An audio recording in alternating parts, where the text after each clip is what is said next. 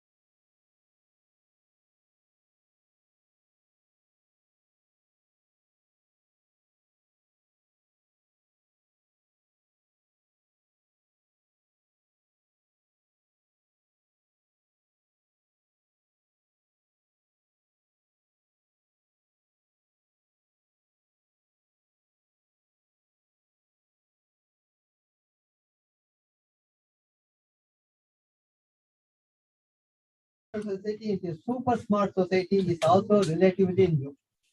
An inclusive society ready to ensure a sustainable enhanced quality of life for all by using the benefits of digital transformation is in the offing. But the relevant education needed to drive this initiative is yet to evolve. Drive fulfillment of sustainable development goals is yet to succeed, especially in the absence of affordable access. When Dr. Mashelkar talks, he is going to bring in the 18th developmental goal, sustainable development goal. It will be very interesting for you to listen to that. It addresses this problem. Japan took the initiative in guiding the world towards a brighter future by showing an ideal concept of the next society, which they called as Society 5.0. Society 5.0 will be an imagination society, where digital transformation combines with the creativity of diverse people to bring about a problem solving and value creation that leads us to sustainable development. It is a concept that can contribute to the achievements of the SDGs adopted by the United Nations. According to a report from Kairan, a Japanese conglomeration of business federations, these are the revolutionary ideas on the society. What is that they expect? In Society 5.0, I want you to focus on this, what I am going to say. That is the objective of the Society 5.0.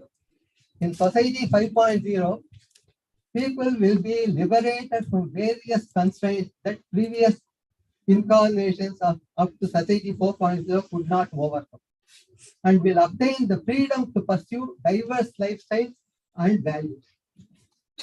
People will be liberated from focus on efficiency. Instead, the emphasis will be placed on satisfying individual needs, solving problems, and creating value. People will be able to live, learn, and work free from suppressive influences on individuality, such as discrimination by gender, race, nationality, etc., and alienation because of their values and ways of thinking.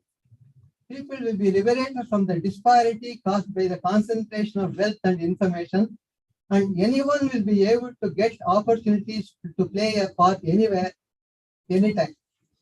People will be liberated from anxiety about terrorism, disasters, and cyber attacks, and live with security and strengthened safety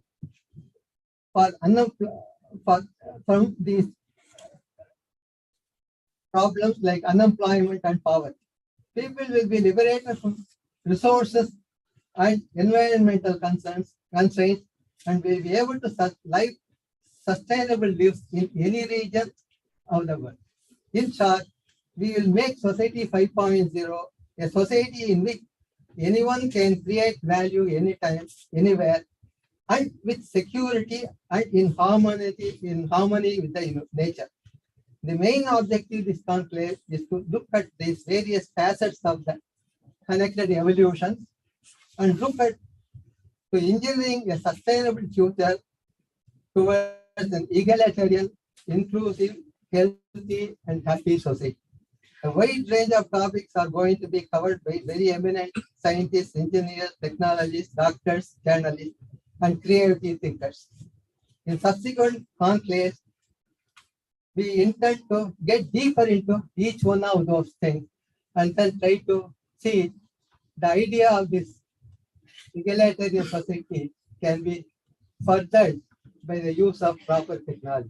I welcome you all and I hope you would enjoy it. And my personal apologies for starting it late, and I hope we'll have a good, you will be very happy to look at that talks and then enjoy them. Thank you very much. Thank you so much, sir.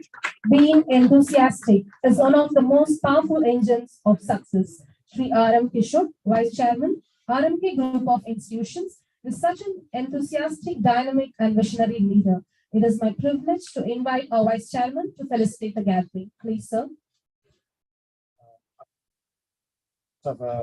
Today's function, Aparna Mittal, founder and CEO, Patience Engage Singapore.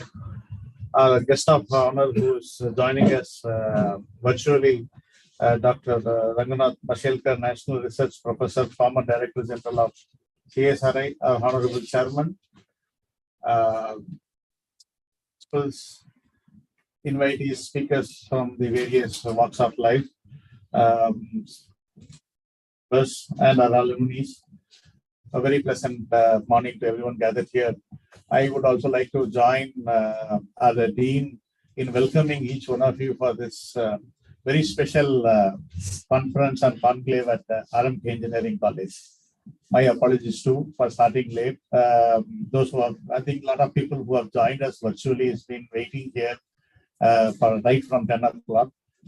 So we had to wait for some of our alumni to turn up. I think they are on the way to come. They will join us for the various sessions that has been organized here.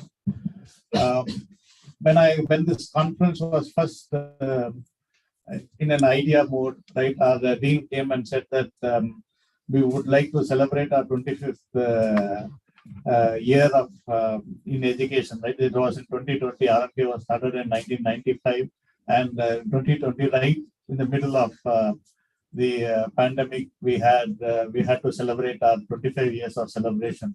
Dean Sir came said that we will start our celebration of 25th year with an conclave, which will be useful for the society. So that is the basic concept when our chairman, when he started the various educational institutions in 1995, right, society was in his mind. To just give an idea about that one, in 1995, when he started his, when he thought that he will enter into the space of education, he chose Tiruvallur district, his native town, right? He was born and brought up here at a native town here. And 95, it will take one hour, 45 minutes to 2 hours from city to come here, one way. It is not two-way. A lot of people who came and saw the place for starting an educational institutions here thought that it wouldn't be financially viable. But all was in his mind was the society that has helped him out in his young age. We showed him what world is today.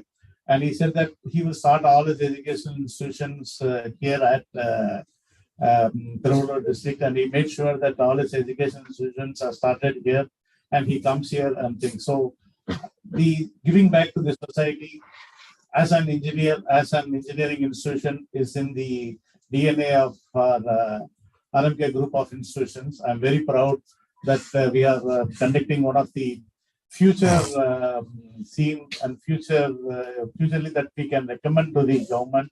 As our dean said that SDG goals, we try to imbibe all the 17 goals here in our students who are right now in first year, second year, third year, through various club activities that has been done, right? And so 18th goal is what our chief guest is going to give us. We will make sure that it is being passed on to the students who are studying here with us. Right, around 29,000 students have graduated from our RMK group of educational institutions to the various years here. So from the bottom of my heart, let me thank our dean for organizing such a wonderful conference here, and for all the speakers who have come here and all the participants who have come here. The alumni who have come here can just go around the campus and see how it has been grown right from 1995 to 2022 now. So we would like a lot of people come here. Most of you, Mr. Ratnagaram, Mr. Venkatesh, a lot of people come here and talk with the juniors here. Those who have not yet made it and happy here, please do come visit our juniors here, talk to them, and see to that they also get your knowledge here. So with these few words, I wish the conference all the very best. Thank you. Thank you, sir. Those who bring sunshine into the lives of others cannot keep it from themselves. On this note, let's now request our group of institutions and former Vice Chancellor, Tamil Nadu Open University, to address the most respected chairman of the RMK group of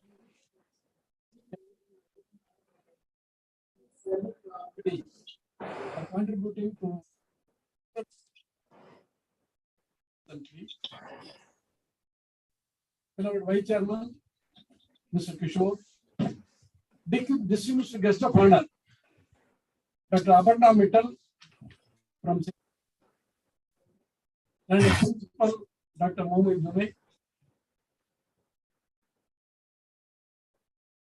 Zubair. Dr. Chandrasekhar, my colleague in Anna University as well as in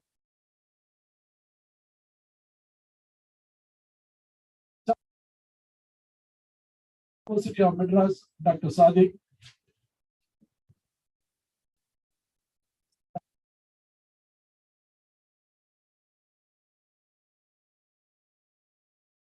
Who is also going to speak to you, address to you.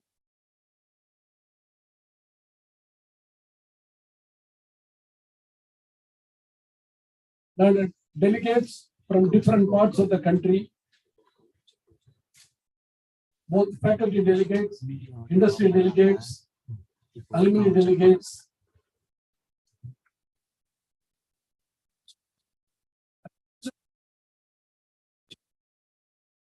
of the international conclave organized by our beloved Dr. Chandrasekhar. Dr. Chandrasekhar is a very popular man in organizing such international conclave.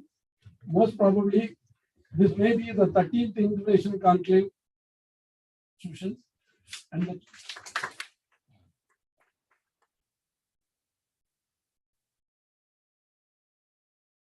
the title and the theme of the conference also.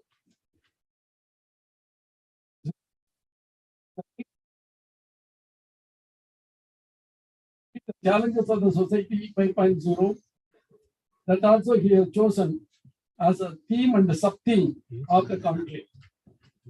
I'm very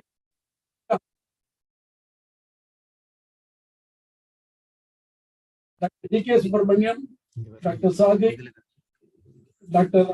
Moni, Dr. Sudarshan, Dr. Jayanti Parthasarathi, apart from Dr. Aparna Mittal and Raghunath, we are going to deliver the keynote addresses and the special addresses in this conclave on the various important topics like digital currency, digital economy, digital transformation, healthcare, and so on and so forth.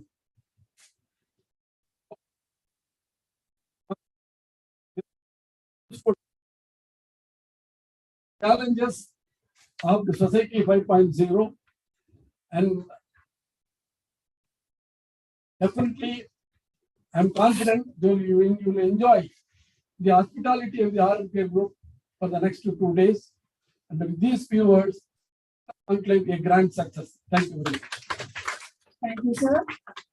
Success is not just about what you accomplish in your life. It's about what you inspire others to do.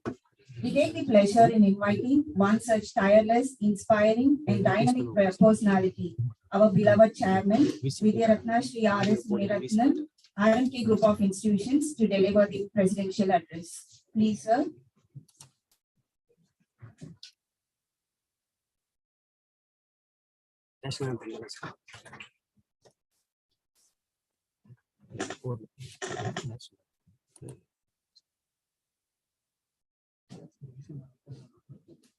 மிக சிறப்போடு நடைபெற்றுக் கொண்டிருக்கின்ற அருமையான கருத்தரங்கிலே வருகை தந்திருக்கின்ற சிறப்பு விருந்தினர்களோடு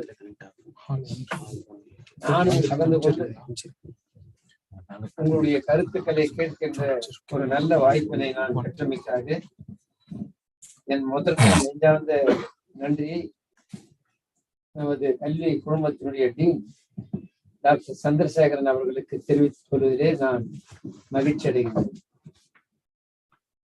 இந்த கருத்தரங்கிலே கலந்து கொண்டு அனைவரையும் வரவேற்று அமர்ந்திருக்கின்ற நம்முடைய கல்லூரியுடைய முதல்வர் மரியாதைக்குரிய டாக்டர் முகமது ஜுனைத் அவர்களே, அதை தொடர்ந்து இந்த கருத்தரங்கினுடைய நோக்கம் என்ன,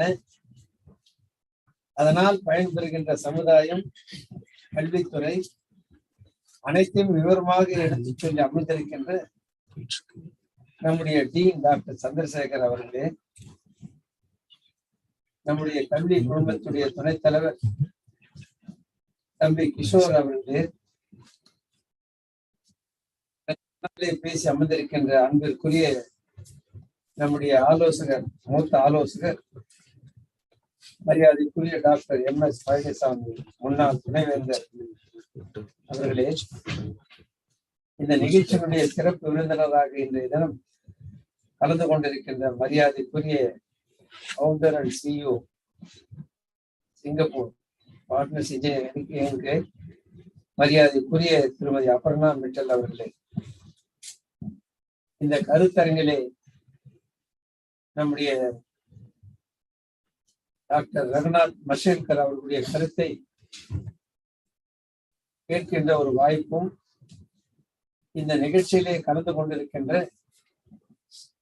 பல்வேறு நாடுகளிலே இருந்து வருகை தந்திருக்கின்ற எனது அருமைக்குரிய சிறப்பு விருந்தினர்கள் அத்தனை பேரையும் நான் நெஞ்சார வரவேற்று வாழ்த்த கடமைப்பட்டிருக்கின்றேன். இப்படி சிறப்பு வாய்ந்த நம்முடைய வல்லுநர்கள் அனைவரும் நம்முடைய கல்வி நிறுவனத்திலே இந்த கருத்தரங்கிலே கலந்து கொள்வது என்பது ஒரு பெரிய பெருமை. அந்த பெருமையோடு இந்த கல்லூரியிலே படித்து இன்றைக்கு பல்வேறு பெரிய பொறுப்புகளிலே அமர்ந்திருக்கின்ற எனது அருமைக்குரிய முன்னாள் மாணவர்கள் இந்த நிகழ்ச்சியிலே கலந்து கொண்டிருப்பது என்பது அதை விட எனக்கு இன்னொரு மகிழ்ச்சி என்பதை நான் இந்த நேரத்திலே தெரிவித்துக் கொள்கிறேன். அதே போன்று இந்த நிகழ்ச்சியிலே கலந்து கொண்டிருக்கின்ற நம்முடைய முதல்வர்கள், RMD முதல்வர், RMK CET முதல்வர், டீன் பெருமக்கள், அனைவரும் இந்த நிகழ்ச்சியிலே கலந்து கொண்டிருப்பது பெரிய பெருமை. இதில் என்ன பெருமை என்பதை நாம் எண்ணி பார்க்கின்ற பொழுது, இந்த கருத்தரங்கனால் ஏற்படுகின்ற நல்ல காரியங்கள் எல்லாம் என்ன என்பதை நம்முடைய டீன் சந்திரசேகர் அவர்கள் மிக தெளிவாக எடுத்து சொன்னார். அதை தொடர்ந்து நாம் சமுதாயத்திற்கு ஏதாவது சமுதாயினுடைய வளர்ச்சிக்காக நாம் என்ன செய்கின்றோம், எதை செய்ய வேண்டும், சமுதாயத்திலே இருக்கின்ற மாணவ முறைகள் கல்வித்துறையிலே நாம் என்ன செய்ய வேண்டும், வளர்ச்சி அடைந்தாலும் கூட மேன்மேலும் இன்னும் அந்த கல்வித்துறையை எப்படி வளர்ச்சி அடைய செய்ய வேண்டும் என்ற நோக்கத்தின் அடிப்படையிலே தான் இந்த கருத்தரங்கு இங்கே நடைபெறுகிறது. அதற்கு உதாரணமாக நம்முடைய துணைத் தலைவர் கிஷோர் அவர்கள் இங்கு சொன்னார். 1995 நான் இந்த கல்லூரி ஆரம்பிக்கின்ற போது சாதாரணமாக சாலை தான் சென்னையிலிருந்து இங்கே வர முடியும். அப்படி 20 அடி சாலையிலே சென்னையிலிருந்து வந்து ஏன் இங்கே இந்த கிராமத்திலே இந்த கல்லூரியை நீங்கள் ஆரம்பிக்க எண்ணினீர்கள் என்று கேட்கின்ற போது, நான் அந்த தொகுதியை சார்ந்தவன், அந்த தொகுதியிலே பொதுமக்களுக்காக ஒரு 3 முறை சட்டமன்ற உறுப்பினராக பணியாற்றக்கூடிய ஒரு வாய்ப்பை எனக்கு பொதுமக்கள் வழங்கியிருக்கிறார்கள். அந்த பொதுமக்களுக்கு ஏதாவது நாம் செய்ய வேண்டும் என்ற ஒரு எண்ணத்தின் அடிப்படையிலே தான் அனைவரும் இந்த கிராமத்திலே வேண்டாம் என்று சொன்னாலும் கூட இல்லை நான் அங்கேதான் ஆரம்பிக்க வேண்டும் என்று குறைந்தது 27 ஆண்டுகளுக்கு முன்னாலே இங்கே நாம் இந்த கல்லூரியை நிறுவினோம். இந்த 20 அடி சாலை படிப்படியாக இந்த கருத்தரங்கின் நோக்கத்தின் அடிப்படையில் இன்றைக்கு 5 என்று சொல்லுகின்ற இந்த இது அப்பொழுது 95 என்னவாக இருந்தது என்பதெல்லாம் நமக்கு தெரியும். படிப்படியாக முன்னேறி அந்த ஒரு பாதை, ஒரு வழி பாதை 2 வழி பாதையாக மாறி, 2 வழி பாதை 4 வழி பாதையாக மாறி, 4 வழி பாதை 6 வழியாக இன்றைய தினம் இன்றைக்கு காட்சி அளிக்கிறது என்று சொன்னால் எவ்வளவு டெக்னாலஜி வளர்ந்திருக்கிறது என்பதற்கு இது ஒரு பெரிய எடுத்துக்காட்டு. அதே போன்று அங்காங்கே நம்முடைய பொறியியல் கல்லூரியிலே படிக்க வேண்டும் மாணவர்கள் என்று சொன்னால் வசதி இல்லை. பெங்களூருக்கு செல்ல வேண்டும், கர்நாடகா செல்ல வேண்டும், கேரளா செல்ல வேண்டும். அதையெல்லாம் மாற்றி சமுதாயத்திற்கு எதையாவது நல்லதை செய்ய வேண்டும். நம்முடைய தமிழ்நாட்டிலே இருக்கின்ற மாணவர்கள் எல்லாம் பொறியியல் படிப்பை பெறுவதற்கு வாய்ப்பை நாம் உருவாக்க வேண்டும் என்று சொல்லி மரியாதைக்குரிய முன்னாள் முதல்வர் டாக்டர் புரட்சி தலைவர் எம்ஜிஆர் அவர்கள் கொண்டு வந்த ஒரு பெரிய அற்புதமான இந்த கல்வியினுடைய பயன்தான் இன்றைக்கு கிராமப்புறங்களிலே, இது கும்பல் கவரைப்பேட்டை, இந்த இதுவே ஒரு கிராமம் என்றால் இன்னும் இதற்கு அடுத்தார் போல் 60 கிலோமீட்டர்களுக்கு அப்பாலே இந்த தொகுதியை சார்ந்த கிராமங்களிலே எல்லாம் இந்த பொறியியல் கல்லூரியை பயன்படுத்துவதற்கு இங்கே இந்த கல்லூரி உருவாக்கப்பட்டதனால்தான் அந்த பயன் பெறுகின்றது. அதை தொடர்ந்து இன்றைக்கு இந்த தொகுதியிலே மட்டும் ஏறக்குறைய 10 கல்லூரிகள் இயங்கி வருகின்றன. இந்த 10 கல்லூரிகளிலே எத்தனை ஆயிரம் மாணவர்கள் படிக்கின்ற வாய்ப்பை இந்த லேட்டஸ்ட் டெக்னாலஜி இன்றைக்கு நமக்கு உதவுகிறது என்பதை நாம் எண்ணி பார்க்கின்ற போது இதை விட ஒரு பெரிய ஒரு மகிழ்ச்சி வேறு எதுவும் இல்லை. அதே போன்று நம்முடைய ஏதாவது நாம் 25ஆம் ஆண்டில் ஏதாவது செய்ய வேண்டும் என்று சொன்னால் நாம் நல்ல ஒரு நிகழ்ச்சியை நடத்த வேண்டும் என்று ஆலோசனை வழங்கியவர் நம்முடைய மரியாதைக்குரிய டீன் டாக்டர் சந்திரசேகர். அதனுடைய தொடர்ச்சியாக இதுவரை இது போன்ற கருத்தரங்கு பல்வேறு நாடுகளிலே இருந்து அழைத்து வந்து இந்த கருத்தரங்கிலே கலந்து கொள்கின்ற வாய்ப்பை அனைவருக்கும் இங்கே கிடைத்தது. மரியாதைக்குரிய டாக்டர் சாதிக் அவர்கள், ஹேமா கோபாலன் அவர்கள் மற்றும் பல்வேறு ரத்னாகர் ராவ் அவர்கள் எந்த ஒரு நிகழ்ச்சி நடந்தாலும் அந்த நிகழ்ச்சியிலே கலந்து கொள்கின்ற ஒரு நல்ல மனப்பக்குவத்தை பெற்றவர். அதே போன்று நம்முடைய ஜெகதீஷ் அவர்கள் இதுவரை இது போன்ற கருத்தரங்குகள் 30 கருத்தரங்குகள் நடத்துகின்ற ஒரு வாய்ப்பை உருவாக்கிய ஒரு பெருமையும் நம்முடைய டாக்டர் சந்திரசேகர் அவர்கள் தான் சார். எங்கே இருந்தாலும் அவருக்கு வேண்டியவர்கள் எல்லாம் அழைத்து வந்து, உதாரணமாக மஷேல்கர் நேரடியாக இங்கே வந்து வருகை தந்து ஒரு நிகழ்ச்சியிலே கலந்து கொண்டிருக்கிறார். அதே போன்று பல்வேறு விஞ்ஞான பெருமக்கள் எல்லாம் கஸ்தூரி ரங்கன் போன்றவர்கள் அவர்கள் எல்லாம் இங்கே வருகை தந்து இந்த கருத்தரங்களை நடத்துகின்ற ஒரு வாய்ப்பை நாம் பெற்றிருக்கிறோம் என்று சொன்னால் அது கூட காரணமாக இருந்தவர் நம்முடைய சந்திரசேகர் அவர்கள். இந்த நேரத்தில் நான் எண்ணி பார்த்து இங்கே இருக்கின்ற நாம் இப்பொழுது நாம் அனைவரும் வளர்ந்து விட்டோம் என்று நாம் எண்ணுவது தவறு. லேட்டஸ்ட் டெக்னாலஜி வளர வளர இன்றைக்கு ஏற்கனவே இருப்பதை எப்படி மேலும் ஓங்கி மேலே எடுத்துக்கொண்டு செல்ல வேண்டும், சமுதாயத்திலே வாழ்கின்ற மக்களுடைய வாழ்க்கை தரத்தை எப்படி உயர்த்த வேண்டும், அந்த மக்களுடைய பிள்ளைகளை கல்வித்துறையிலே எப்படி உயர்த்த வேண்டும் என்ற அற்புதமான ஒரு தலைப்பின் கீழ் இந்த கருத்தரங்கு இங்கே நடைபெறுகின்றது.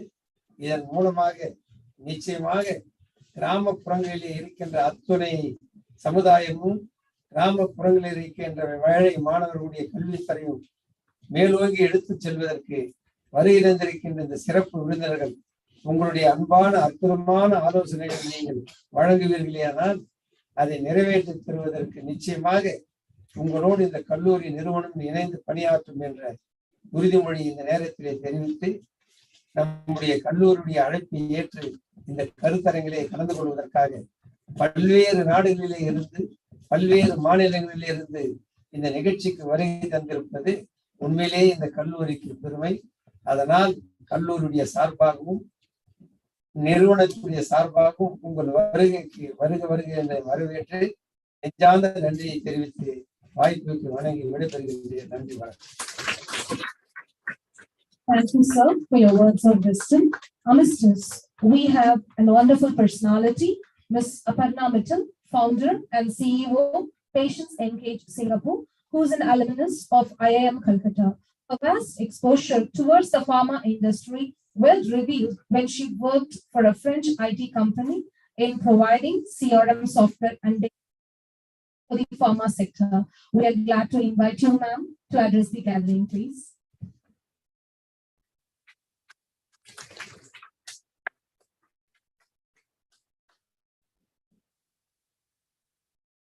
Everyone, thank you,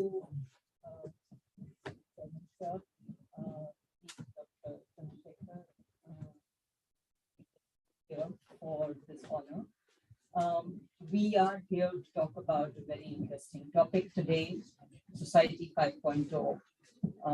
And as a technologist who's moved into social entrepreneurship and in the space of healthcare, I represent not just what Patients Engage is, but also the voices of patients who live with chronic conditions, with non-communicable diseases, who over the last few years shared their stories and brought us to where we are today.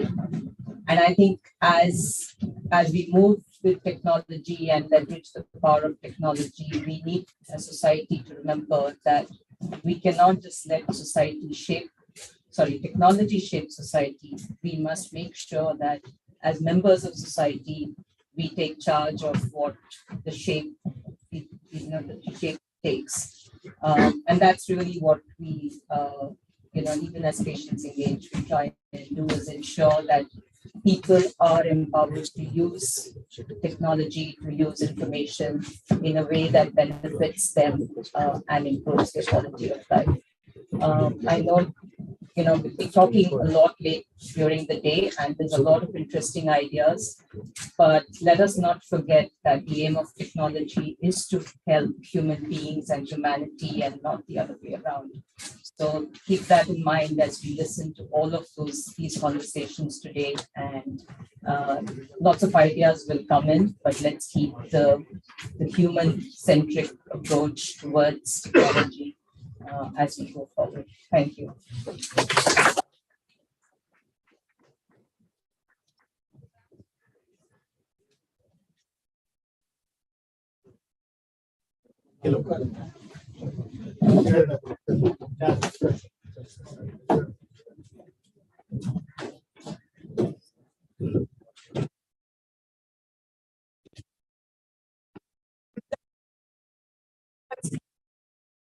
Mashelkar, National Research Professor and former Director, SIR.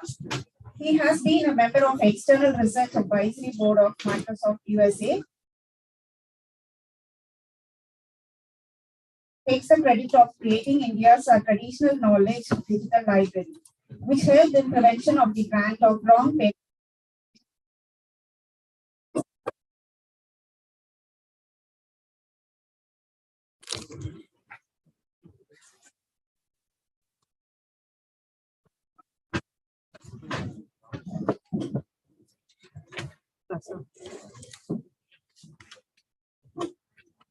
Sai sir இங்க வாங்க sir.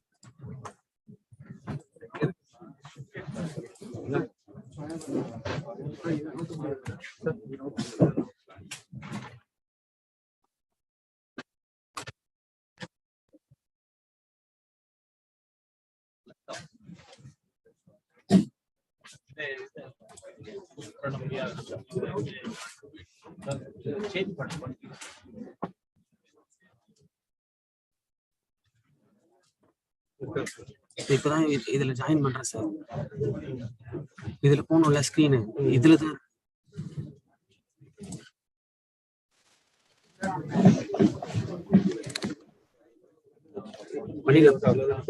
இதுலதான் projector இதுலதான் play பண்ண போறேன். இப்ப நான் பண்ணிடலாமா? ஆமா இதுலயே இப்ப ஓகே ப்ளே பண்ணலாமான்னு கேட்டேன். ஓபன் பண்ணிட்டு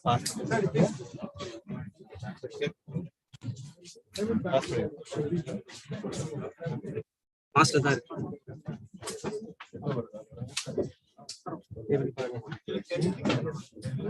அங்க மியூட் பண்ணிக்கலாம்.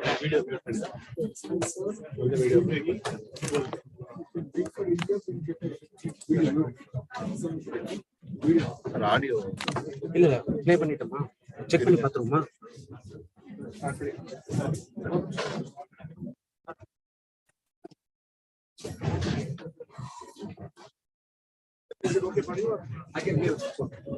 So the next one.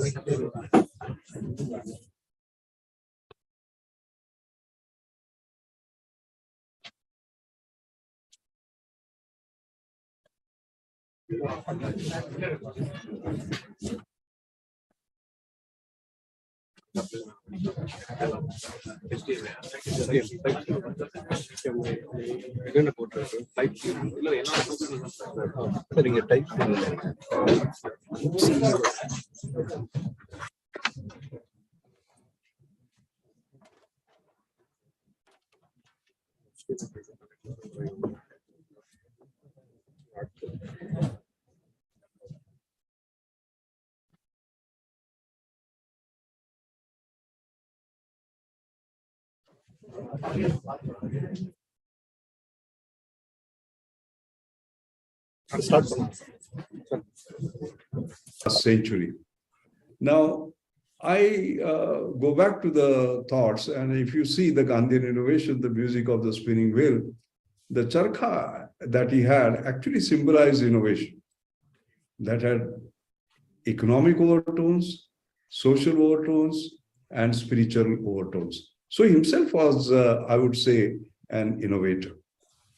And I remember in 2008, when I was elected to the Australian Academy, I gave a talk called Gandhian Engineering, More from Less for More People, and I'll explain that to you. This was 2008, and in the picture you see Robin Battenham was then the president of the American Academy. And what was the inspiration? The inspiration for Gandhian Engineering was Mahatma Gandhi had said that earth provides enough to satisfy every man's need, but not every man's greed. That means he was saying, use your resources carefully, particularly the exhaustible ones, so that you can keep them for your great-grandchildren and their great-grandchildren. That means keep on getting more from less and less exhaustible resources. And then he had also said, I would prize every invention of science made for the benefit for all. That means benefit for all means more and more and more in people of the society. So if you put it together, you have the Gandhian engineering definition, getting more performance from less resource for more and more people. So that is MLM, if I may put it, more from less for more. And if you see, Mahatma Gandhi himself, he was an early MLM champion. He put a grand challenge, for example, create a machine that could produce yarn from raw cotton at the same speed as the European spinning mills did. And this he created as a machine contest. And can you imagine, he put a prize money, which was 1 lakh rupees then, which is equivalent to 4 crores today. And what did he say? It must lead to a cost which is less than 150 rupees, product lifetime greater than 20 years, and its performance must be such that make 12 to 20 threads of 16,040 on. All right. And this actually implied what he was saying was create an outstanding machine, which is excellence, but make it very affordable with low cost. So the idea of affordable excellence or more from less for more was actually invented by Mahatma Gandhi. So what is the goal of Gandhi engineering? It is Sarvodaya. Sarvodaya means welfare for all.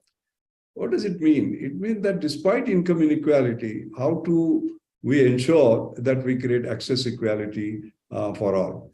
Now, that looks like a dream, but just see here.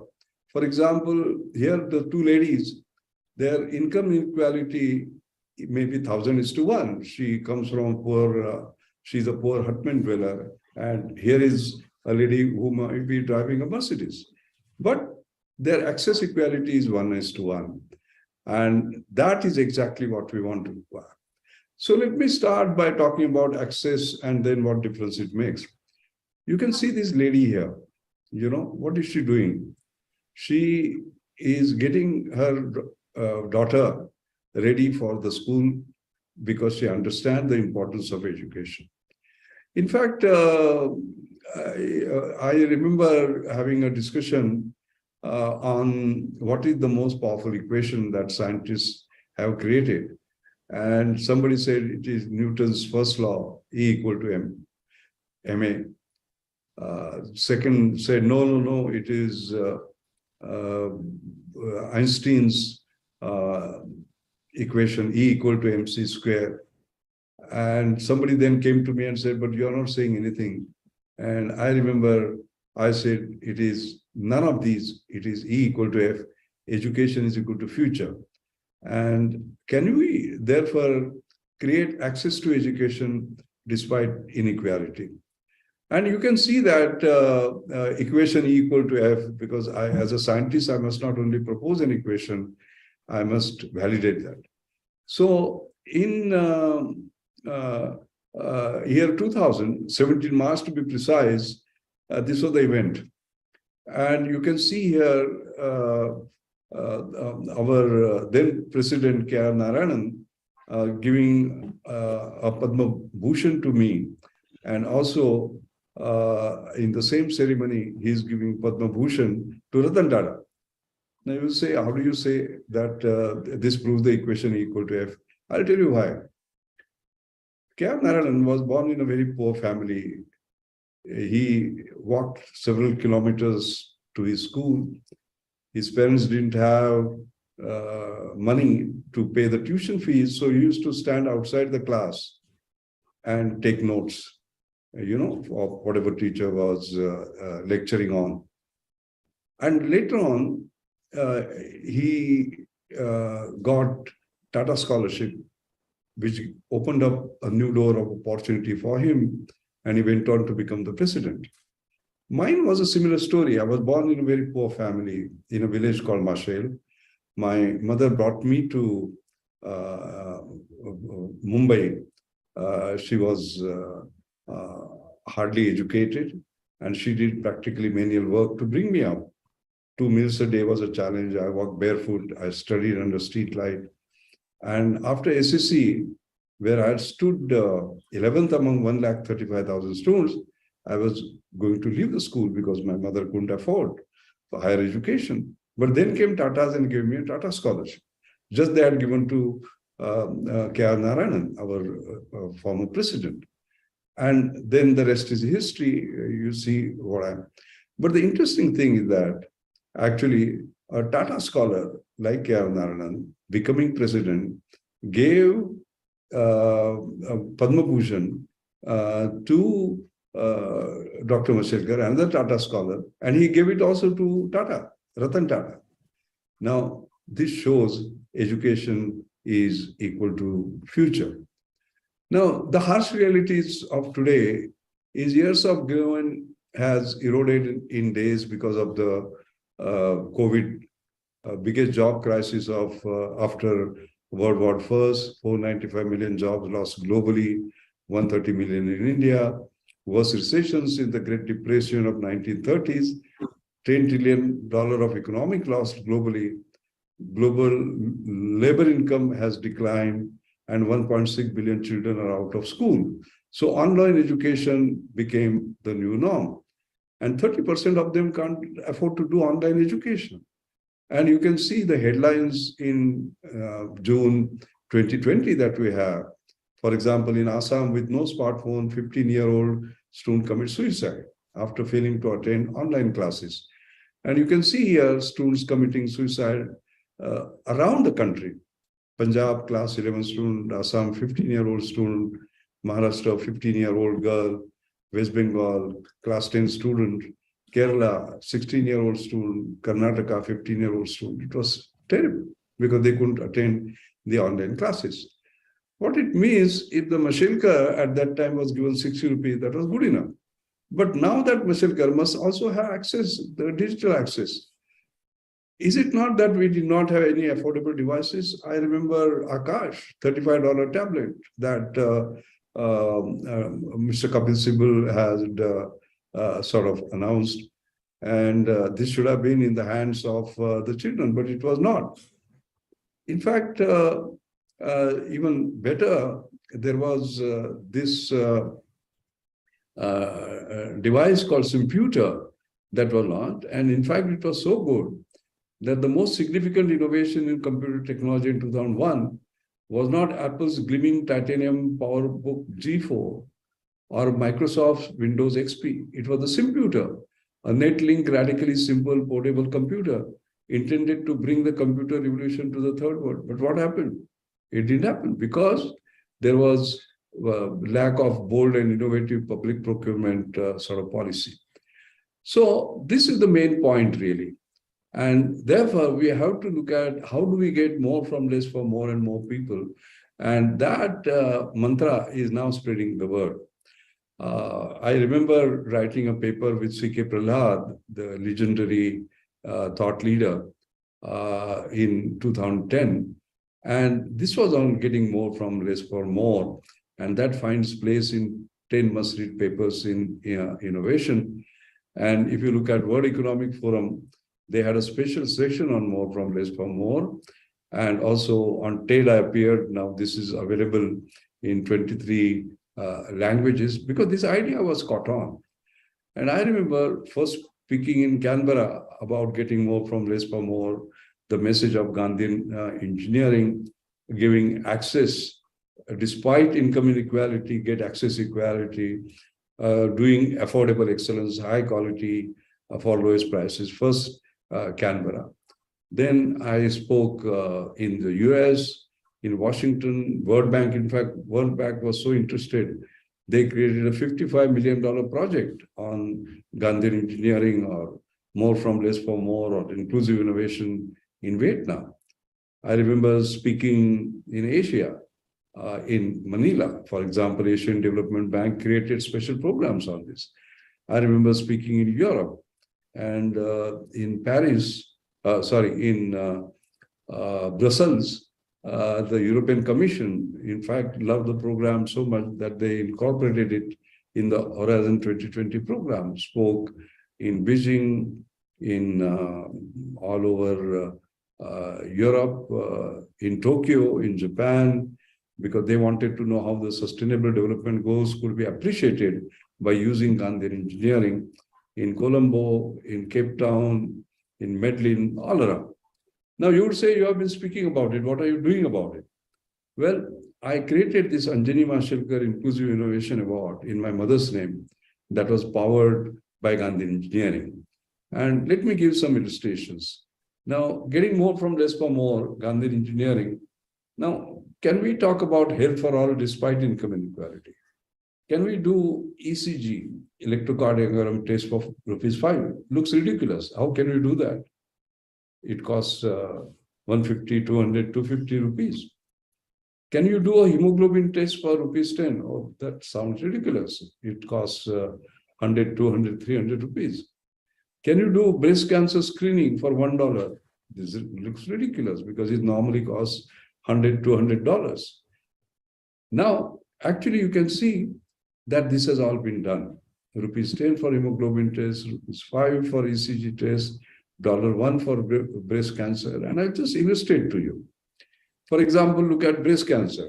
India's ranking in breast cancer deaths is number 1. Less than 1% are screened early, 50% survival rate. So young Mihir Shah actually created this iBreast, low-cost tactile sensor that measures tissue stiffness difference in real time, non-invasively, and without pain. And this device is ultra-portable, accurate, minimal training, wireless, cloud-connected, and gives instant results. You just have to move this device around your breast and you know whether there is a breast cancer or not. And I'm very happy to see this is going to now 25 countries for over 500 million people. You can see how Gandhi Engineering benefits of getting more from less for more are reaching the world now. Look at the ECG device, for example. Young Rahul Rastogi created this particular device. It is like a portable ECG, okay? And personal 12-lead ECG, portable and very cheap. And then he created this new device. And I'm very happy and proud to say that this has gone to 8 countries now, all right? And around 2.5 million have been sold. So how did he move from best practice to next practice? This is the best practice. If you want to have ECG, you go lie down, put 12-lead, all right? But what he did was to take a portable ECG, and that making a difference. And what you do is this simple, this thing, you put your 2 thumbs on it for 15 seconds, then move it around your heart above and below. And then you will find that you can have the ECG delivered to your smartphone, to anybody else that you want anywhere around. Now, what this means is that imagine a situation where a poor old lady in a village had some heartache and ECG had to be taken. Then you will put her in a bullock cart, you will put her on a motorcycle, in a jeep, and take her several kilometers away. Now you don't have to do that. Use this device, and the best expert anywhere in the country can actually have it and sort of give a diagnosis. That is the power of Gandhi Engineering. Look at young Mishkina Ingawale, for example. What is the best practice, next practice for hemoglobin detection? You have to take the blood out. So it is invasive with needles. He created something which is non-invasive, no needles. Cost per test 150 rupees. He said, no, I can do it in 10 rupees. And how did it work? He used high technology, photoplethysmography, spectrophotometry, advanced software, and just have to put something, the probe around your finger, and you know what your hemoglobin level is. So therefore, this is an indication of how you can actually do a transformation by using Gandhi Engineering. Let's come to the COVID period. In COVID period, for example, here was a headline, in Los Angeles, ambulances circle for hours, ICUs are full, and it says the situation here is dire. Every minute, 10 people test positive for COVID-19. Every 8 minutes, someone dies. Ambulances circle for hours, unable to find ERs, and hospitals are running out of oxygen. ICU capacity is 0. Patients lie in half. Can you believe this is what happened in Los Angeles? And of course, we also ran through that. So what do you do? Because people were dying in ambulances, because the ICUs were running short. And this is where there was a Anjani Mashelkar Inclusive Innovation Awardee who created the DOSI. Now, DOSI is a continuous contact-free vitals monitor, which you just slip under the bed. 10 times cheaper than the products used in ICU, no maintenance, consumables, and no technical expertise required. And your 7 of your critical parameters are determined at 98.4% accuracy, and they are monitored sort of remotely once you have connected it to the internet. And as you can see, it impacted the whole country. 4,000 plus beds were converted, 10,000 plus patients were monitored, and so many nursing homes were saved. You can see what difference it made. And I'm very happy this product is going global now, because the CDC from UK has ordered 5,000 of these to be distributed in Africa, in Bangladesh, and so on and so forth. Very proud to see, like our Prime Minister says, make in India for the world. But you can see what benefit it actually brings. Similarly, another example of Gandhian engineering, making high technology work for the poor. This is what is called as SaveMom, which is an IoT-based maternal healthcare solution that monitors mother's health using smart wearables. And 1,000 days care to monitor mother just for 1,000 rupees. That means 1 rupee per day, as a matter of fact. And this is all-wear that you put around your watch and you are monitored. And so far, he has covered 100 plus villages, now going to 1,000 plus, because he has now contracts with Andhra Pradesh and other states. And you can see the benefit, 38% increase in the average weight of newborn, but just 1 rupee per day, getting more from less for more. Now, Gandhian engineering means technological innovation, business model innovation, workflow innovation, organizational innovation, research process innovation, system delivery innovation, as well as policy innovation. And there has to be a combination of this. For example, workflow innovation. It costs normally $3,000. Can you do it in $30? Yes. Arvind Eye Care does it. So what does it do? It increases surgeons' productivity, not the number of surgeons. Uses assembly line technique, like McDonald's, increases productivity by a factor of 10. And he took the inspiration from McDonald's.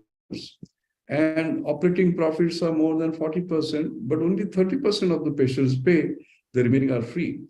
And around 300,000 cataract surgeries they do per year. And you would say, oh my God, if it is so cheap, then the results must be terrible. No. If you see the post-surgery events, like a capsule rupture, and you compare it with Royal College of Ophthalmologists, capsule rupture in case of Arvind is 2%. Theirs is double. Iris trauma, 0.3%, 0.7%. Theirs is double. Iris prolapse, 0.01%. There is 0.07%, 7 times more. This is what is getting more from less for more. All right. That is the difference. Affordable excellence. Can we go beyond it and look at great Indian innovation combinatorial of Jan Dhan Yojana, which is policy, Aadhaar, and mobile, which are technology. And you can see now Jan Dhan accounts 400 million plus, Aadhaar and mobile, that was all used. And we actually got a Guinness Book of Records certificate for fastest and largest financial inclusion in the world, and access to bank accounts for all. And as you know, during COVID time, the payments would not have gone to the poor if we did not have JAM. Now, the Gandhian challenge is sanitation is more important than political freedom, and so are gas chambers where manual scavengers are sent to die. Because as you know, there was a big concern that at least 4.5 million people are engaging in manual scavenging, and so many of them die, and 98%. And because this is the condition, 1 manual scavenging death every 5 days, that was terrible. Okay. And then what happened? There were students from Kerala College of Engineering, and I know lots of students are listening to this. What did they think? You talk about manhole, very bad, because man in the hole should not be the case. It should be machine in the hole, robot in the hole. And they created, as a matter of fact, such a robot, which actually with a simple user interface could be operated. And you can quite clearly see here. Now, what happens is, if a robot is going to do the work of a manual scavenger, what happens to the man? What happens to his daily earnings so that he can feed his family? So what these young people did was to train this manual scavenger as a robo operator. Now you can see he got access to dignity. Why? Because if he was in this condition, he was asked, his children were asked, what does your father do? What would they have said? They would have put their head down and said he's a manual scavenger. But now that he's like this, robo operator, they will proudly put their head up and say he is a robo operator. All right. So this is the difference between before and after. So it is Gandhian engineering gives you access to dignity. And I'm very happy he got this a group of students that you see got the prize. This is Dr. Vijay Kelkar, the great economist of the country. Professor Anil Gupta is like my guru in innovation, and these young students coming from undergraduate college did that work. I think this should be inspiration for our college students. And I'm very happy that there is an amendment on the use of manual scavengers that is coming, so that it will be replaced by machines, and they will get the dignity as well as work. That is the power of Gandhian engineering. Now, because I'm also talking to academic and research community, I must say that they must become a key participant, drive science and technology for inclusive society. That is what is very important. Gandhian engineering to be integrated as a core of the educational and research experience, all right? And finally, I must say that it is not as Stanford, Harvard, MIT are also doing it. Let me give you an example. Why are 90% of world's products and services designed for 10% of world's population? That is something Stanford University's program, Entrepreneurial Design and Extreme Affordability, raised. And there was a student competition, and I see no reason why we should not set up such a competition for the bottom of the pyramid grand challenges. One of the challenges was 20 million premature babies born every year, all right? But 450 of them die each year. Why? Because if you have to take them to a hospital incubator, it will cost $2,000, and they can't afford it. So there was this $25 incubator that was created. You can see the baby here comfortably. No electricity, no moving parts, portable and safe. And what this used was what are called as phase transfer fluids, which create sort of low temperatures that surrounds these baby. And basically, therefore, what we are talking about when a baby is born, it is always, if it is underweight, it is moved to an incubator. But if the baby is born in a hut, how can you move it to the incubator? You can't. So what you do now is that you put her in this embrace, and that is shifted and it is saved. That is the major difference. This is Gandhian engineering. And what is very important to note is that Stanford University developed it. Can we not do this in India? We should. So what should we do? Because we are all busy with frontier innovation. Our drivers are curiosity or market-driven science. Gandhian innovation means applications and impact-driven. It is driven by sophisticated research capabilities. Here, innovative entrepreneurs faced with challenge of scarcity and aspiration, they drive. The markets for frontier innovation are well-established route from idea to product to market. Here, new routes to not yet established market. Here, very high margins because you have very few people paying, but very high margin. No. Here, high volume, but low margin. And the goal here is improving productivity and economic growth. No. Here, improving lives of people, access and purchasing power, and social harmony. So this is what is Gandhian engineering. I'm very happy that because I'm talking to engineering students, I'm giving examples. For example, this Indian academic, Dr. Kannan, is doing Gandhian engineering because Gandhiji had said, not mass production, but production by masses. And he has created a system where there is a decentralized spinning that does away with huge city-based textile mills. Can you just imagine textile mills? Always we think in terms of putting them up in cities, Coimbatore, here, there, etc., etc. No, he says you can put a spinning mill in a village, and he created a revolutionary cotton called Malka. Malka means Malmal and Khadi. The properties actually are combined, and this is called the microspin technology that avoids baling and enables small machines to handle it through aerodynamics and balance. And now Malka is being exported to Europe.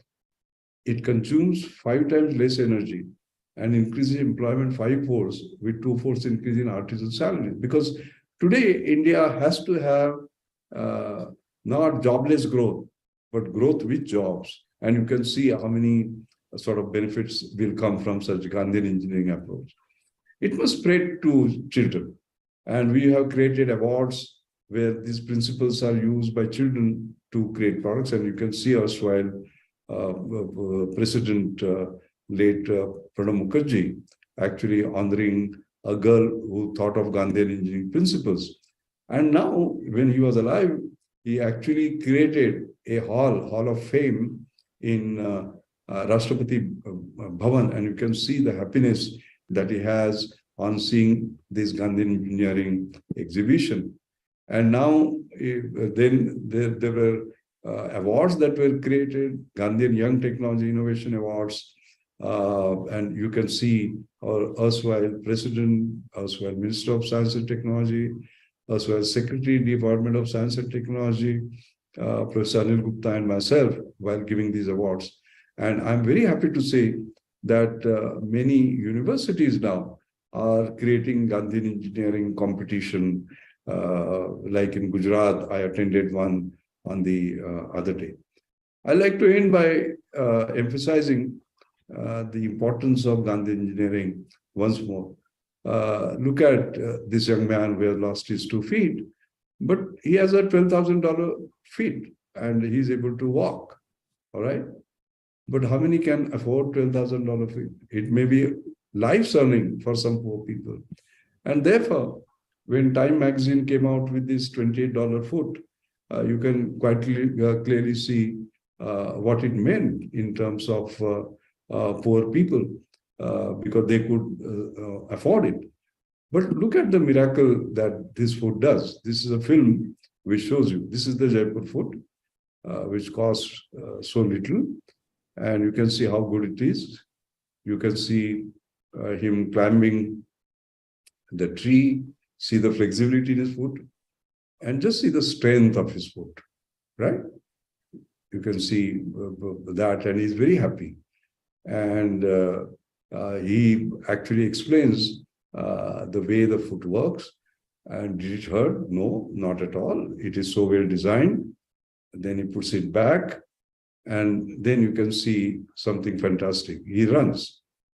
And can you see when he runs, he can run 1 kilometer in 4 minutes, 30 seconds.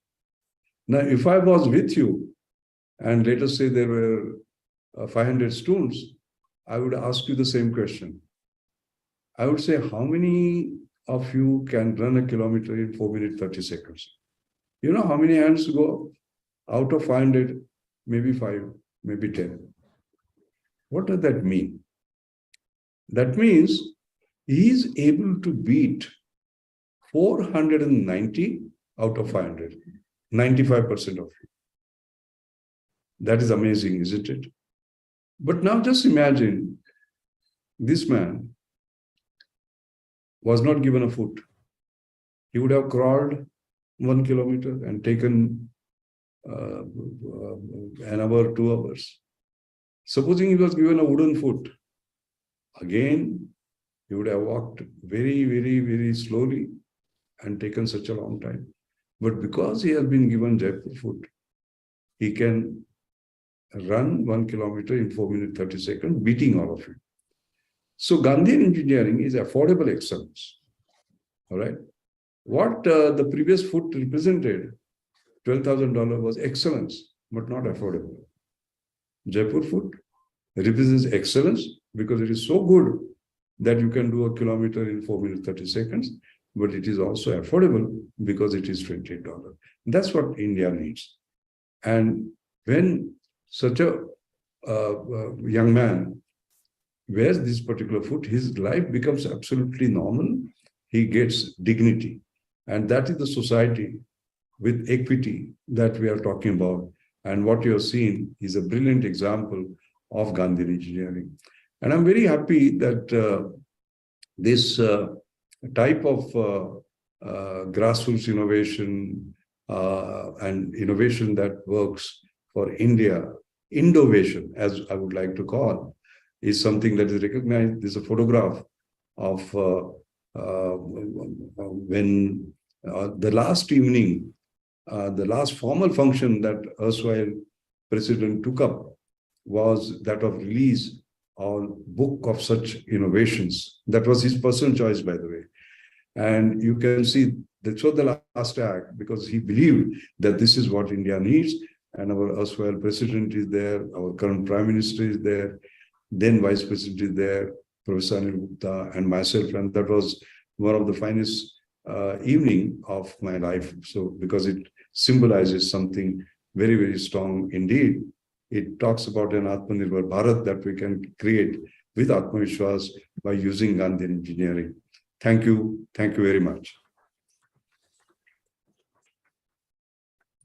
Thank you all for listening. We owe our thanks to Dr. Raghunath A. Mashelkar for his inspiring speech. We are proud to say that our alumnus, Mr. Venkatesh J. of batch 1996 to 2000, B. Mechanical, has authored a book titled Assertive Communication, Saying No in the Right Manner. May I now request our beloved chairman to launch the book, and I request Ms. Aparna Mittal.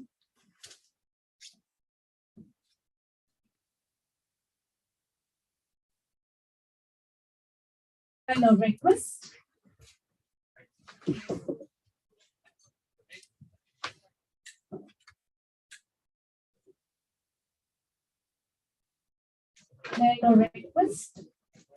our chief guest, Ms. Aparna Mittal, to receive the first copy of the book.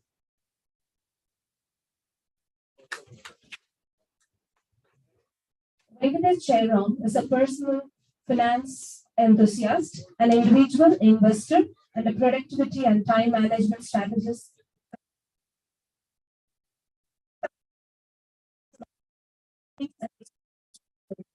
Helping them grow. This book covers his 20 years of learning and experience from his journey on the topic.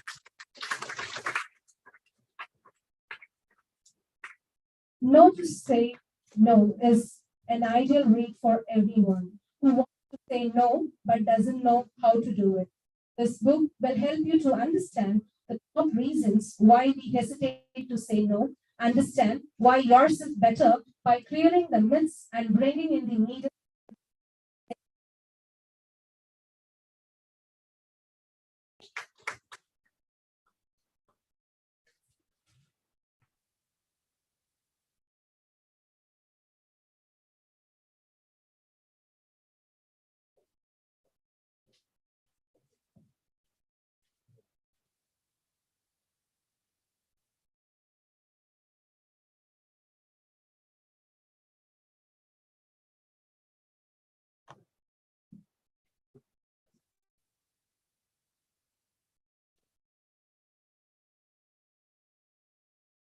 Gratitude is an inevitable part of one's life.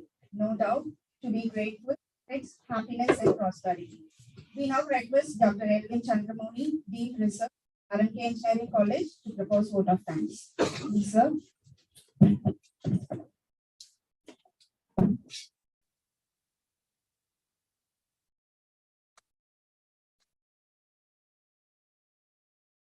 Yes, so this morning, Padma Bhushan Dr. Raghunath Mashelkar, guest of honor, Mr. Aparna Mittal, Chairman, Vice Chairman, Advisor, Principals, participants present here and online, Dr. Chandrasekhar, Dean, Principals of various colleges, Deans from various colleges, guests, colleagues, ladies and gentlemen, good morning.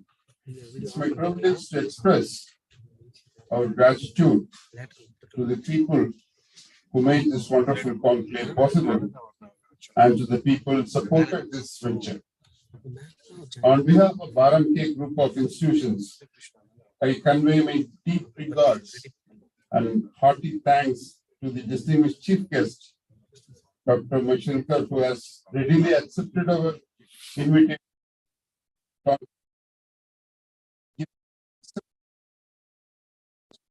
this morning. He has set the tone for the theme of this conclave, Engineering the Future for Society 5.0 today. He has talked about what is Gandhian engineering, how to get excellence for less. We are indeed fortunate to hear such superb speech today. Thank you, sir. My sincere thanks to the guest of honor, Aparna Mittal, for her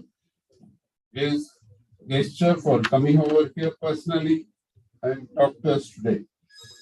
We're really grateful for the great gesture. Thank you, madam. I'd like to thank all the distinguished speakers in this conference, conclave, who are experts on technology of the future and social scientists who see the society of the future. Thank you all for taking time to speak to us in person and online and make this event exciting and fruitful. I would like to read those people who are the speakers for the 2 days. Dr. Pradeep Khanna, Executive Director, Asia Pacific, Global VR Association. Dr. Sudarshan Srinivasan, Vice President, R&D India, BDX, Bangalore. Dr. Subramaniam DK, Retired Professor of Computer Science, IASC, Bangalore. Professor Moni Yan, Professor Emeritus, Chairman, Center for Agriculture, Information and E-Commerce. Dr. Shankar Venugopal, Vice President, Mahindra Research Valley, Chennai. Professor Sambit Malik, from Professor of Humanities and Social Sciences, IIT Guwahati. Dr. Narayan Swamy R, Retired Professor, Indian Institute of Management, Bangalore. Aparna Mittal, Sarthi Krishnan, Consulting Editor, Hindu. Dr. San Murugesan, Director Bright, Australia. Dr. Haitian Dinana from American University of Cairo, Egypt. The Ratnakar Rao from Samsung. Tomorrow, Mr. Rahul Sareen, Dr. Pierre Mohammed Sadiq, Dr. Muthukumaran Pakiriswamy from Concordia, Research Chair, Canada. Dr. Dilip Rangarajan, Medical Director, Senior Medical Director, NU Hospital, Bangalore. Dr. Srinivasan Krishnaswamy, delay चल रही है, 1 घंटा late चल रही है conference. Okay.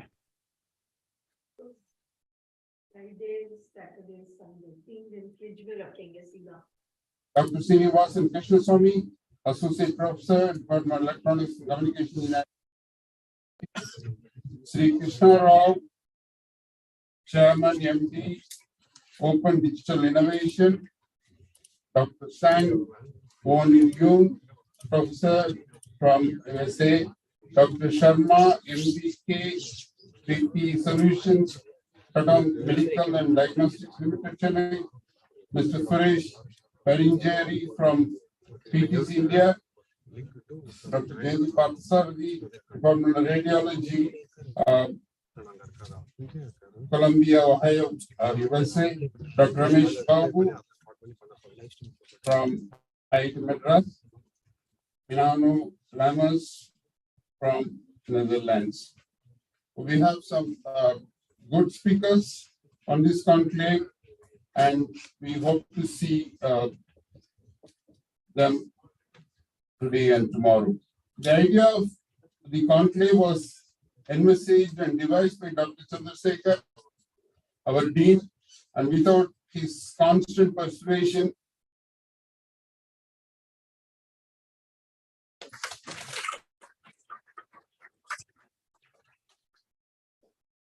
RMK management has been very supportive for the conduct of the conclave. I thank our chairman and vice chairman who are magnanimous enough in sponsoring the conclave and encourage all its activities. Thank you, sir. I thank wholeheartedly all the organizing committee members, Dr. Senthil Kumar, Dr. Kumaresan, Dr. S.T. Sekhar, Mr. Rajesh, all the HODs who have worked tirelessly for the conduct of the conclave. Our thanks to our advisor, principal, for their constant support and encouragement in every aspect of organizing this big event. I thank all the faculty members and staff members who have contributed to the success of this event. I extend my thanks to all the participants whose presence is very valuable to us. Enjoy the lectures and hospitality of RMK for 2 days. Have a nice day. Thank you.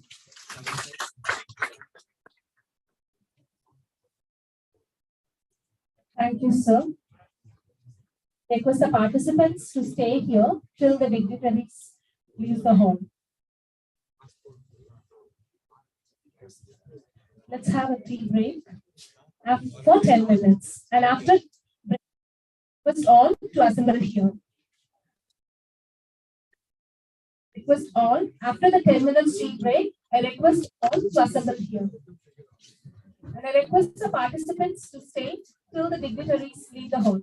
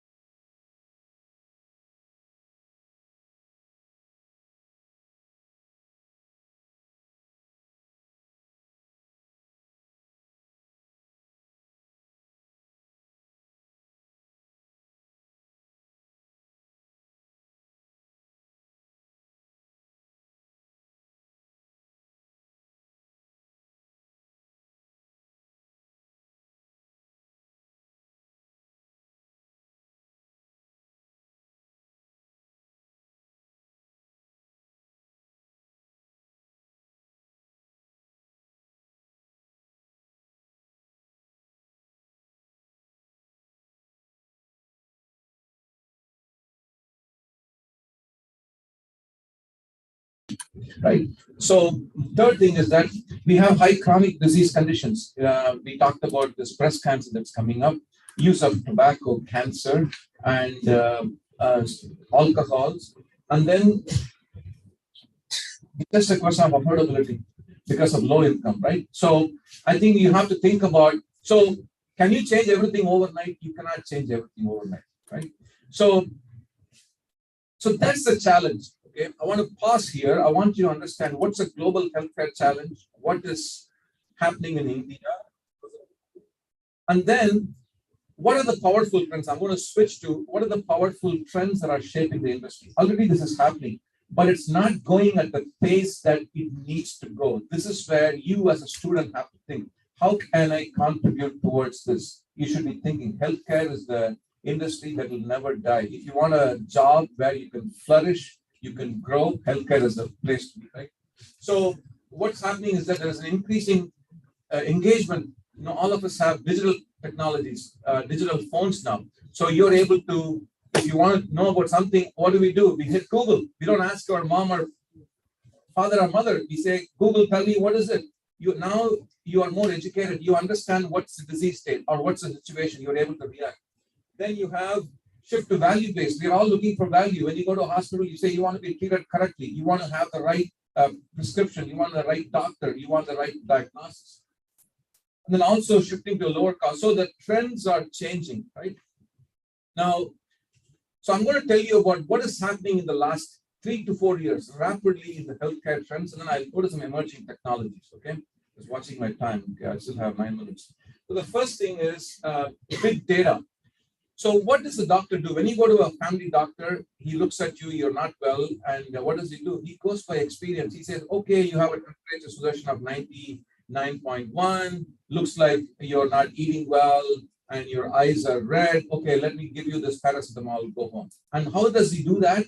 He is doing it based on his experience. But imagine the power of big data. All of you have heard about it, right? Machine learning and artificial intelligence, which I'll talk about that, right?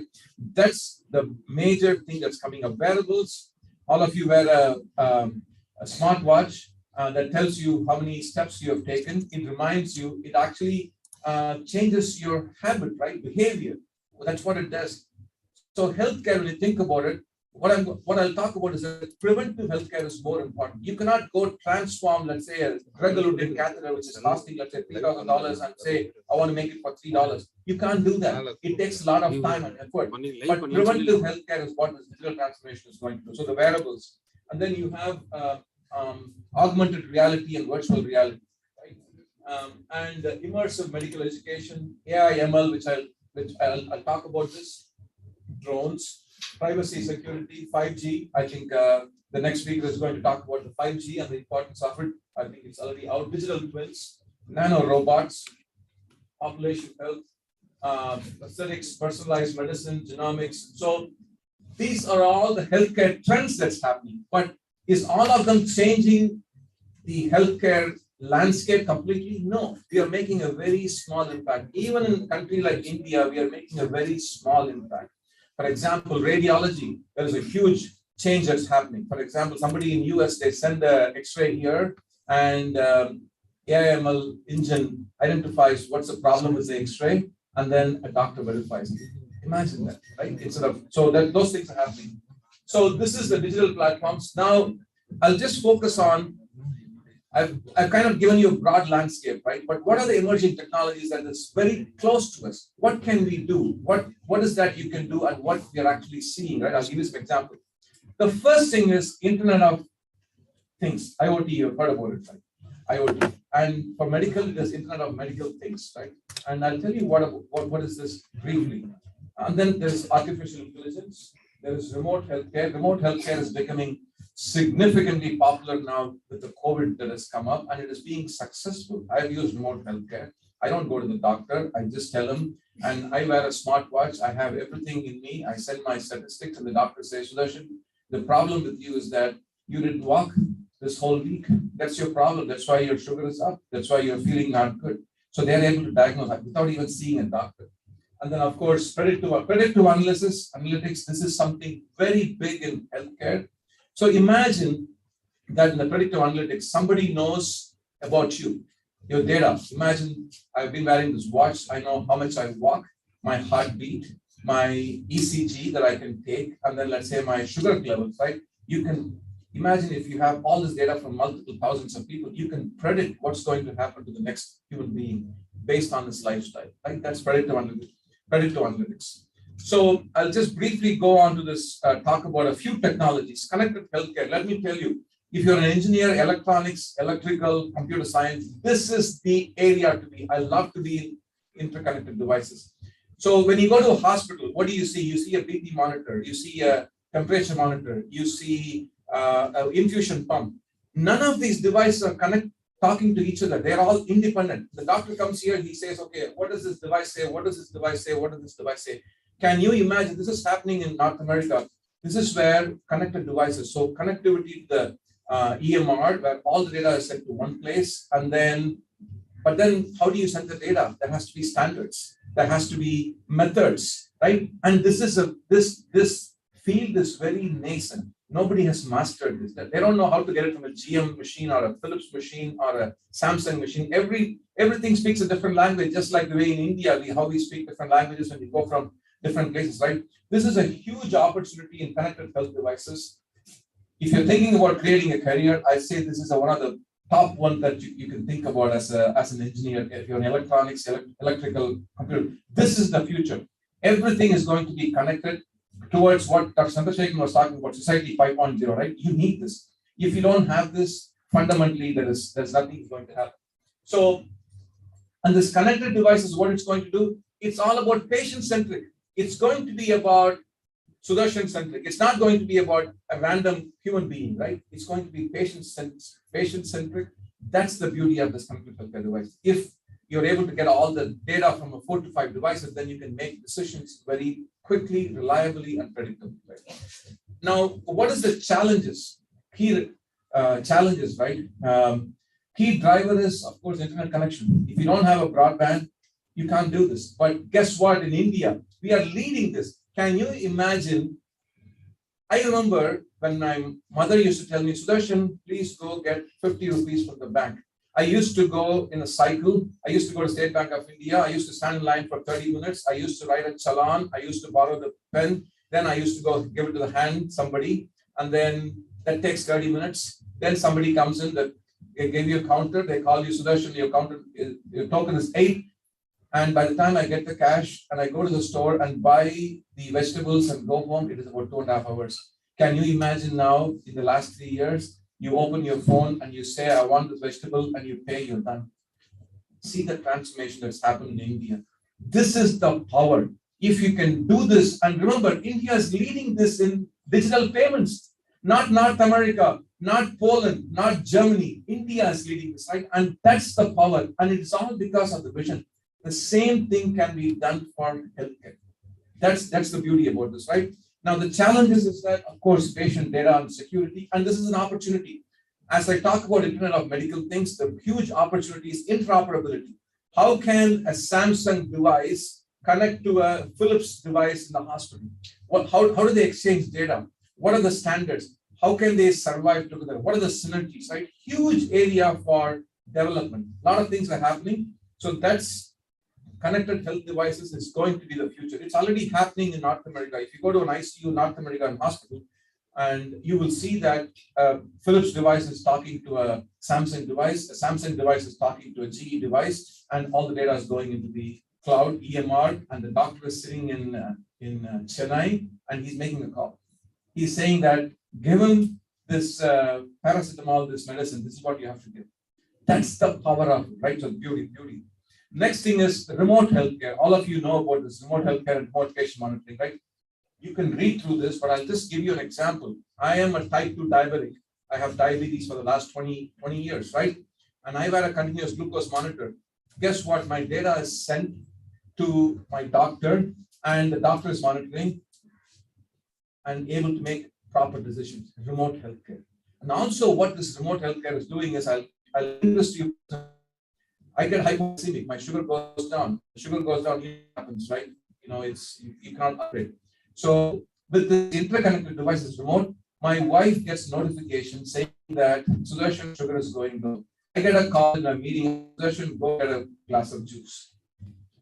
Imagine this, how this remote healthcare and this patient monitoring is working. This is the beauty of it, right? I'm just giving you an example, get you closer, but there are so many opportunities for patient monitoring. You see devices, for example, that's going to, Abbott is coming up with a device, it's going to monitor your parameters so that the athletes can figure out how fast they can go, how can they do it, right? So that's the beauty about this. Next thing is, this is my thing, artificial intelligence and clinical decision making. A couple of years back during the COVID, I have lots of time in my hand after working 14 hours a day. You're at home, you don't know what else to do, right? So I said, I'll get a master's in artificial intelligence. It's been my passion. So I thought this, and this is the biggest area, let me tell you, artificial intelligence, machine learning.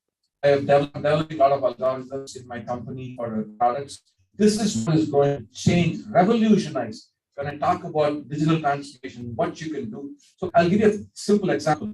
You go to a doctor, the doctor says that go get an X-ray, and then X-ray comes back. Let's say they want to find out if you have a lung cancer, right? You're talking about 5 days before you get the results. And the problem is that, and what is he doing? Radiologist sitting in the office, he has to wait, and he's looking at visually in a magnified glass, and he's saying, okay, there is some benign things. Let's figure out what it is. Then you go to a surgery. Now imagine artificial intelligence where you're feeding 10,000 X-ray and you're teaching the machine what is cancerous, what is not cancerous, and it is happening right with the accuracy of more than 99%. Remarkable. And what also this does is that it gives us the ability to diagnose quicker, faster, cheaper. A radiologist, you pay $200 an hour. Can you imagine that once you develop this algorithm, you may have paid for this upfront, but you can get this very fast and cheap also. So this is an area, it's going into several artificial intelligence. For example, I'll tell you, there are algorithms being developed, for example, based on your sugar level, based on what you eat. You can take phone app and then you can click a picture and then it'll tell you it's 300 calories, 200 calories, right? Based on that, there are algorithms being developed. Closed loop system, artificial intelligence. You've heard about artificial pancreas. So when you look at a company like Medtronic, they have an infusion pump, they have a CGM, and you know what it does? It automatically regulates the insulin that needs to be sent when your sugar is up, and when your sugar is low, it stops the insulin. If you look at patients in India who are wearing pumps, they have to make this manual corrections. So they have to go prick the finger and they have to say, oh, my sugar is 180. Oh, what did I eat? Oh, my wife gave me 3 idlis and 2 vadas. Oh, what is that? Let me calculate. Oh, that's supposed to be 65 grams of carbohydrates. That means that I need to take, typically I take 15 insulin units. Oh, now I need to take 30 insulin units. Oh, by the way, guess what? She gave me a Mysore pak, which is a sweet. Now that is like 100 grams of carbohydrates. Now I need to take 45. How can a patient do this? Can you imagine a diabetes patient actually goes through 1,000 more decisions than a normal human being? I go through that because I have to be very vigilant, right? Now the artificial intelligence, it has taken the human out of it automatically. It is the product is live, Medtronic product. Abbott now with the insulin company, it's live, artificial pancreas. So that's where, and that's all based on artificial intelligence and machine learning. This is the power, guys. I would strongly say, even if you're a chemical engineer, learn about machine learning, learn about artificial intelligence. This is the most powerful tool that will give you the fluency when you go to the industry to speak and be successful. I'm telling you that. Next is predictive analytics, very similar to artificial intelligence and machine learning. And this is all about improved patient care. Can you imagine if they have data, let's say, take the example of diabetes, 100,000 patients like Sudarshan, they have the data. They're able to synthesize it, apply the machine learning model, and then say that, Sudarshan, you should take, this is the insulin, this much amount, and this is what you should eat. That's the predictive analytics. Very, very powerful. Of course, huge amount of patient data for this. I'm just going in, right? Now, let me just briefly talk about this, right? I've kind of talked about the challenges, all the emerging technologies, but the innovation types, when you think about this, there are multiple innovations: premium, frugal, breakthrough, and disruptive. I'm just going to give you an example of what the opportunities are. What you see here is a ultrasound. That's a premium machine, costs thousands of dollars. And you can go from there to this disruptive, which is handheld device. This is how you need to think. When you are sitting in a class, you need to be asking the professor the question, how can I be disruptive? What do I need to do? This is how you have to think in your classroom. Here's another example. This is an ECG. I think somebody talked about this before. You go from $10,000 to $20,000 ECG to a disruptive innovation like this. And this is a fetal hand wound Doppler. What happens, somebody is pregnant, they have to monitor the baby. Guess what? In villages, there's no electricity. How can you monitor it? And look at what Philips has come up with. A hand-wound thing which you can generate electricity and you can still do the monitoring of the baby. So this is what I call this disruptive, right? It's not about reducing the cost. Those days are gone, the decades, right? It's all about disruptive. And then, of course, mobile monitoring of pregnancy. All of you must have heard about it. And this is also coming out to be very powerful. And then this is the next big thing happening in ICU. I talked about this ICU, right? Remote ICU care. And I remember I mentioned that there's only about 1.2 nurse per ICU in India compared to 7.5. Even 7.5 is not enough, right? And what's really happening is that all this closed loop system, several companies are working on this ICU, because what does the doctor do? He looks at seven different parameters, and then he makes a call. Should I infuse more drug, or should I stop the drug, or what other drugs I should give? And that's all being done along with the predictive analytics, which is driven from the AI and machine learning. That's the bottom line. So I've just given you some examples. The key thing I want to leave you with this is that this is the future I see. We can no longer look at healthcare the traditional way. This is not sustainable. There is no way. If you think that the next 20 years you're going to go to a doctor to get an X-ray and then wait for 5 weeks, trust me, the younger generation will not have the patience first, because you guys are all, you want things right now because you're used to this phone era. But the traditional healthcare will not work. And also, we have to transform this with digital technologies. Unless you start thinking about how can I transform with digital, there's going to be no improvement. But it's happening now. You saw some examples. Previous speaker also spoke about this, right? And then also the other key thing is that you have to think outside the box. As an engineer, as a leader, this is what I tell my company, folks, associates, right? Think outside the box. Challenge the status quo. Next time when you go to a hospital, when they are taking a measurement, ask them, why are you doing it this way? It's taking so long. What can you do differently? Because when you ask that question, it will trigger some thoughts in you. Then when you have those thoughts, go have a conversation with your friend. Go have a conversation with your professor, because you have a lot of distinguished professors here. You can tell them, hey, I have an idea. What do you think? That's how innovation happens. Innovation doesn't happen where you lock myself and him in a room and then say, innovate the next person. No, it won't happen. You have conversation, you have constructive collision. That's what my message to you is. And then the last thing is that India is uniquely positioned. Let me tell you, listen, I've lived in the US all my life, half my life, I should say. But in the last 6 years, I've been so surprised. I've been so overwhelmed by what can be done from India in terms of the minds and the technologies. And so I think, so I'll end this talk with, I've just given you a perspective.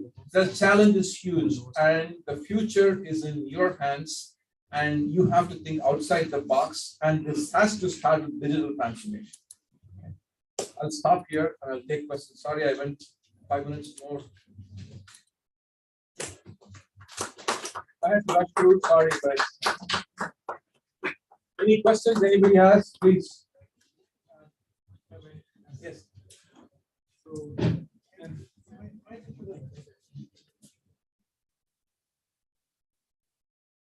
First time, of course, very inspirational and energetic. Thank you very much for this talk.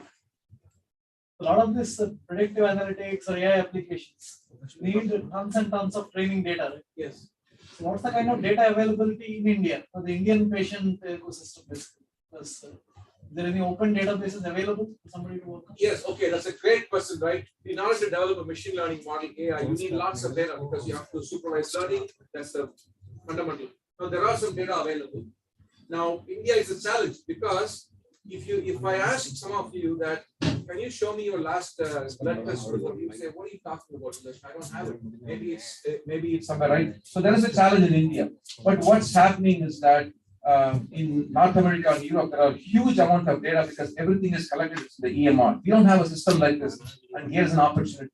Here's an opportunity for each one of you to think about how can you come up with a system? You may start your own company. I'm giving you an idea to get data and then collect all this data.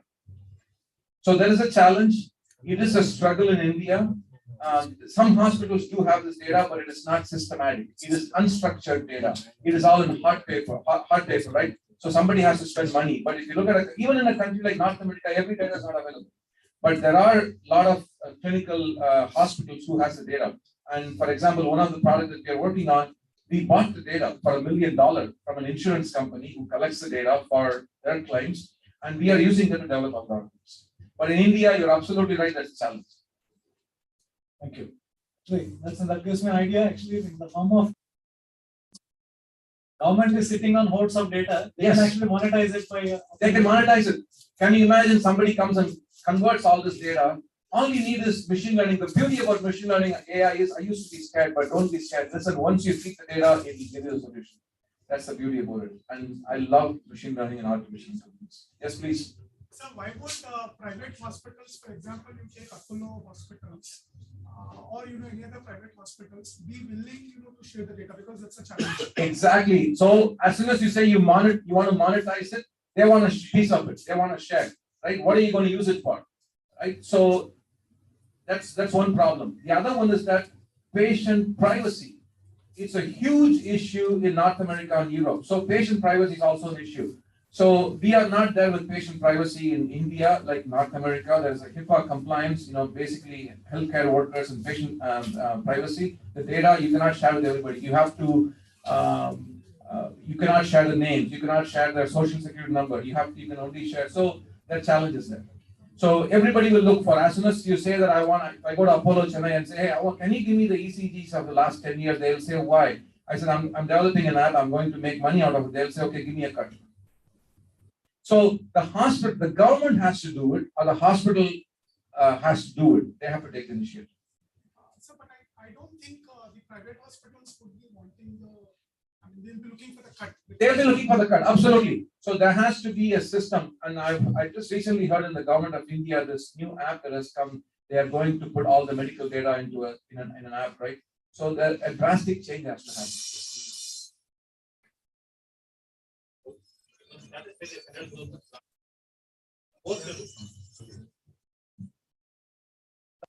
Maybe central government has initiated this healthcare collection of data and sharing without privacy interruptions. But now, as you said, mobile app has come, but earlier it was with the portal. Yes. But again, this is a great opportunity for the young engineers. Can you think about an idea? How do you collect patient data? How can you develop an app, monetize it? I think if one of you can crack it for India, that's a beautiful, you'll be a billionaire. Trust me. So there are a lot of devices, medical devices, which are used in diagnostics as well as healthcare. I heard from one of the vendors that most of these medical devices come from foreign countries, Yes. more than 90% in fact. And when it comes to the pathology equipment, there's a unique business dynamic where the equipment is given free, but the regions are subsequently loaded to a particular amount to cover the cost of the machine. Yes. So would this be possible that to emphasize on making in India? Are there any initiatives which happen so that these medical devices come from R&D and manufacturing from India itself? No, there are several initiatives that's happening. There are several successful companies in Bangalore, for example. They are going with the diagnostic, for example, with a drop of blood compared to collecting in multiple tubes, right? So there are several companies happening. They are taking initiatives. Some of them are successful. I'll tell you about a cancer, right? Cancer treatment. There's a company that I invited to my BD. They gave a talk. What it takes 5 days, they can go to the Google with the phone app and they can identify a cancer within 6 hours. So that's happening. Now, is it happening at the scale that it needs to happen? It's not. That's the challenge here, right? So, and you're right, 90% of the devices in the universe are designed for 10% of the population, which is North America and Europe. That's the truth. Very nice talk, and I really enjoyed what you spoke. As you said, there are a lot of challenges. Apart from the data availability, one more challenge what I've seen is the race, the ethnicity, and the reaction to any medication. I being a physician, I see that a lot of change. So that is going to be even the more data we get, we have to segregate them according to the race, Yes. how the same patient reacts to the medication differently at different point in time. So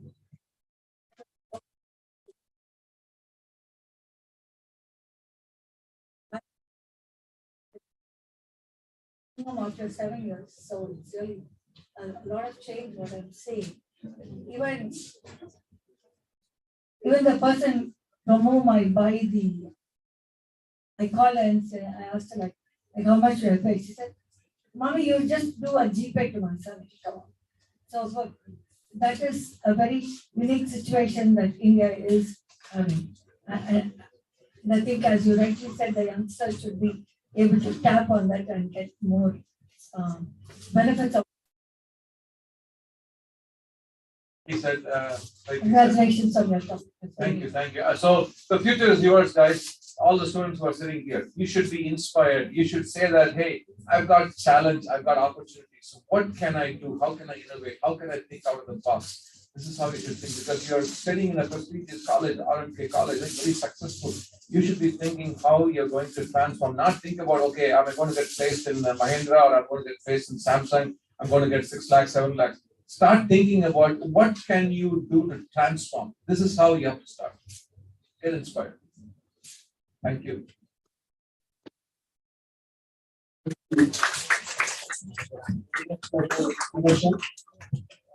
Your talk was very inspiring and it has generated a lot of questions.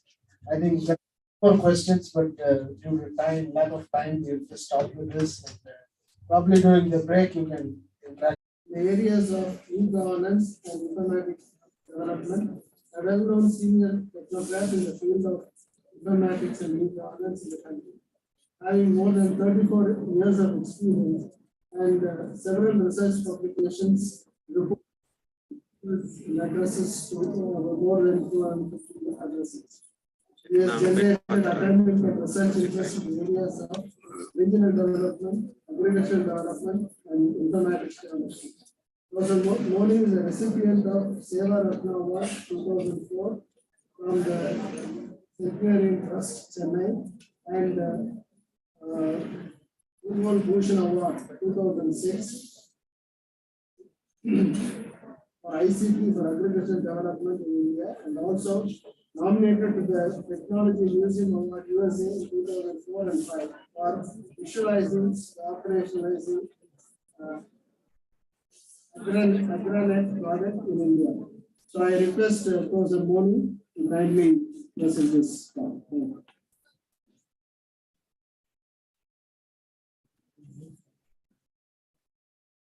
Thank you.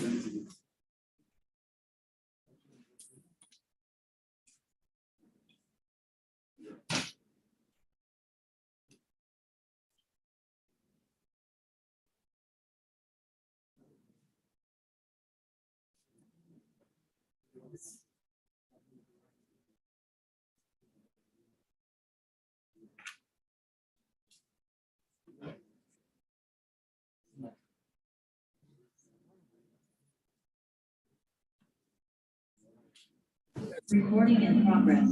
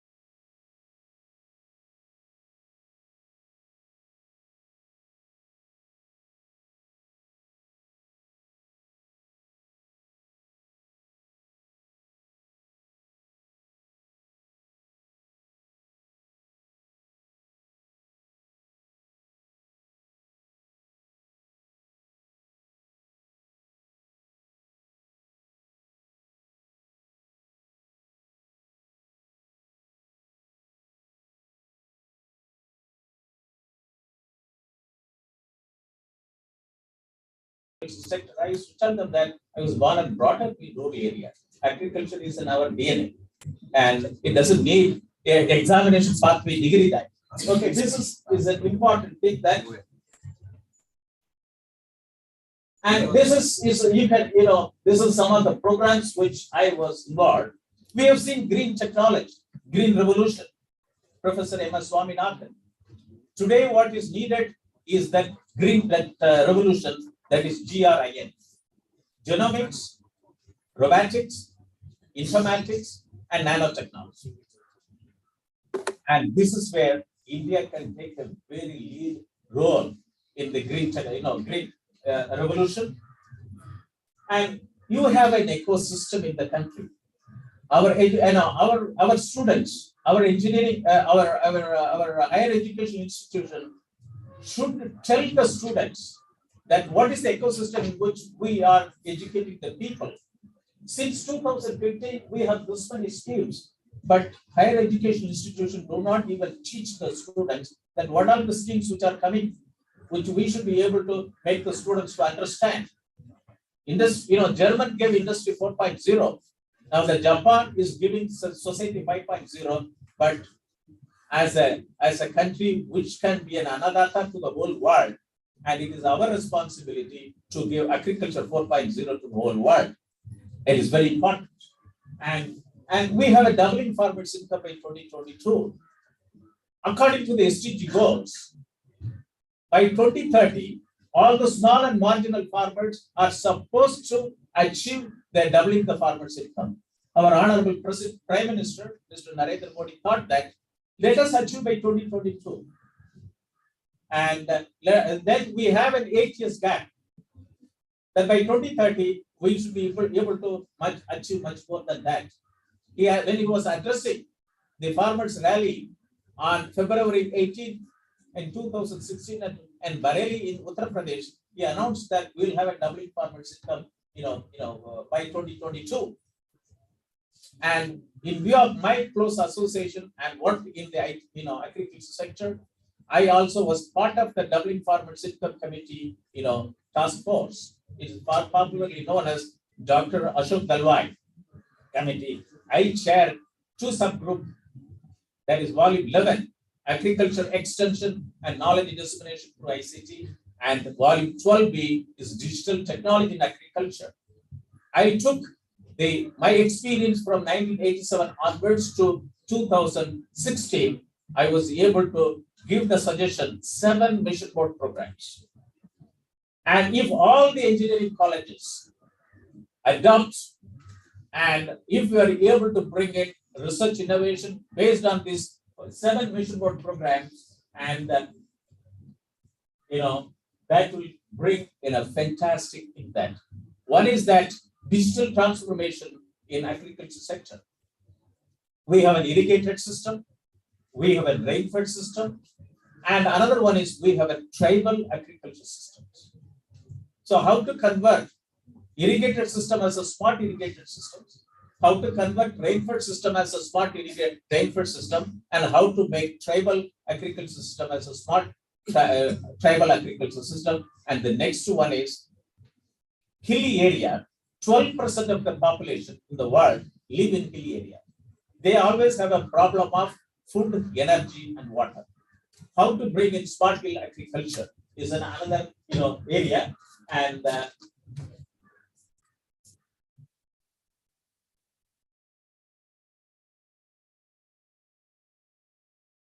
so this is the food security in digital economy. You can see that with respect to 1966 World of Food Economy, the food summit, food security is defined when all people have physical and economic access to sufficient, safe, and nutritious food that meets their dietary needs. This is access with the dignity is more important. And these are also available. You can go through it. And with respect to this, food access, that there is a very good one program which in association with the National Informatics Center under the Digital India program, One Nation, One Ration Card. It is a program which generates an interoperable data And students who are interested in this area can access to this database and they can do whatever they would like to have it. That's why I thought that I should be in a position to bring it out. But self-sufficient in food economy. But you see these situations that India continues to hold to a large population of hungry and malnourished people.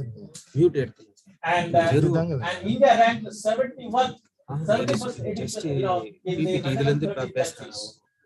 And that is in 2020, 2020. It means that the access to nutritious food to the common public is still far away, and this has to be overcome. But we have an institutional infrastructure. We have 1 lakh primary agriculture cooperative society.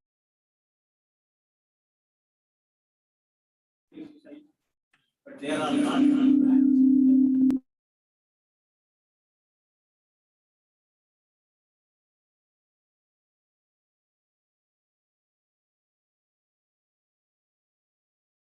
To bring in the value chain, and this is where I have been working very important, with the various value chain, and okay, this is where I would like to concentrate. This is the 7 principles program, and the problem is that you have to bring in digitalized agriculture. I will concentrate only on this one, and then other things which how to synergize all the central government schemes at the village level.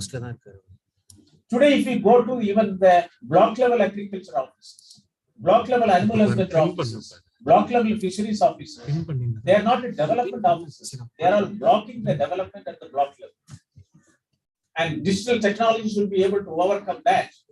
And how to bring in synergization in the irrigated system, in the rainfall system, in the tribal system.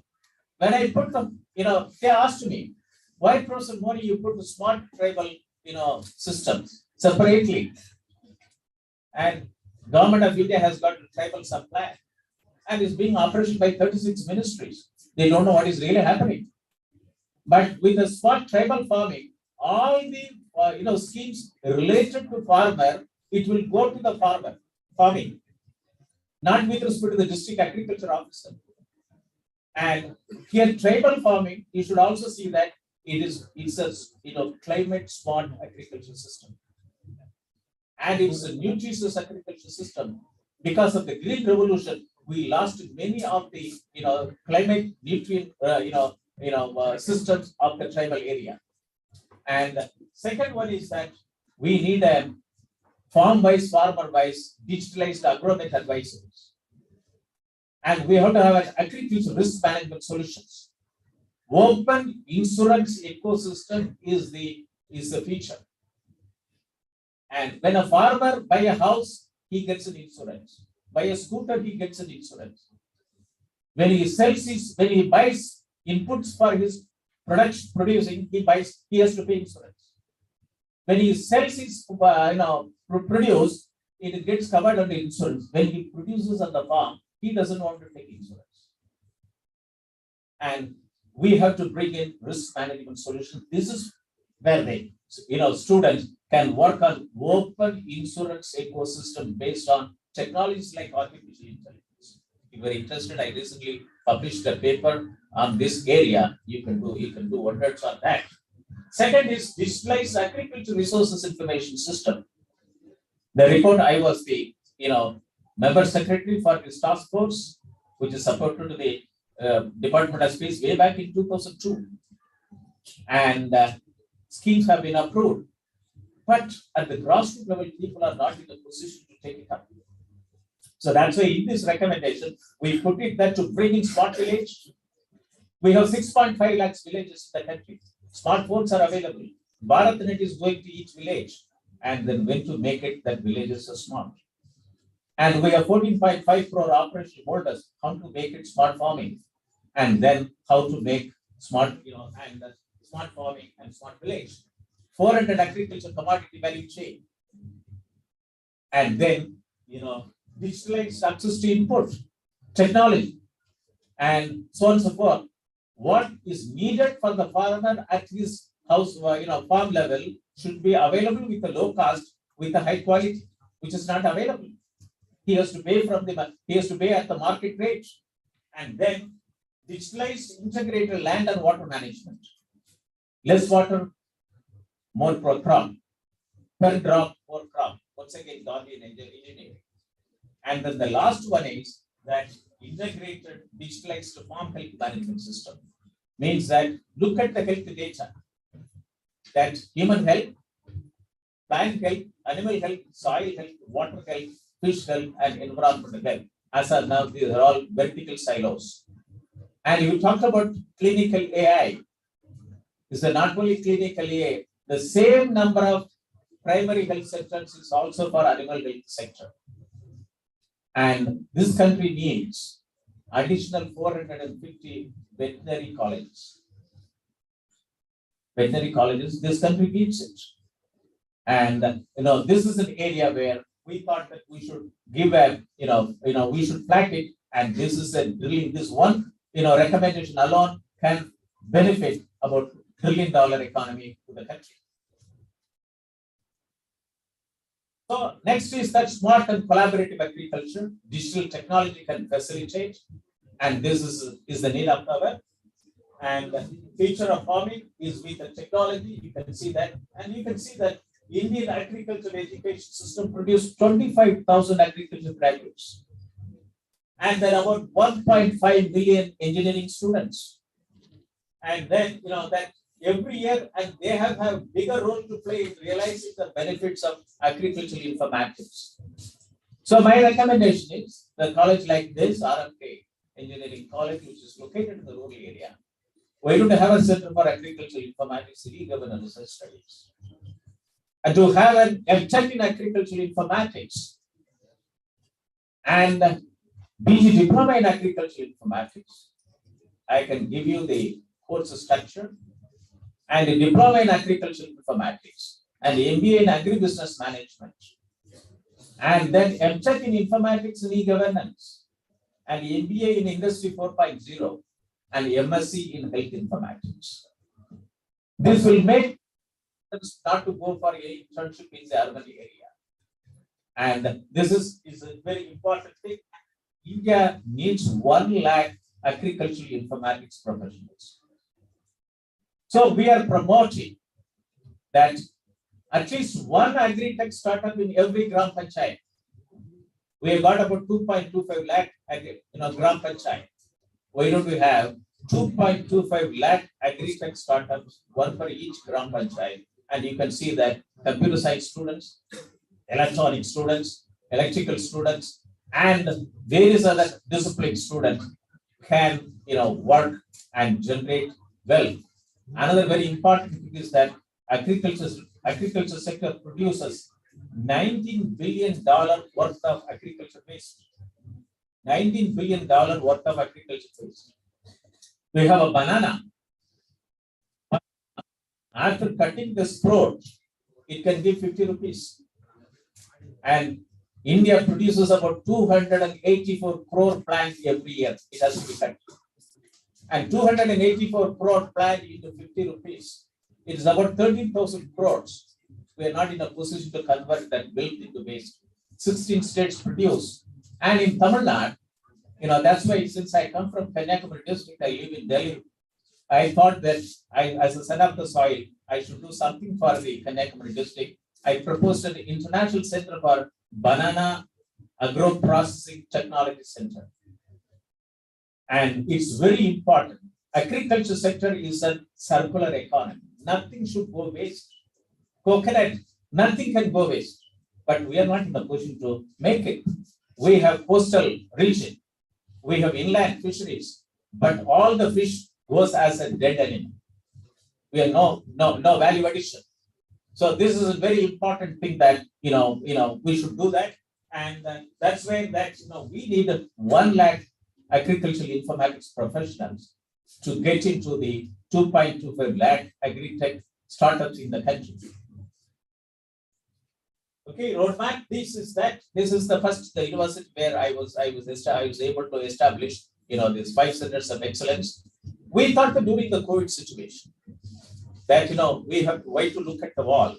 I done the for being a former director general, and I have a laptop and an 150 Mbps geo line in the house, and I have a university platform.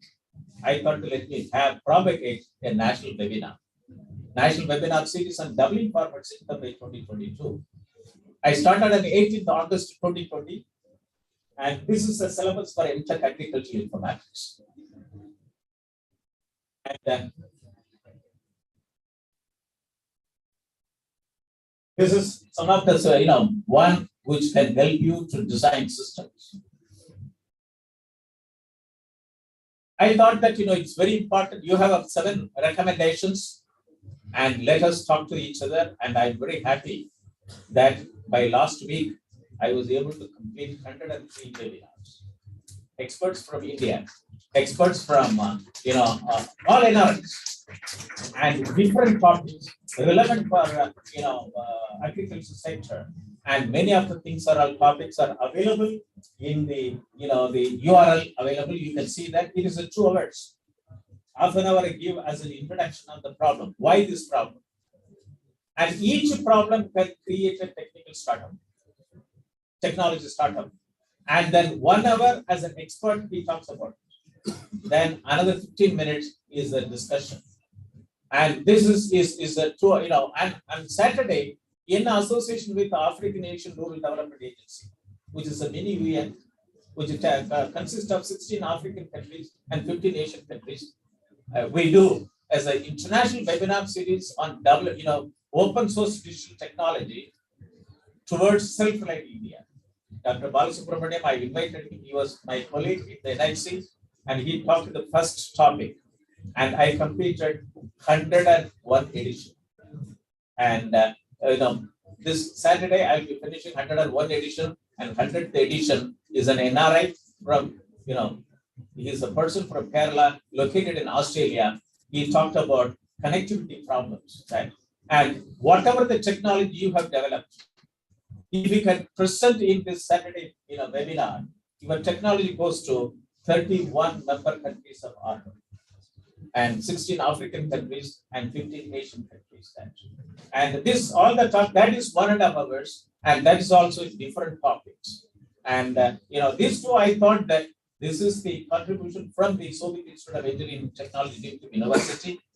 And as a former director general, a man who wanted to bring in technology to the rural area, I thought that I should do that. That's why the chairman of the All India Council of Technical Education, after the session was over, he said that if every professor started functioning like Professor Moni, and they will not come to All India Council of Technical Education for project funding. They will come to All India Council of Technical Education to sell their solution. And we are ready to buy the solutions. And this is another open source digital technology. And you can see that I would like to quote this fintech company is based in Chennai. It's called Samunat. They provide all integrated solutions with the digital technology to the farmer. Today, our Krishi Vigyan Kendras and Atma centers are not in a position to do that. And this is, they are going to sign an MOU with us, and we need to have an integrated value chain. And 2,200 fisheries, primary fisher cooperative societies. This is a one sector.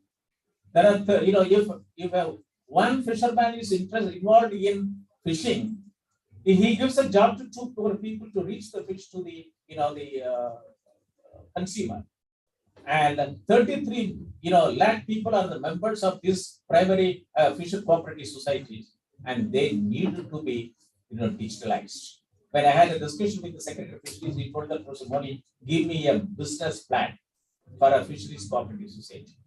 And I would like to request this institution that the fisheries cooperative societies will have it. You please give me one business plan so that we can get a project proposal approved from the Department of Fisheries, from the Government of India. we can see there's so many topics, and I know which can get an appropriate inspiration to all of you. And this gentleman is from Sakalpa. He's a man from, he's a BSc Social Welfare. He has got a big technology to recharge the borewell through the rainwater harvesting. And he is able to have a very good society impact. And another one we have initiated, that the smart hill agriculture, we are taking Jawad Hills in Tamil Nadu. And it have a very good fruits, very good, green leaves with the medicinal value. And if we are able to have a smart hill agriculture there, and about something like 10,000, a tribe called the Malayalis tribe living in small Jawad Hills, I thought that why can't we have as a pilot project by 2050, how the Jawad Hills will look like. And this is in the Eastern Ghat. And we call him as Sanjay Guru. He was a former CEO of a big company. By 2016, he renounced everything. He went to Thiruvannamalai. He has embraced, and he lives with the tribes there in Jawad Hills. And he is an environmental engineer. And he worked in social organizations, and he is now spearheading that program, Smart Hill Agriculture. And this is another one. You can see the map that there are so many hills are available in Tamil Nadu. Why don't we do that? And it's a custard apple in Jawad Hills, which can bring in a lot of value to the people living in tribal, which is being sold. And like jackfruit. Jackfruit is a jacka fruit. That's what it's called, jackfruit. Even 12 bulbs, if you can take it, it's a whole nutrient meals is available to you, but it is not being used. So this is another area that we have to work on it. And agricultural resources information system is a very important. Without that your resources, you can't even grow anything. And this is another area where one has to work on it. And if health informatics network value chain. And this also is for soil testing. She is a VLSI, scientist, designed from IIT Bombay, and now she has done a very low cost soil testing. She delivered a talk, and you can see her. And then Dr. Rao is from Chennai. He's converted animal waste into wealth. That is, people, if you would like to take any other, interesting project, he has got 2 factories, animal waste from throughout India coming over here. And he converted as an animal feed and so on and so forth. And this is another area. And this is where, the students can work on it, agriculture extension, 12 boxes, which can become a real, technology startups that. Drone technology and so engineering for a future work for society 5. My interest is that adopt the digital technology in agriculture, the recommendation of the Dublin Farmers Income Committee report, Ashok Dalbai Committee report, which can bring out a lot of innovation in technology in agriculture sector that is needed to produce more food, which is needed for a common man.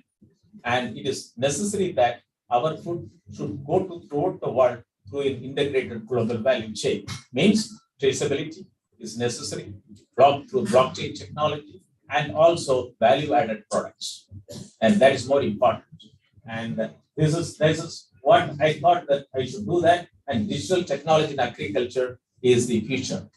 And the way forward is that adopt digital technology in farming sector, agricultural informatics as an academic discipline, and in MTech level, MBA level, BTech level, bring in MSc in basic informatics program, and then moving towards digitalized agriculture economy to engineer India as an agriculture 4.0 and society 5.0 enabled by 2047. That is Amrit Kaal, led up to 100. That is that by 2047, how India should be there. It should be an Annadata to the whole world. that is Agriculture 4.0 or Agriculture 5.0. Thank you very much. I'm the chairperson and the professor of the University Specialized Center for Strengthening the National Vision. Thank you very much.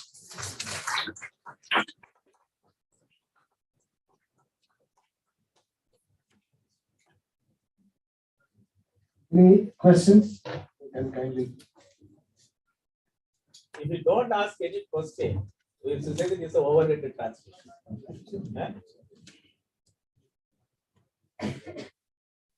You should ask at least one question, one from here and one from here. As a teacher, we should force the students to speak. It's a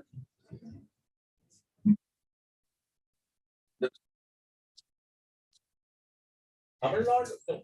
When I was in service, one of the successful projects is operationalization of the networking of all agricultural wholesale centers. So you can see that in 1998, first NDA government under Honorable Atal Bihari Vajpayee, because of the onion problem, the BJP government lost 5 states. So I was the person heading the agriculture group from NIC in Ministry of Agriculture. So they came, the agriculture marketing advisor came to my room. We worked out a scheme. We took the proposal. We started with 27 commodities, and we grow as a market project, agriculture marketing information system project. Covered 3,500 mandis out of 7,000 mandis. Today you must have heard ENAM. So that was the biggest project which is also operationalized in India. Second one is village level information system. 91, government of Tamil Nadu has brought out the first document based on that. Based on that, there are now also a lot of things are available. You can see the website, but with respect to related to this one, and then we networked 7,032 locations for animal health monitoring way back by 2012. That was an indicator, that time. It's the first project from Government of India going down below, district level. And if that would have been continued after 2012 very effectively, when COVID situation would have come with artificial intelligence, big data analytics, and with the GS technology, it would have done wonders. And this is a lot of things which we can do it, because if you start the Center for Agriculture Informatics and E-Governance Studies, you can see that why the word e-governance. And it gives a regulatory approach. And that is where many things can come out, because our students in the higher education institutions should know what is really happening in India, in different parts of the country. It's very important.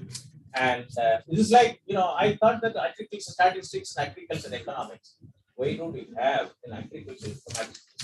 That was driving me, and that was the summer. And like that, many projects which are available, which can give, you can see that why I put 7 vision board program, because, you can, digitalized economy means not Sigma. It has to be integral approach. It has to increase the productivity. So you have to work on a concentrated manner in a village. We have to see that. And if that is that, you can see the daily one. This is Dr. Kurian. Just one minute. Dr. Kurian, when there was no technology, he brought out a value chain. Today, how much is costing it? You buy a liter of milk through the retail person, 60 rupees per milk, per liter. What's the farmer gets? 25 rupees. 17 rupees are being wasted on, logistics. If it is digitalized, and I proposed in my article that if you put 1% as a tax of the 6%, 60 rupees, you can bring out a fantastic digital network or a daily informatics network, plus what Professor Kurian, Dr. Kurian proposed in 1960 under White Revolution, which is not happening. And this is where people like you can take it up. Even when you are in second year of BTech engineering, you can be a startup. It's not necessary that after 4th year, you should go back. You should go and look for a job. So agriculture sector is a one sector which can make you an entrepreneur when you enter into the higher education institution from the first year itself. Thank you, thank you. We can interact with them during the break. But So because we are what do running. you want to ask? Because I No, said no, the word we are, from this side. Professor,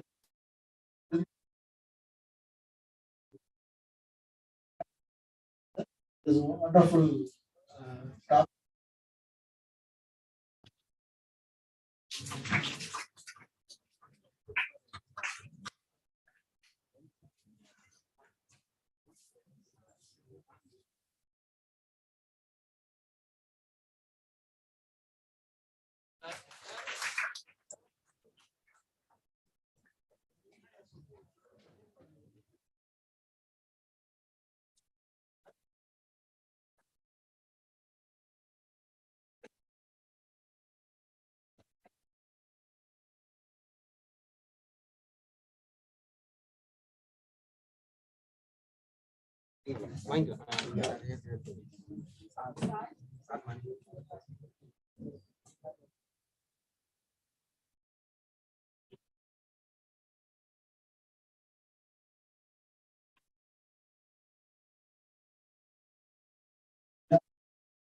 இந்த cable போடுமா He's going to talk on smart, affordable and safe mobility for smart society. Dr. Shankar leads technology innovation for the automotive and farm service business. He heads the intellectual property and technology management functions. He is also the dean of Mahendra Technical Academy. So,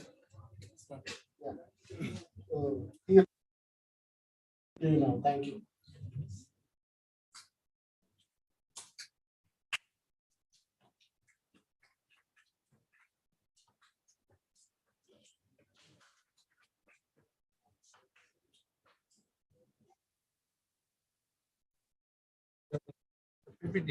slide changer கொடுங்க mic hand mic கொடுங்க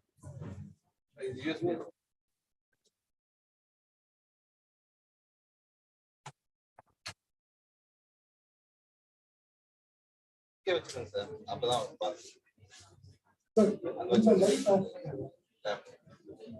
தெரியும் sir அவர் இங்க பண்ணணும்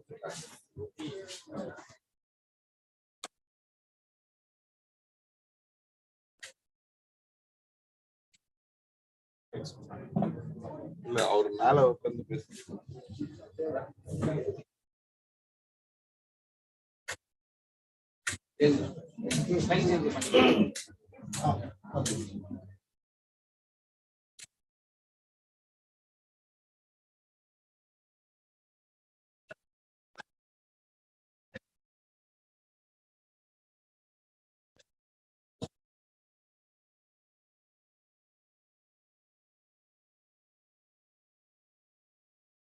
Friends, we are going to talk about the cars of the future.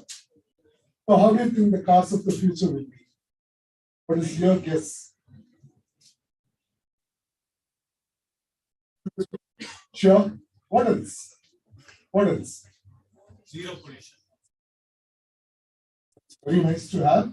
Sure. Anything else that you can think of? Safety. Absolutely safe. Sure. Value for money.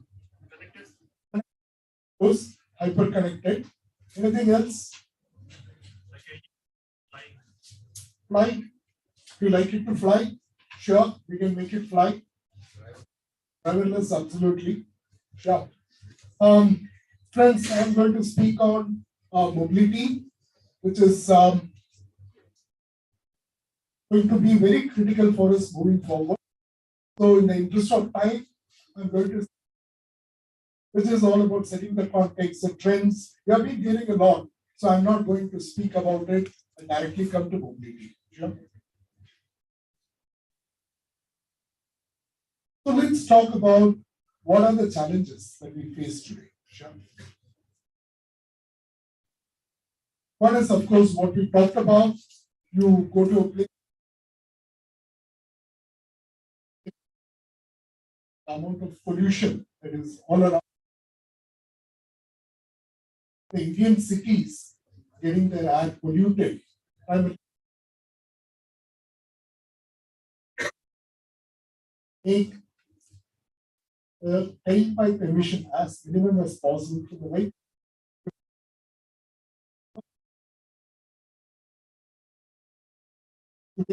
It actually allows you to totally avoid vehicle to vehicle collision based accidents. And the third is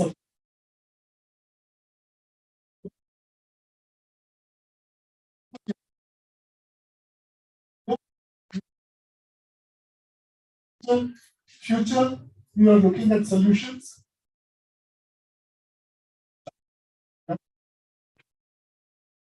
So, mobility 5.0, really we are going to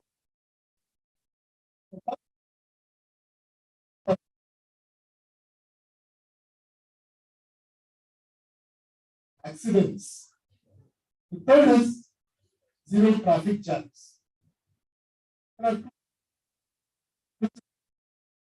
Zero breakdowns. Let me ask him. Where is he? Zero breakdowns. And finally, zero carbon footprint.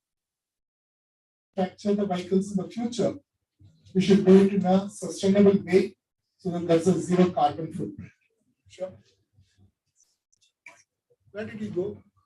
Call him.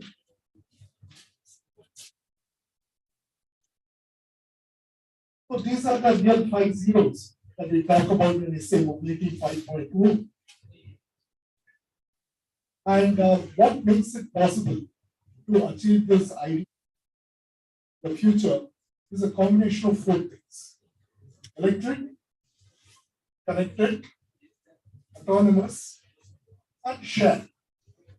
If we can think of a mobility solution at a convergence of, we can achieve all the 5 zeros. That is perfectly possible. That's what is the future mobility that Mahindra and many other automotive OEMs are working towards. Opportunities are very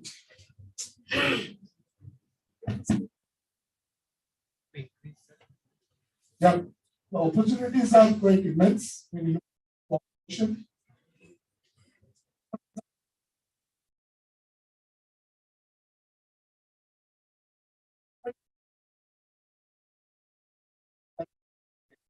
Can you guess what it will be for electric vehicle? No, take a guess. Energy conversion efficiency for an electric vehicle, what it will be like? The engine vehicle is 25 to 30%. What it will be for electric vehicle? What will it be? It's anywhere between 70 to 80%. So it's really very attractive. And of course, there is no tailpipe emission. Last, the total cost of operation of an electric vehicle is going to be very low. So from multiple perspectives, there is a strong the earliest possible. What very interesting is a lot of the concerns that we have today about shifting to electric, whether it's a range anxiety, which is what makes us worry whether I reach my destination, and also the initial cost of electric vehicles being very expensive. Also the charging time. We are so used to driving into a petrol, filling the tank and being out within 5-10 minutes. But with electric charging, it's definitely going to take more time to charge the proceed on your journey. So all this around shifting to electric.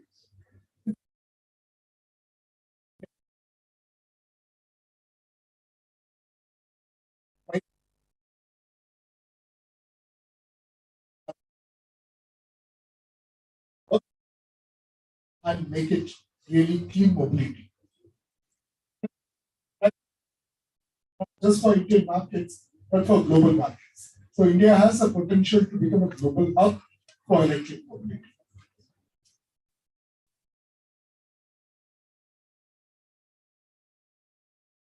It cannot be packed into the vehicle. It has long with the ecosystem all around. Today, we don't have charging stations. For charging stations, there's no fun in having electric vehicle.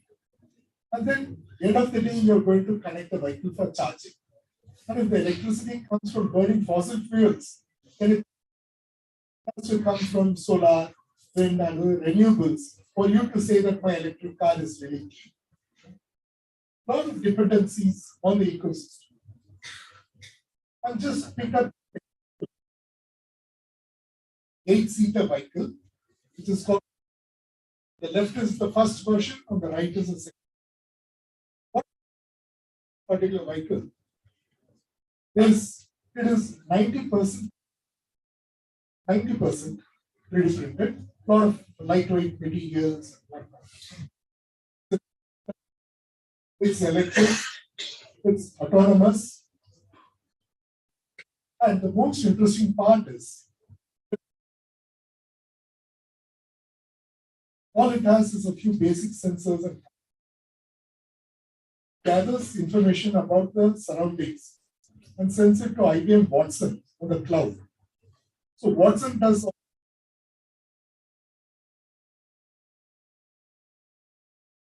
brake, move left, move right.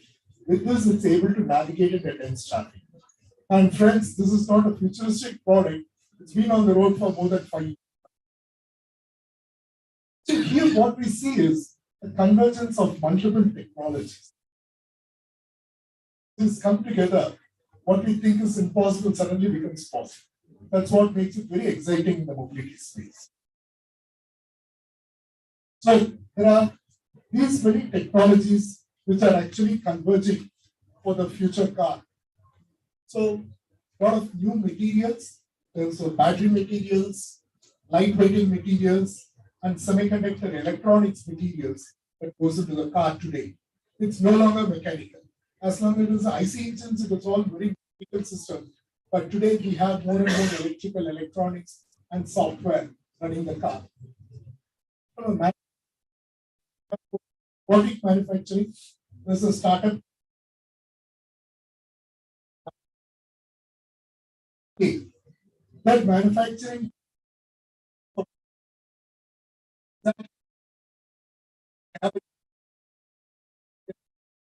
was an electric vans from the US Postal Service.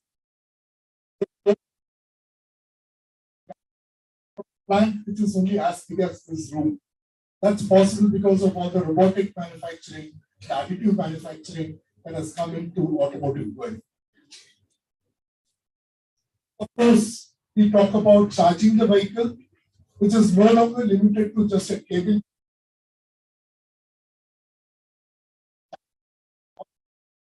Where you can be driving, but on the road there will be a strip of copper. So as you drive on top of it, there will be inductive coupling. So the vehicle continuously gets charged. Right? The more the charge will accumulate. And finally, cognition.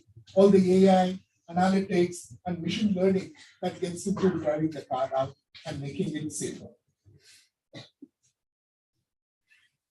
So we have been talking about electric cars being very expensive. There is some good news. The last 10 years, the price of the lithium battery has reduced by 90%. 50% of the price of a vehicle. And this battery price is only 10% of what it was 10 years back. That's really very good news for all of us. The LiDAR, which is the eye of the about 13.5 kgs, 7 years, 8 years back. Today it's so small, compact that I can carry it in the pocket. And guess what? The price of this LiDAR reduced somewhere around $70,000 to less than $1,000 today, which is kind of a 98%, 90%. The autonomous features.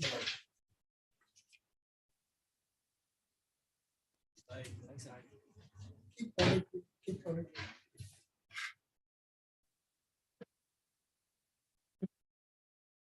Has reduced by 98, 99%, not too far back, just in the last 7-8 years.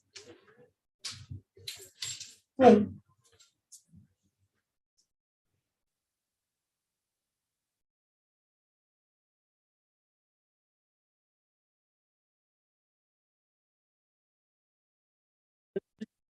is fundamentally changed. Now it's a convergence of three industries: the automotive industry, the energy and the power industry, because you need that for charging, and then the infrastructure. You need the charging stations, the roads, the signals, it's all a connected world. So three big industries to become the automotive industry of the future.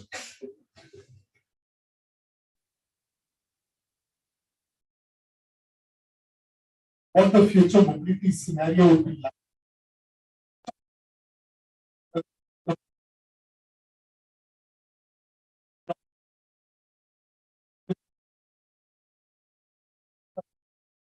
Zero breakdown, zero traffic jams. Will it happen?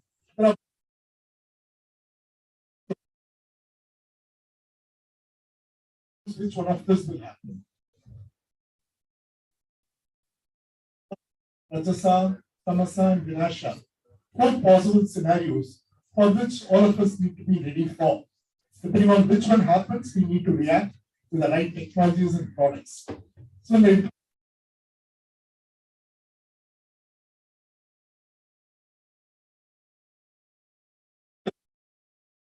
talk about mobility 5.0. Talk about me 5.0. You are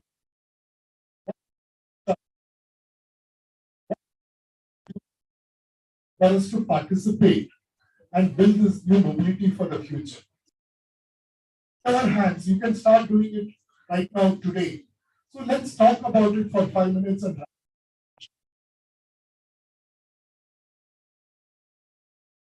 I'm going to talk to you about only 5 skills that all of you would need, independent of what branch you specialize in. The skills are going to become very important for all of you. Acronym here is DESIRE. So D stands for design thinking, E for exponential thinking, S for sustainable thinking.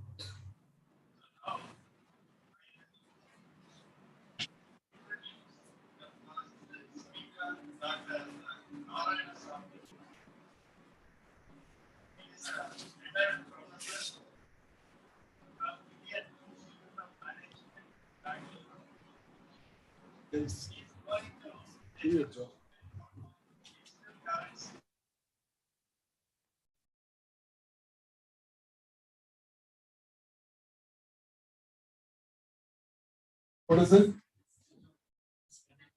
Yeah, it's an MRI scanner. Can you guess why it is looking so different?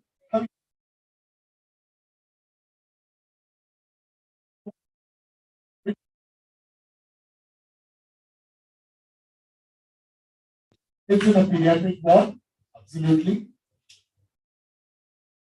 And a child, young child who's sick, who has to go through an MRI scan, it's not an easy experience. So how do you make scan such a pleasant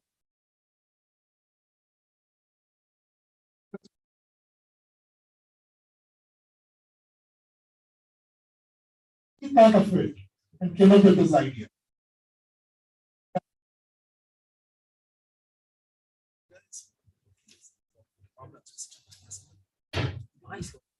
So, what will be the technology that you are working on?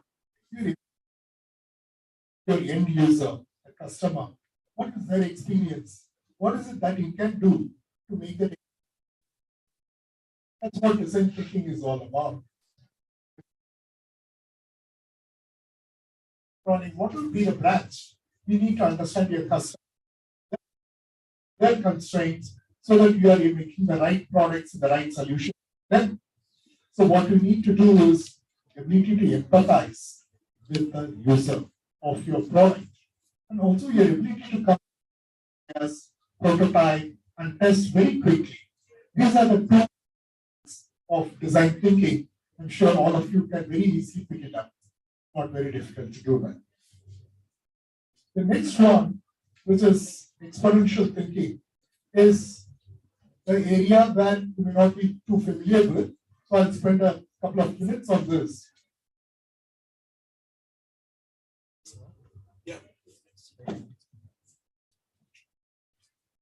So this goes back to a story. It is there was this king who liked chess. A lot of people used to come to the court and play chess with the king. One day, a very wise old man walks into the court and says, "Let's have a game of chess." And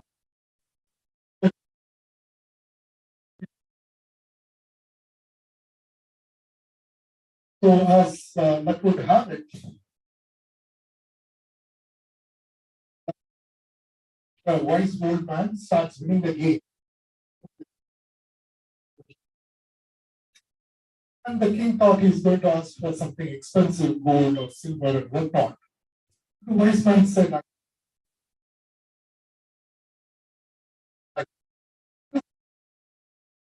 for the first square of the chessboard. 16, 32, 64, 128, 256, 512, 1020, 2048. So the king thought maybe 100 bags of rice. Okay, let's give him. But it turned out that the number is pretty large.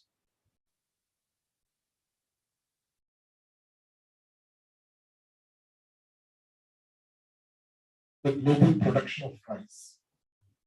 Not just 1 year's, whole entire global production. You need to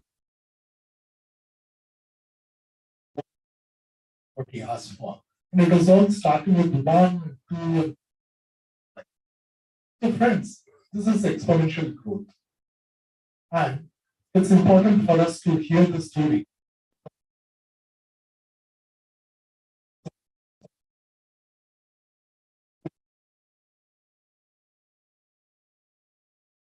So if you're in electronics, you would have heard about the computing power doubling every 18 months.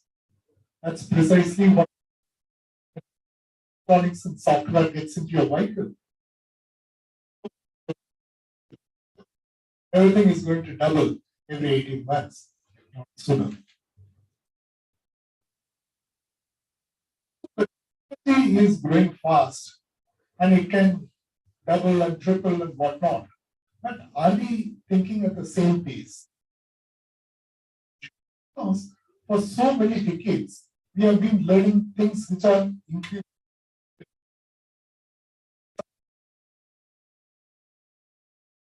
Exponential. So we need to shift the way we. So technology can do the job for you, but you have should be a 10x and 100x problem rather than a 2x or a 3x problem. That's what exponential thinking is all about. Not just 1 or 2. I can think of at least about 20 technologies, all of which are growing exponentially. You can look at your products or solution and the conversion.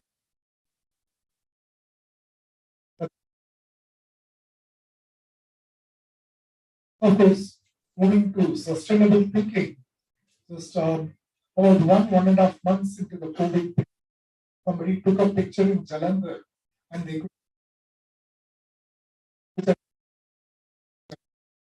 So just 4 to 6 weeks outside was sufficient for nature to heal itself. So friends, what do we do? What will be the new technologies that we dabble with for the progress, the kind of future that we are trying to create?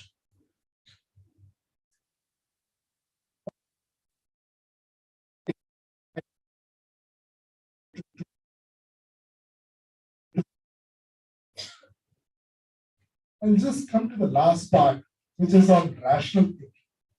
Okay. How rational or irrational that we are. So this is a situation. A friend of yours has bought the ticket and given it, you say, I'm not going for the movie.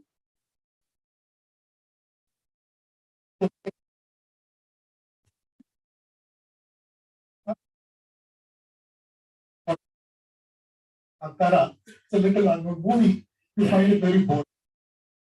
10 minutes, you have a choice. Either you can step out, go away, or you can sit through.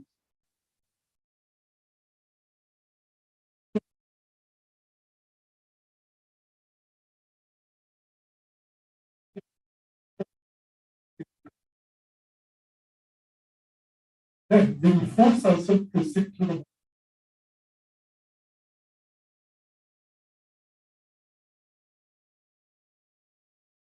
10 minutes, you step out and go away. This kind of called a sunk cost bias.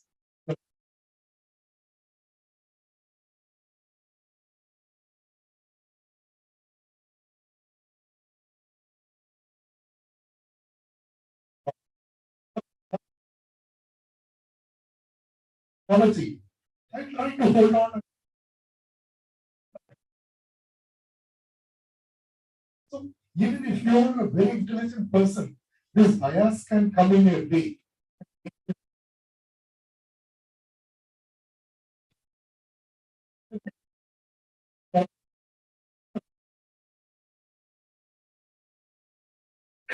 And she's not keeping well. So you go to a doctor and ask for opinion. She has to go through a surgery. And then the first doctor you talk to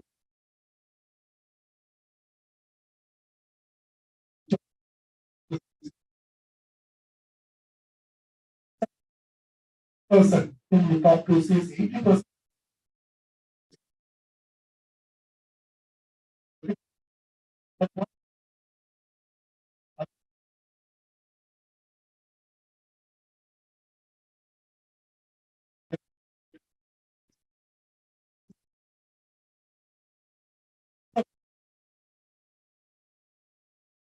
Which constantly, whether some of which you may be aware of, continuously influences the decisions that we make. This is independent of your domain knowledge, how creative you are, all that is different. But still the biases can play with your mind and make you make a wrong decision many times. So those of you who want to explore this further, the work of Daniel Kahneman is a very good piece of work. He's a Nobel laureate, and he has put it in a very simple, very easy to appreciate way, a lot of these biases. So friends, if you want to really be part of creating the future, this 5.0 that we are talking about, it's not just mobility 5.0. I spoke mobility because I come from the background. It could be any other space.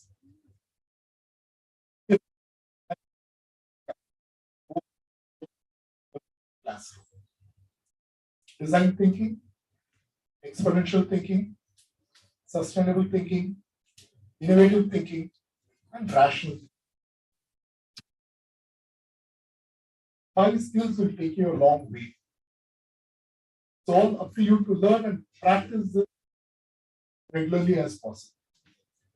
So this is what is going to help you to ride the future wave. Sure. So with this, I'd like to thank you all for giving me the chance to be here with you. Thank you so much. The first one I talked about air pollution and tailpipe emission. So I was in Delhi last week. That's how my throat is like this. It's going to take another week to recover.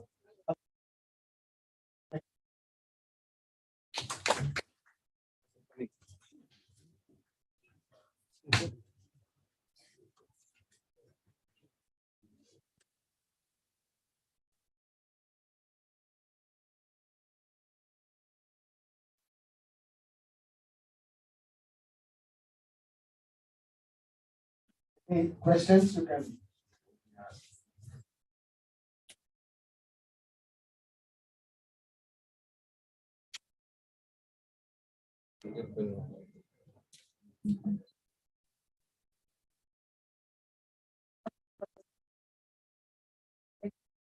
The revolution for the mobility in terms of zeros, 5 zeros that you talked about. I just wanted to know whether it is possible for us to monitor the movement of the owner, mainly because you are actually going to be leaving it at some place, or you probably is under the care of your driver, whom you tell and then trust that he is. For us to really have kind of sensors where in your mobility or in your device that you will know what kind of activity is going on, just like you put a security camera to your house. That's the first question. And out of the 5 zeros that you talked about, I think as a person who is manufacturing these cars with all the zero carbon, everything, do we have any handle on the get notification on congestion, but we may not be able to watch it. I just thought these 2 questions aside. I'll start with the second question about the traffic congestion, because I live in 2 cities, Bangalore and Chennai. So every time in Bangalore, I go through this traffic jam problem. And even if you're in an electric vehicle, even if you're in an autonomous vehicle, if you're in a traffic jam, you're stuck. You're stuck. There's no escape. So how do we address this? One of the technologies that we are talking about is what is called V2X. V is vehicle.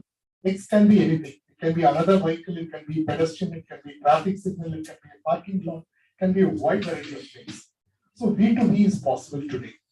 Vehicle can talk to another vehicle and just its movement, its speed, its possible. And this is not futuristic. Today's vehicle available in Indian market have V2V features. It is possible. All the fleet owners, they are under trucks moving across India. You would like to know where your truck is and who is holding it, what is happening. That is possible because all the fleet owners, they ask for it and they pay for it. Same way, the tractors are being rented out today. It just rents a tractor. It's called a Trigo from Mahindra. It's called the Uber for tractors. So all this is possible to remotely monitor is how long it is being used, how it is being used. Box that sits in the vehicle that can keep sending you all this data. It's very doesn't cost anything at all actually today. So easy to do that. So 2 questions. One is about can you remotely keep it connected with your vehicle? 100% yes. And the second important is how do we use this data?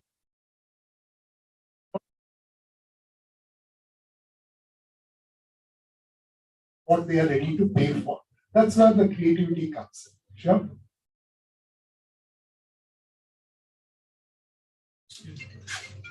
Yeah, sure.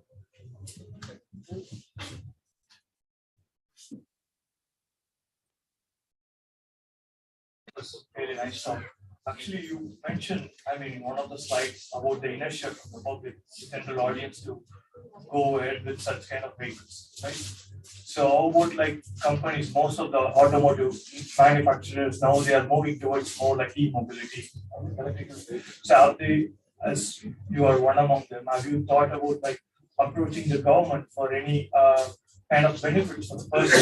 As a consumer, I'm buying e-vehicle, but whether the government would give me any concession in terms of charging me less when I use charging port, something like that. Because which is now being followed in most of the Western countries. So as a consumer, why I should pay more and buy an electrical vehicle? So that's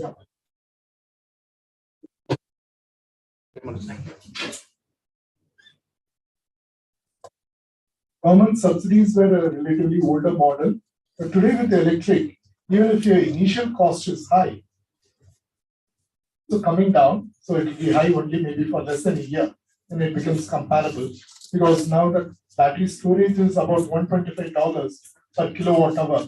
Once it crosses 100, it will be more economical than your IC engine vehicle. And this 125 was $1,200 just about 6 years back. Now it's come to 125. We are very close to the tipping point. Having said that, your total cost is what makes it very attractive because your fuel cost comes down very significantly. And then your maintenance costs, because there are fewer parts, fewer things can go wrong. So its ease of maintenance is very, really good. So you'll be able to recover that delta that you're investing as initial cost, maybe within a 1.5 to 2 years time period, provided you use it extensively, which is what the Olas and the Ubers do. But if you're going to use it for 1 or 2 hours per day, then it's going to take maybe 3-4 years. But 12 hours a day, you get it within a year, you'll get the return on investment. That's why all the shared mobility providers are eager to trade, because their returns will be much, much faster.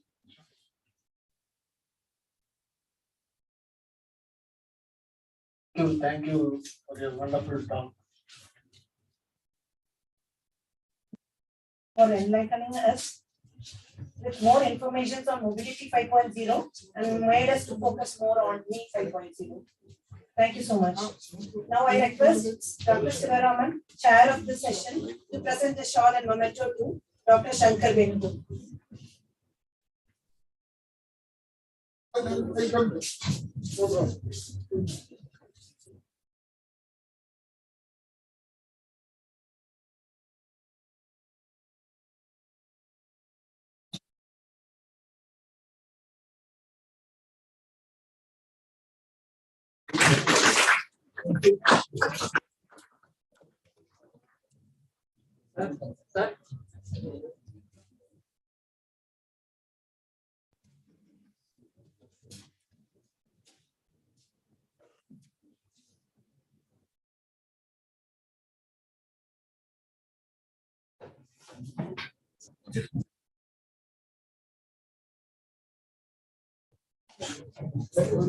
Yes.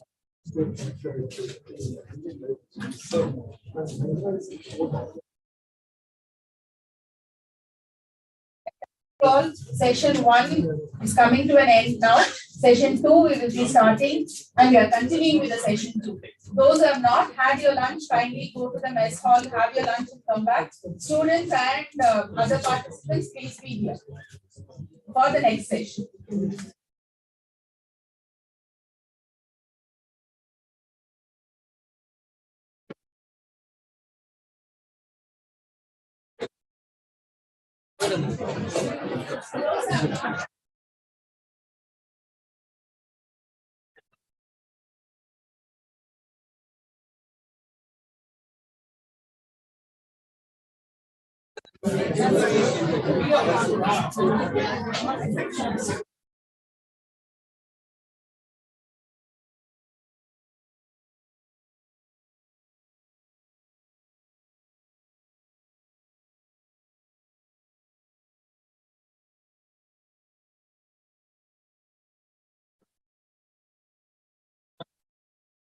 I request the students to please.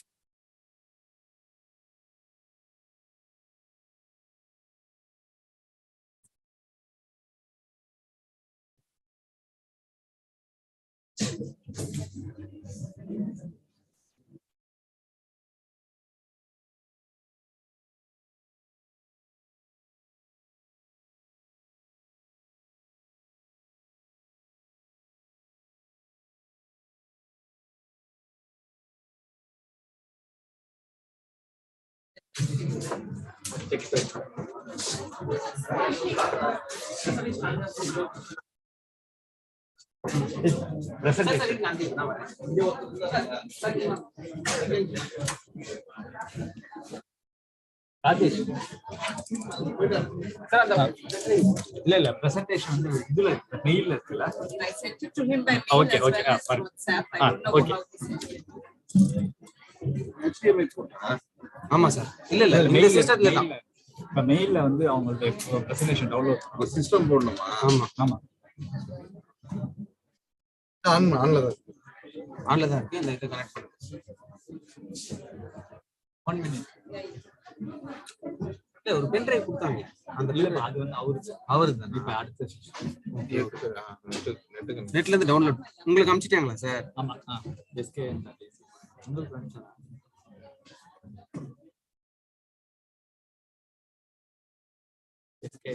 Of பண்ணிட்டீங்களா? Project of பண்ணிட்டீங்களா? Social media sir அங்க போட social media இல்லப்பா இது அவங்க sir இருக்கான்னு பாருங்க. இது போட்டாச்சு, நீங்க டவுன்லோட் பண்ணிடுங்க சார். சோஷியல் மீடியா இல்ல இதுல இருக்கா சோஷியல் மீடியா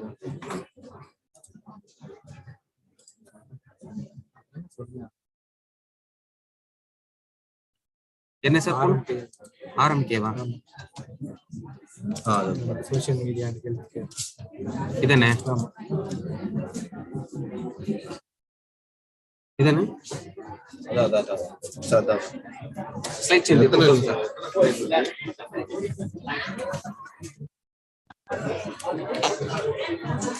கொடுத்துருங்க madam.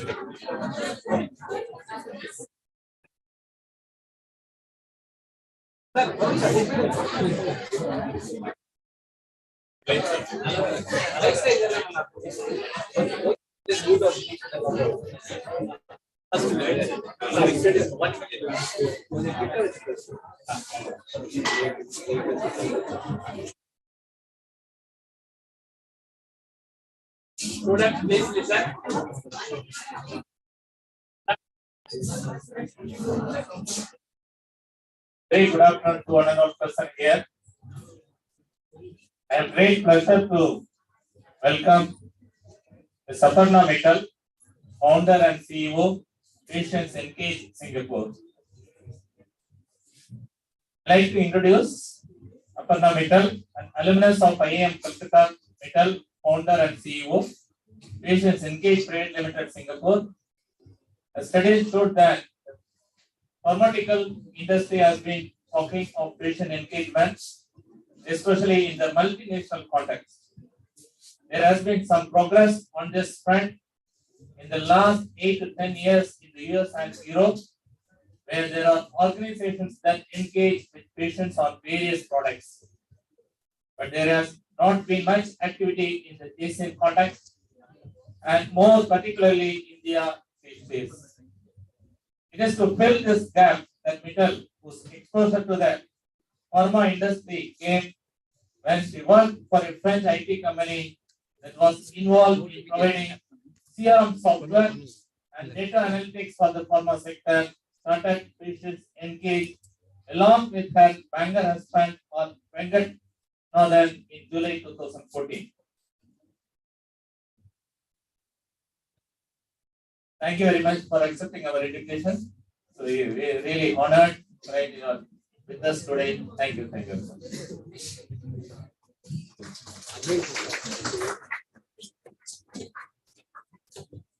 I think I'm talking to an audience who understands social media better than I do. But I hope that this will be interesting and you will look at, you may even have ideas as well for us. So do reach out. Imagine, and this could be a cousin, a relative, a mother, a sister. Usha has just got a breast cancer diagnosis. She's feeling lost after her diagnosis. She knows the medical treatment she must follow, but she's still very concerned. She's scared about the side effects of the treatments that she has to go through. She's scared about what the doctor needs in terms of prognosis. She is also feeling very lonely. She can't talk about her fears to her family because everybody says be positive, don't talk about these negative things. She also is worried about the financial burden this will cost her family. And all of this means that she feels extremely isolated and depressed. But that part she cannot talk about because everybody keeps saying be positive, right? So what should she do about this?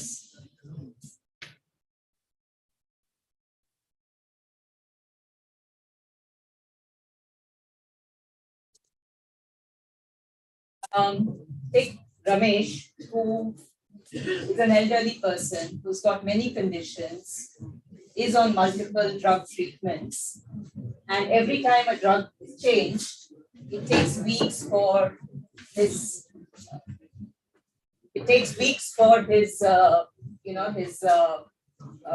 condition to stabilize. He goes through, if he's got diabetes, he goes through periods of hypo. He's not sure what's happening. He could go through higher blood pressure, sodium levels going off. And it brings a new challenge, not just to him, but his family as well. They don't know how to handle this, right? And they feel overwhelmed. Again, not enough support. They don't know who to go to and ask for. They run around from one specialist to the other, and they're not sure what's happening to them. Caregiver is also worried that this is all too much. Am I, how long can I keep supporting my parent?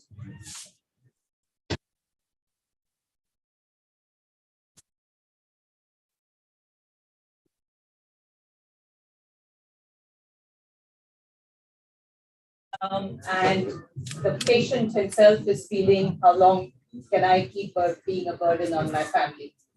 Mohan is a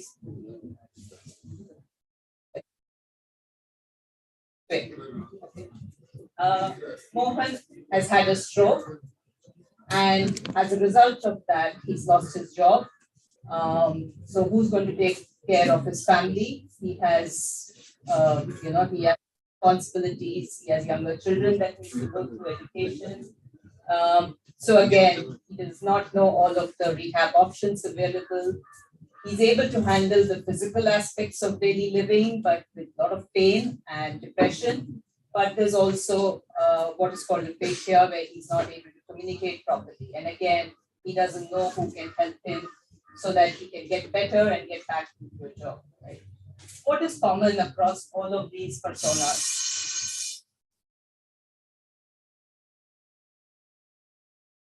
That at the time of diagnosis,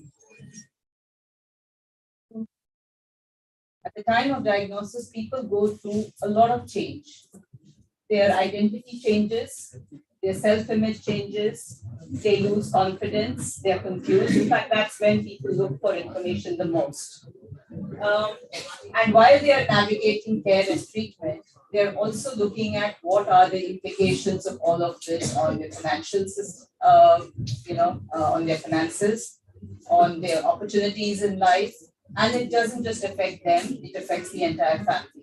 Everybody is rethinking this. And especially in a country like India, where we are one disease away from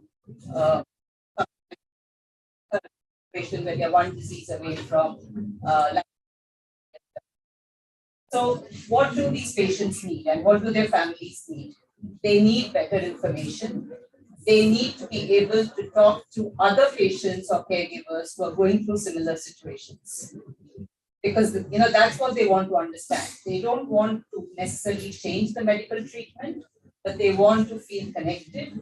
They want to know what other people are going through, and what they're going through is not, they're not unique in this. And that's what we're looking for. Medical professionals forget is for chronic disease management, 95% of care happens outside the clinical arena, which means it happens at home, where there is no support. Most healthcare professionals think that they are handling the care, but actually a lot of stuff is happening at home. And that's where they have lack of information, lack of support, and they feel overwhelmed. They are dealing with that little information that they got in those 3 minutes of consultation, and they've got to figure out how to deal with that. And the rest of the information they've got to figure out on their own. So what we found was that there was information available online when you looked for it, and this was in 2014, but it was all very Western. So you had forums which catered to Western audiences. You had medical sites that catered to Western audiences. It was not contextualized to an Asian scenario. It was not contextualized to an Indian scenario. So if you looked at that time online, you found solutions like managed care homes, etc., which were unheard of in Asian settings. They would tell caregivers to, so there would be examples of dietary interventions like having blueberry oatmeal muffins. Nobody understood those things, right, for people with diabetes. So there was this huge gap in terms of what was available in an Indian context. So Patients Engage was therefore started as a curated and moderated digital healthcare platform, which focused on prevention and holistic evidence-based management of chronic diseases. And our point was that beyond just the medical treatment, there are aspects of care and rehab and supportive care that patients and their families need, which is not getting addressed. And we had 3 pillars. We felt that information was important, engagement was important, and empowerment of patients was important. It's like this. So how, so the thought was, okay, we create something, but how do we bring this content and the platform? How do we get past the gatekeepers of information that are there so that that information asymmetry that exists today does not exist anymore, or at least reduces, or at least people have access to that information? How do we empower patients to be able to make decisions that improve their quality of life? How do we treat them as stakeholders? Everybody calls their service patient-centric, but are they really patient-centric? Because are they even listening to what the patient wants in order to really call themselves patient-centric? So, that is where what we looked at. And we also said we wanted to be a platform that was inclusive, that represented the needs and the voices of patients and their caregivers. So we leveraged social media. We of course created a website, but we also said social media is where people are. Social media is where people are looking for information. So how can we leverage that? And we looked at all the options available for social media. We looked at Facebook, we looked at Twitter, we looked at Instagram, YouTube, and over time we added LinkedIn as well. And of course, the key pillar was always the website, right? So what did we do? How did we decide what platform is right for what solution? So for the purpose of information dissemination, we used social media like Facebook. Actually, we used all of them. So for dissemination, we figured that we needed to be where people were. We needed to be where people were looking for information. We needed to modify the content to suit their health literacy needs. So that is the other big challenge that happens in a country as vast as India. How do you cater to the health literacy needs of the people in the country, right? And therefore we said we don't just want written content in English, we added Hindi content as well. So we translated content. We also made the content, gave an audio button on the content so people could listen. So there were people who struggled to read, they can listen to the content. There are people with disabilities, elderly, who all love the listening option.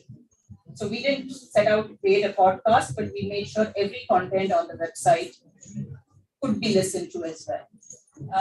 We made it accessible both in terms of disability as well as language.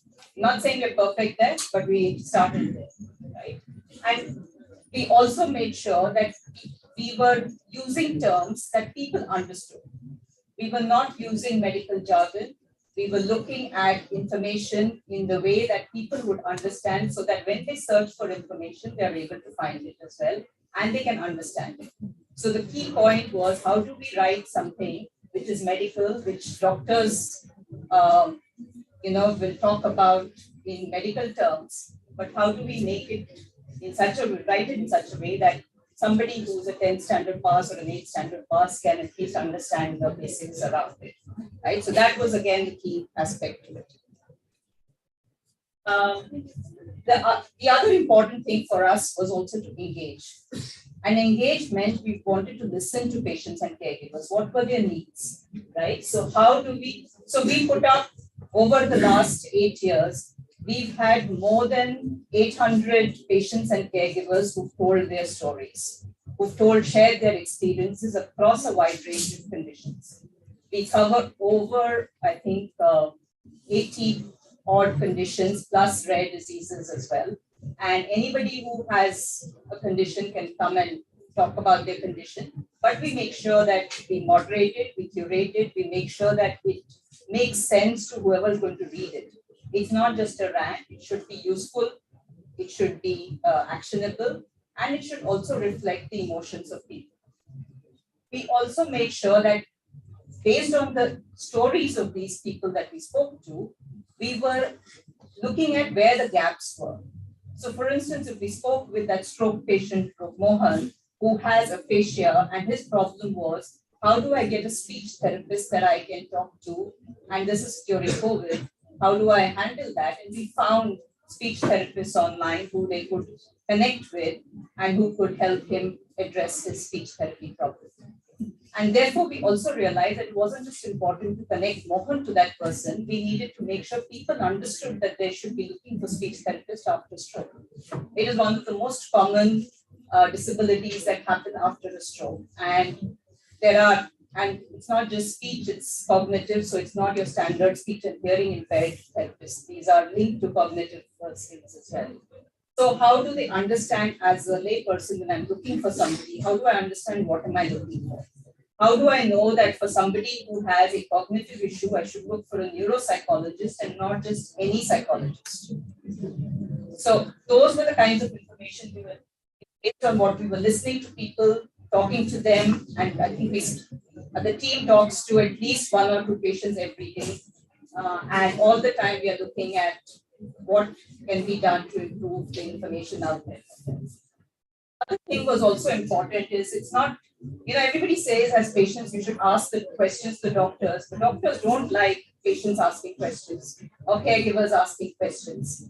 So we also make sure that we keep talking to those healthcare professionals as well, workers, stakeholders, as to how they should also be more receptive to patients who are coming with questions. So it's a constant cycle of making sure that patients understand what, kind of ask the right questions, as well as the community of healthcare professionals recognizes that the right of patients to be able to make choices.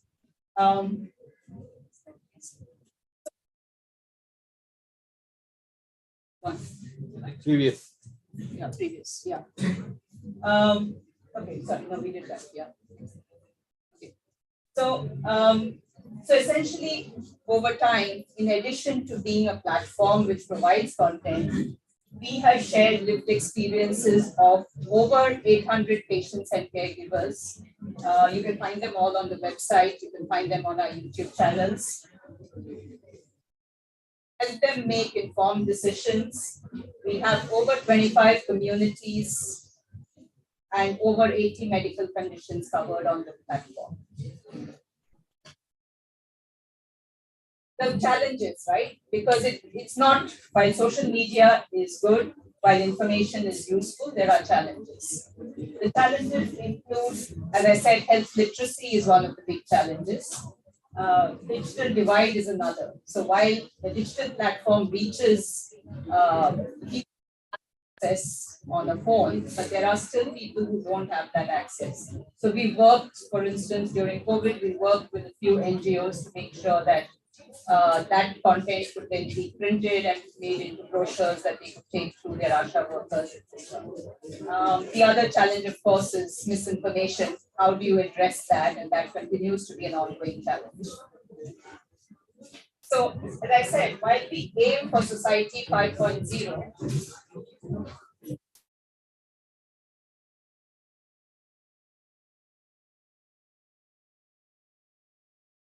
a minute. Yeah, just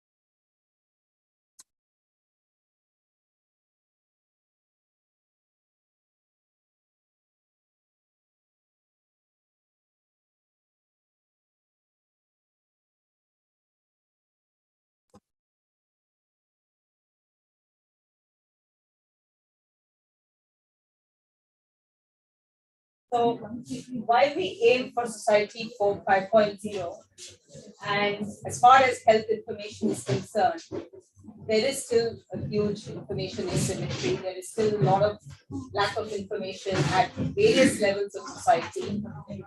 There is a big challenge of health literacy. So can we afford to skip the information age is something that I think as youngsters who are getting into this field of looking at ideas and what you need to innovate for must always keep in mind, right? How do we address both the needs of those who are digitally empowered as well as those who are not, those who are health literate and those who are not? And how do we as a society make sure that the information we provide is provided in a manner that can meet the needs of those who are not as privileged as all of us? So I think that's something that as students, we must always keep that in mind. Thank you.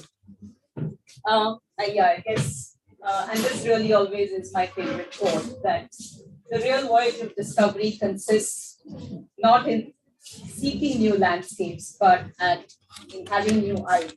And Martin Proust said that. So the landscapes don't change; they're always there. But how you look at that landscape needs to constantly change. Thank you.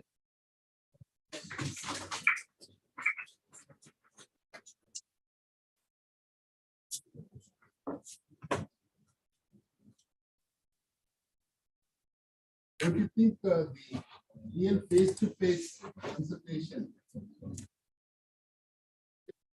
is, how do you compare this with online communication? So we are not doing digital. We don't replace the doctor, right? And we are in the medical world. I think there are enough doctors.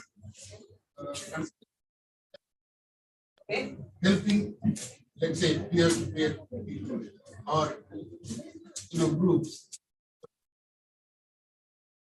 Technology. Correct. How do you compare this with physical? So actually, I think as peer support, digital is actually a better platform, because if you look at the way support groups work in a Western world, they don't work the same way in Asian context. People are not comfortable in going and into a physical room and having that conversation. Also, if you remember, in our country, one person doesn't just go, right? Somebody has to go with that person. And if that person is unwell, how many of us have told our parents, don't go, don't do this because we are slightly unwell, right? So in fact, I think that has been the biggest boon for patients, is that they're now able to connect with each other on social media, on digital platforms, so that they don't feel that they are a burden to somebody else if they need to go somewhere to engage and participate as well. Thank you.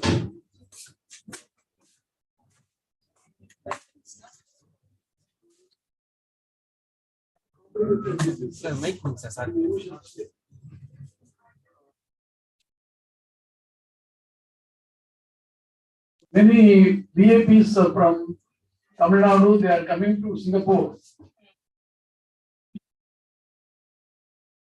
The name of the multi-speciality hospital in which all type of diseases can be cured under one roof. I think they're running away from the media more than anything else. You are coming from Singapore. Yeah. Who are looking at our platform, so we are not focused on that. Yeah, madam, I have one. Sure.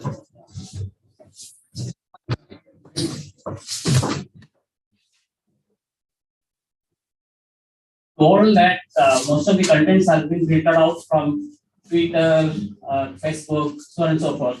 So, is there any system in place which actually review the contents, or then so do you address that? Yeah. So nothing goes. That's why I always say that we are a curated and moderated platform. Technically, yes, we have a medical editor on the team. We also, if there is something in the story, and I can give you enough examples, we're not comfortable with this, the narrative of the person, we will check with doctors now that we know so many more doctors. We will also sometimes even look at we've actually looked at people's medical records to be sure that, it is, for instance, we've had cases of, say, people saying diabetes remission before it became much more popular. But we've gone and checked their records to make sure that it is a valid case. And we don't just take stories from Twitter. We use Twitter more to connect with people. We are always, every story that goes up goes through a process by which we are talking to the patient, or at least they are giving us written responses, and we are getting to their consent as well. We don't put up anything without the consent of the patient and the caregiver. And similarly, everything goes through a vetting process, both from a medical technical standpoint as well, and as well as to make sure that it is not. So one of the things we want to do is empower patients. So we also are quite cognizant about changing the language of making patients feel like they're victims. So, we are quite cognizant of those things as well. Which section of the society you are actually addressing through this? So it's largely the middle class at the moment. The content urban tier 1, tier 2 cities. It goes up to tier 2, tier 3 also. We've seen people reach out to us from smaller cities, especially as we started doing more Hindi content. We've had people reach out from Northeast, small places, places like Itanagar, Ragatala, etc. So we do have anybody who is able to. I think it's still. It's not yet rural, I think. It's still semi-urban is probably where.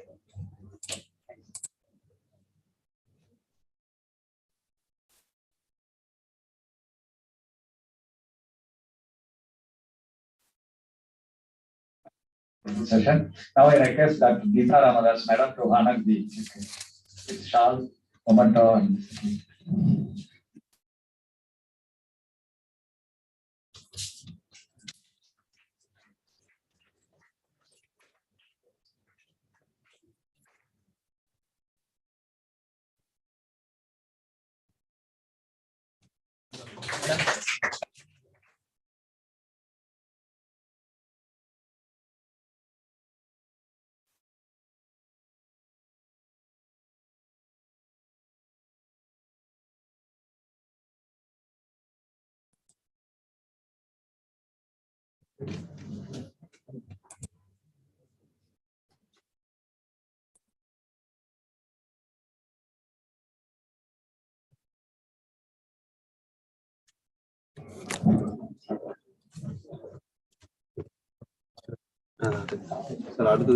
next we will have the session from San Murugesan sir from Australia, and he is joining online.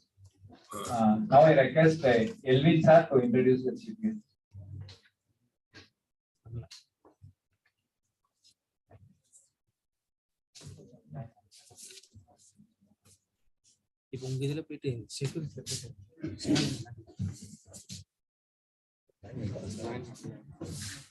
Next, we have Dr. Sans Murugesan. He's the Director of Bright Professional Services, Sydney, Australia. Professor Murugesan is the Director of Bright Professional Services and Adjunct Professor in the School of Computing, Western Sydney University, and an Honorary Professor at Amity University. He is former Editor-in-Chief of IEEE Computer Society's IT Professional magazine. Has vast experience in both academia and industry. His expertise and interests span a range of areas: AI, autonomous system, quantum computing, green computing, cloud computing, digital transformation, sustainability, and emerging trends in IT. He is the editor or co-editor of several books, book chapters, and reports on contemporary topics in IT. of cloud computing and harnessing green IT principles and practices, both published by Wiley and IEEE Press. Both of these books are Chinese also. He has just edited 40 journal special issues on range of topics. He is a distinguished visitor of IEEE Computer Society and a distinguished speaker of ACM. He worked as a senior research fellow at NASA Research Center at California and served as a professor of computer science at Southern Cross University in Australia. Prior to this, he worked at the ISRO Bangalore in senior roles for 19 years and led the development of onboard microcomputer systems for altitude control of several early Indian satellites. Now he's going on how quantum computer will shape society 5.0. It's becoming online, so please wait.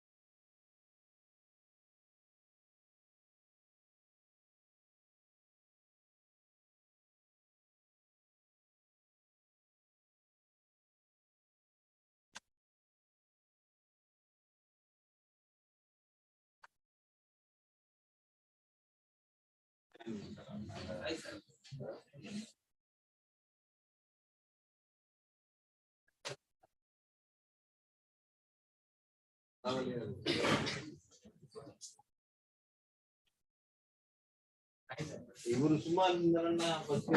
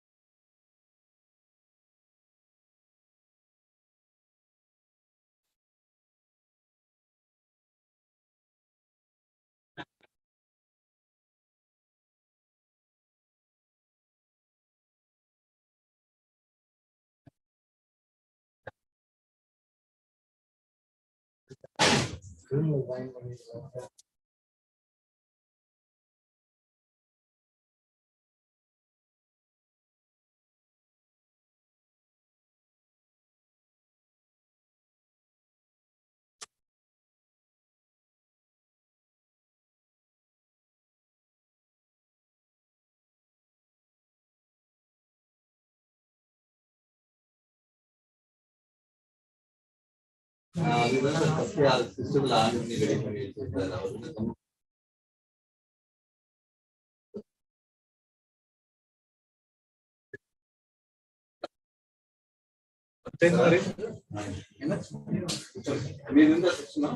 Next தான் sir online session தான்.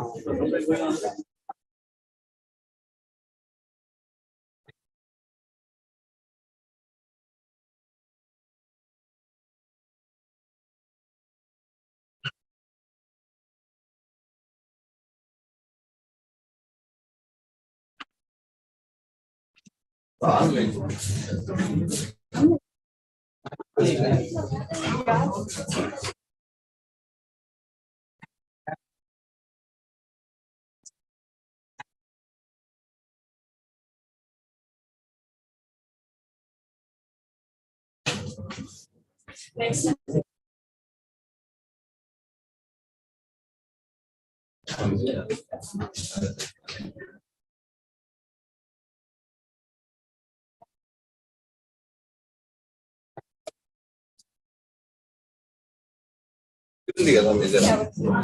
C3.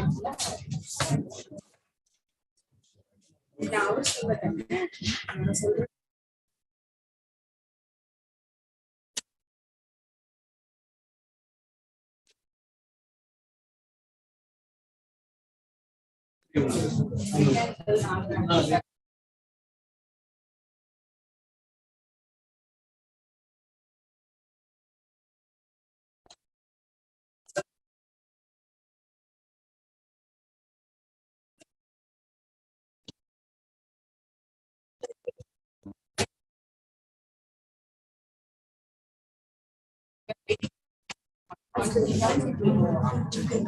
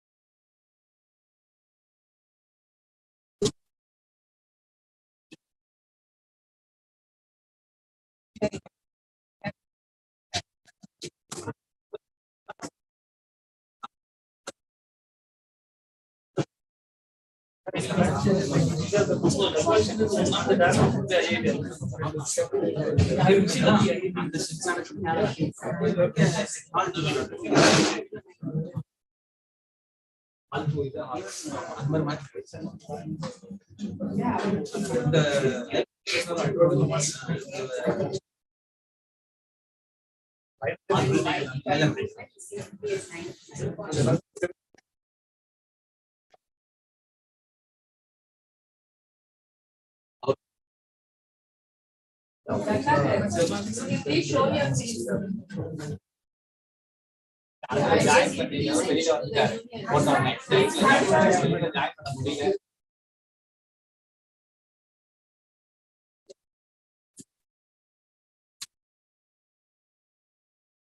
Actually, a pride for all of us.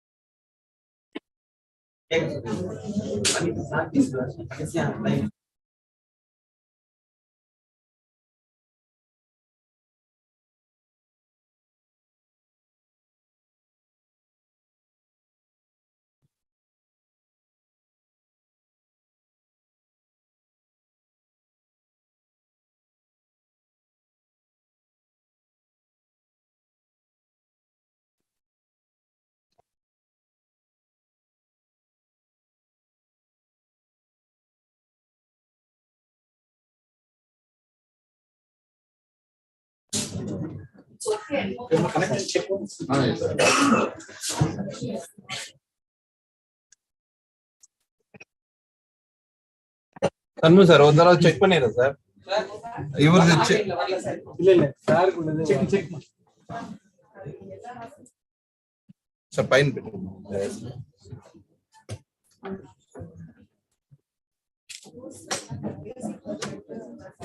Charge unda.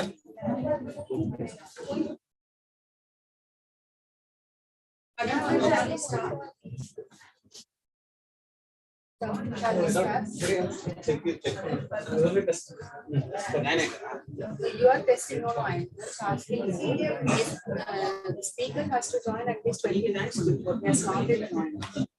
Shall we have your session? Suppose in between he joins, we can ask him to wait for some time. Yours will be 20 minutes. Yeah, sure. Sir, join Pantara. Gowri join.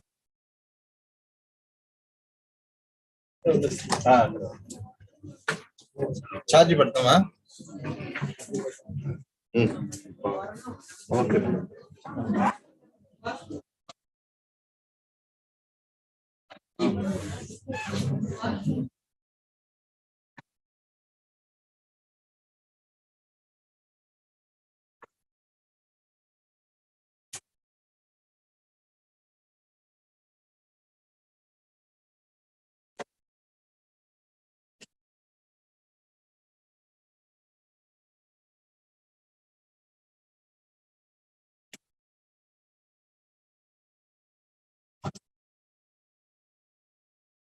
Yeah.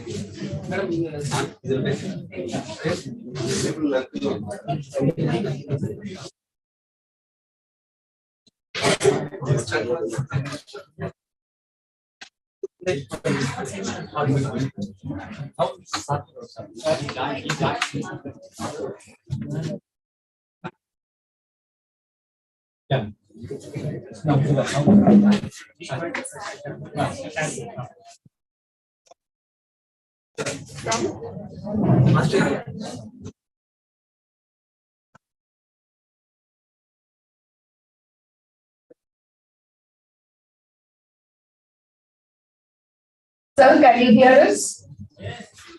Yes, sir. We are extremely happy to have you here, sir. We shall start the session. We have Dr. Sam Murugesan, who has joined us. Sir, the session is yours. Thank you. Hello.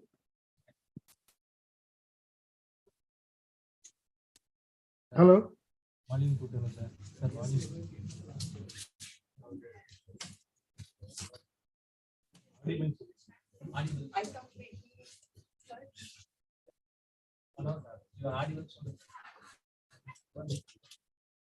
Sir, you are audible, sir.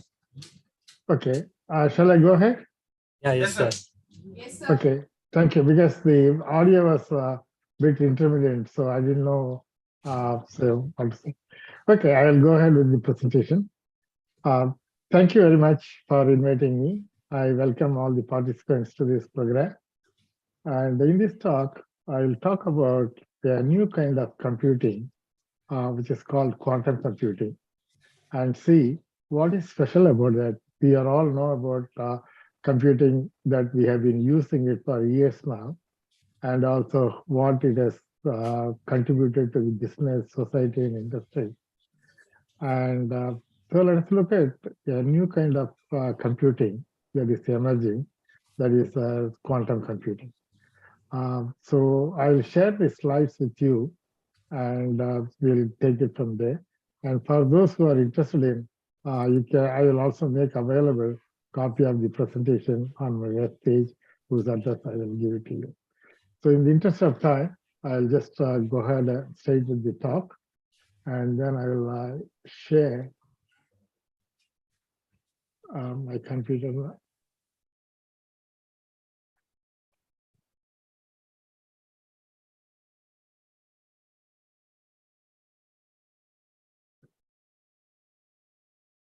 Hope you are able to see the slide now. Yes, sir. Okay, thank you very much. So I'll talk about how quantum computing will shape the society 5.0, because this conference is about the, the future society or society 5.5. And as I said, I welcome you to this program, and I will make available copy of the slides and additional resources at my website, which is tinyurl.com.san1bio. I'll share this link also at the end of my talk.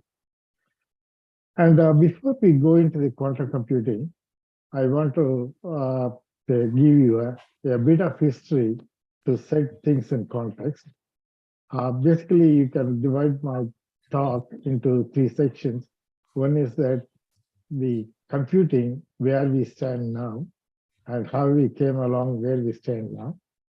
And then the second part, the quantum computing. What is quantum computing? Why there is such an interest? Why does it matter? Those kind of things will fit in. And then finally, the third part, what are the applications of quantum computing? Why or how it is supposed to shape the world ahead? So that's how I would like to proceed. So for those of you who are not, say, just looked at some of the popular press, this year, 2022, is the 75th anniversary of transistor invention. Transistor was invented just 75 years ago. So within the short period of 75 years, it has revolutionized, transformed, and every sector. And if you consider the invention, like a printing press and steam engine, the invention of transistor you can consider the most important invention of our time. Because the transistors are in one form or other is everywhere. So this is the 75th anniversary of transistor. And then the last year was a significant year in terms of the anniversary in the context of computing. Probably some of you may already be aware that last year was the 75th anniversary of first general purpose electronic digital computer. Because earlier than that, only there were kind of a mechanical calculators or computer. Very first time, 75 years ago, the first general purpose electronic computer was unveiled. And of course, at the time, that computer was made of vacuum tubes, large vacuum tubes. The computer occupied a large size, about the size of a room, and so on and so forth. And that gave rise to the foundation of computing, modern day computing. And of course, as I said, it was based on the vacuum tubes, and then it was so large, it consumed large power, and this is generated so much of heat.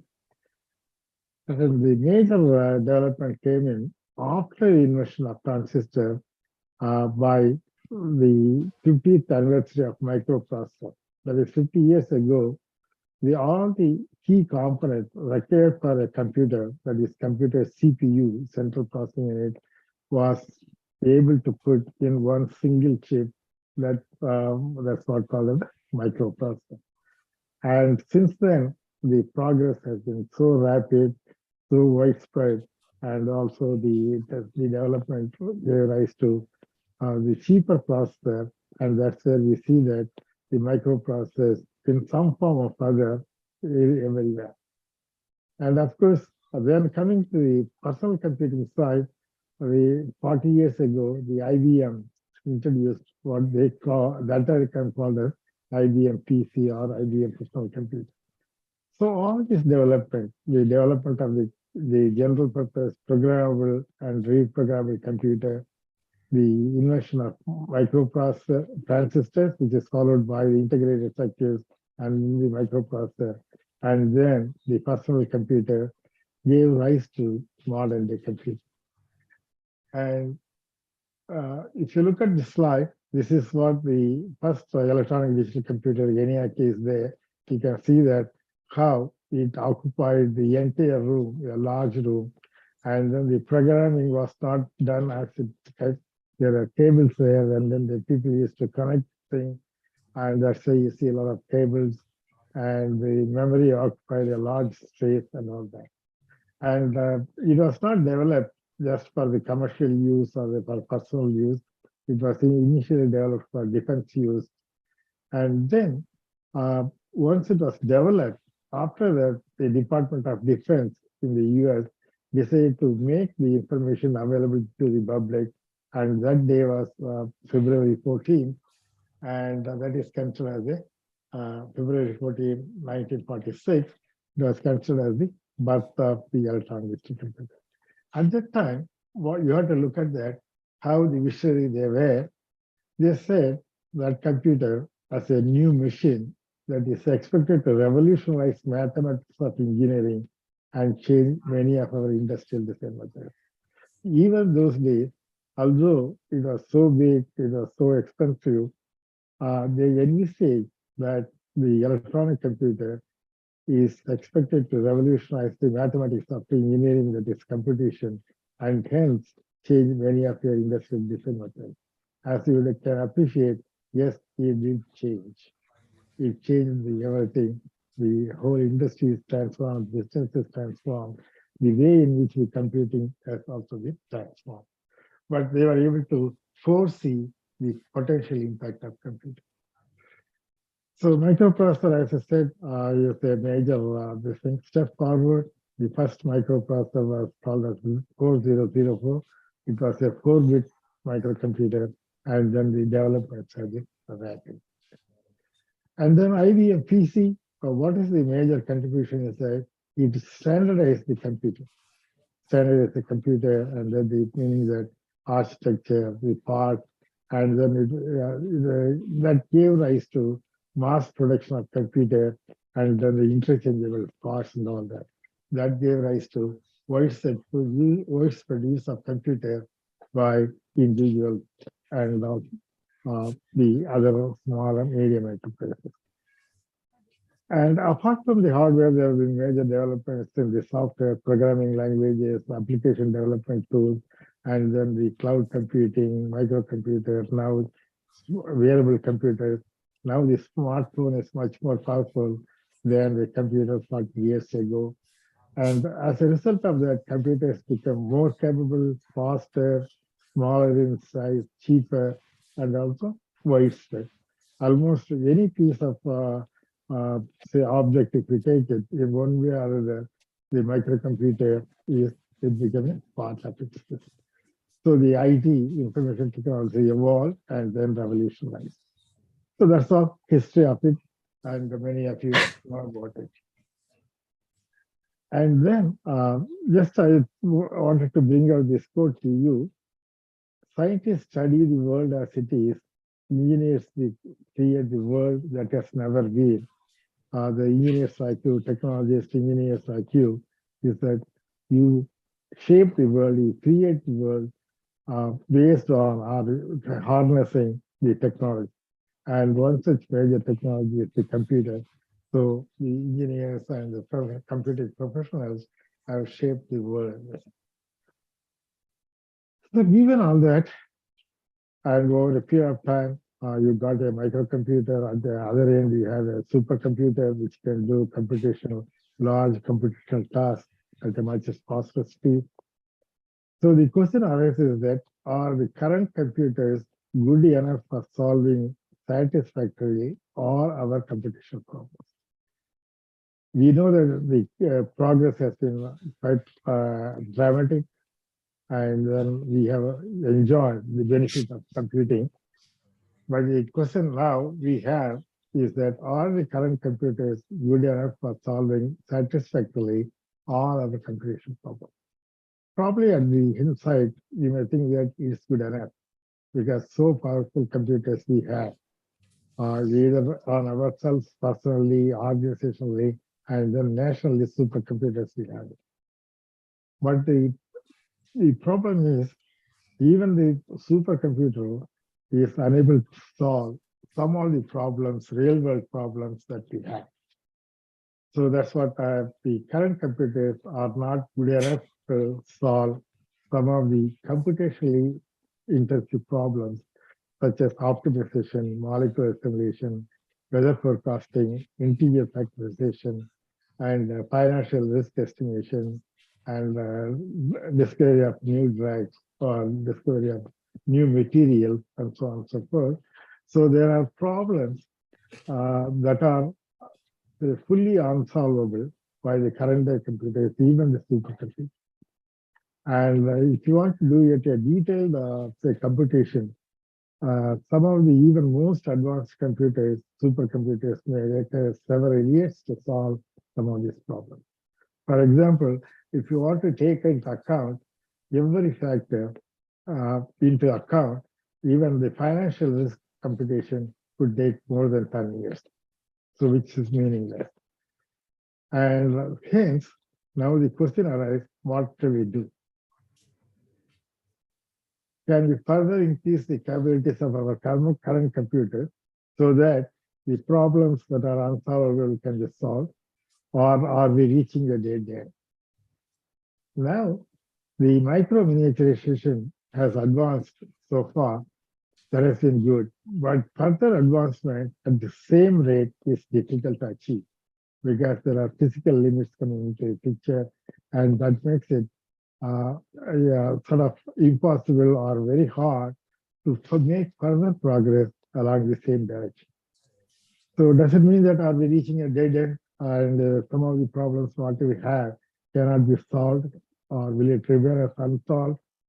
And that was the questions that arise. So the thing is that, as I said, the first significant enhancements are hard to achieve in the computing. So according to some, we are reaching a sort of a dead end. But the problem is this, we have important significant problems to address, but current computers are unable to handle them. Then the question rises, what is a viable solution? Because we want to address some of those problems that are not yet fully addressed. If you look at the progress over the last 75 years of current days of computer existence, the basic principle and the process of computing remain the same. Because it is the same digital computer, it operates on the binary principle 0 or 1. So what we did was we made it operate at much faster, and we cramped more and more bits in a single chip. So that's where we got this performance improvement. So we are reaching the limits of current models of computing. Then the question arises that if we have been following the same principle of operation, which is known, that is transistor being used as a switch, basically the on or off, and then reaching the limits of integration, then do we need to pursue something along a different direction?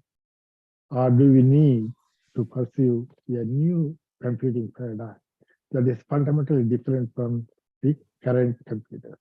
And that's where the role of quantum computing is pictured. So researchers have been looking at different other options like quantum computing, biocomputing, molecular computing, and those are all entirely different operational principles compared to the computers what we have. And among them, the most promising is the quantum computing. Most promising as well as the relatively advanced compared to the other potential possibilities is quantum computing. So that's what we'll talk about today. Quantum computing is a new radical computing paradigm. As I said, it is fundamentally different in principle of operation from the traditional computers what we have. So if you want, and it functions totally in a new way. If you want to have an analogy, so you can consider the electric bulb and a candle. Candle gives light, electric bulb also gives light. So as far as the end outcome is concerned, both gives light. But the principle of operation is entirely different of a candle and electrical bulb. In the same way, the quantum computing differs fundamentally from the conventional computer. So what is the difference?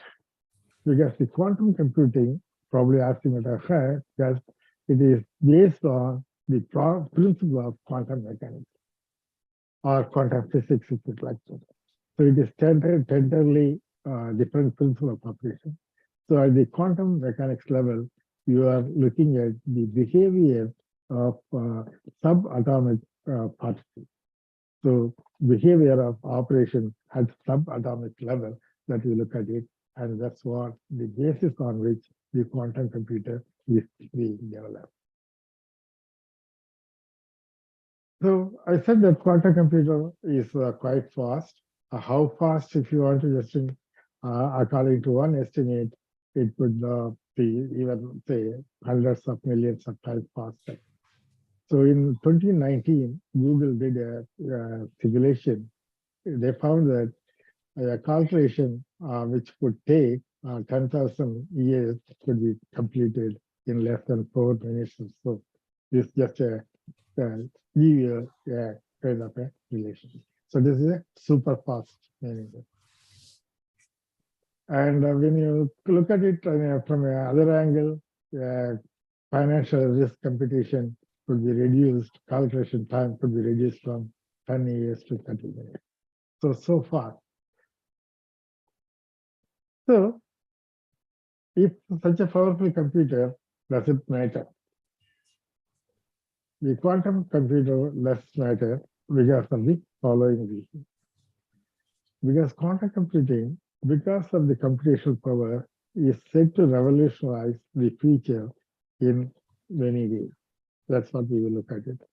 Probably if you look at comparison, the way the electricity has revolutionized, steam engine has revolutionized the world, the quantum computing is said to revolutionize further.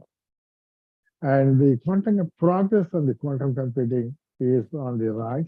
and there have been major advancements, and it is seen as a strategic technology of importance. And hence, even the government, not only the academics, not only just the industry alone, but even the government is interested, each national government, to progress further along the quantum computing direction, including the India. And hence, it is imperative that for people like us, researchers, academics, professionals, be aware of the emerging field of quantum computing and stay ahead of the curve. And so if you think that it is too late or too early to learn, that's not so. It's the right time to learn it because it's the tipping point now. So just let us quickly look at it with a brief background, what the quantum computing is and how does it work, and then how does we get such a high path. Just I'll set a brief intro. So as I said, the quantum computing is based on the principle of quantum mechanics. There are two key characteristics that is harnessed in quantum computing. One is called superposition, other is called entanglement. These two properties put together gives rise to the enhanced speed, the tremendous increase in speed. Like a computer, you call it the bits and bytes. When it comes to quantum computing, you call them as the quantum bits. They're similar to the conventional one, and for short, it's called as qubits. We no longer call it as a quantum bit, and the qubit is a shorter way of representing it. So, what is a qubit? Qubit follows at a sort of a quantum mechanics level the properties of superposition. What is superposition is, you know that in a conventional computer, a bit can be only in either one of the two states, either 0 or 1. But in the qubit, the quantum physics, it can be in the combination of both 0 and 1 simultaneously. So partly it can be 0 and partly it can be 1, both simultaneously. That's what it makes it possible to represent more information in a single bit, because the combinations of zeros and one being simultaneously gives rise to large capabilities of storing. So that is one. So in essence, if you look at it, the quantum computer enables you to store the data in a more sort of a high volume of data. Since the qubit could be both in 0 and 1 form, it gives rise to several properties.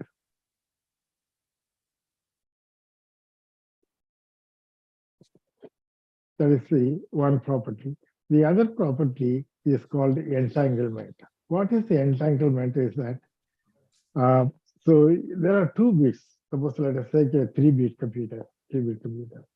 In a traditional computer, the status of one bit doesn't affect the other, because each are considered as independent. You may have a carryover, that's fine.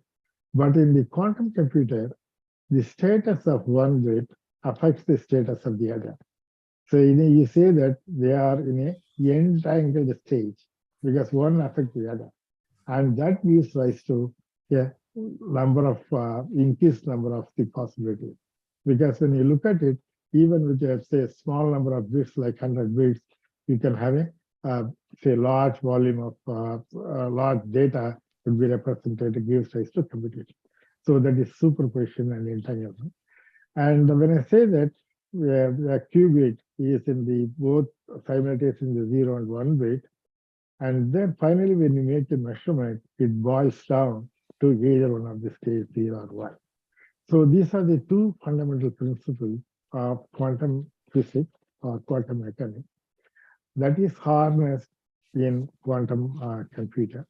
That gives rise to the faster speed and the capability to address large computation problems.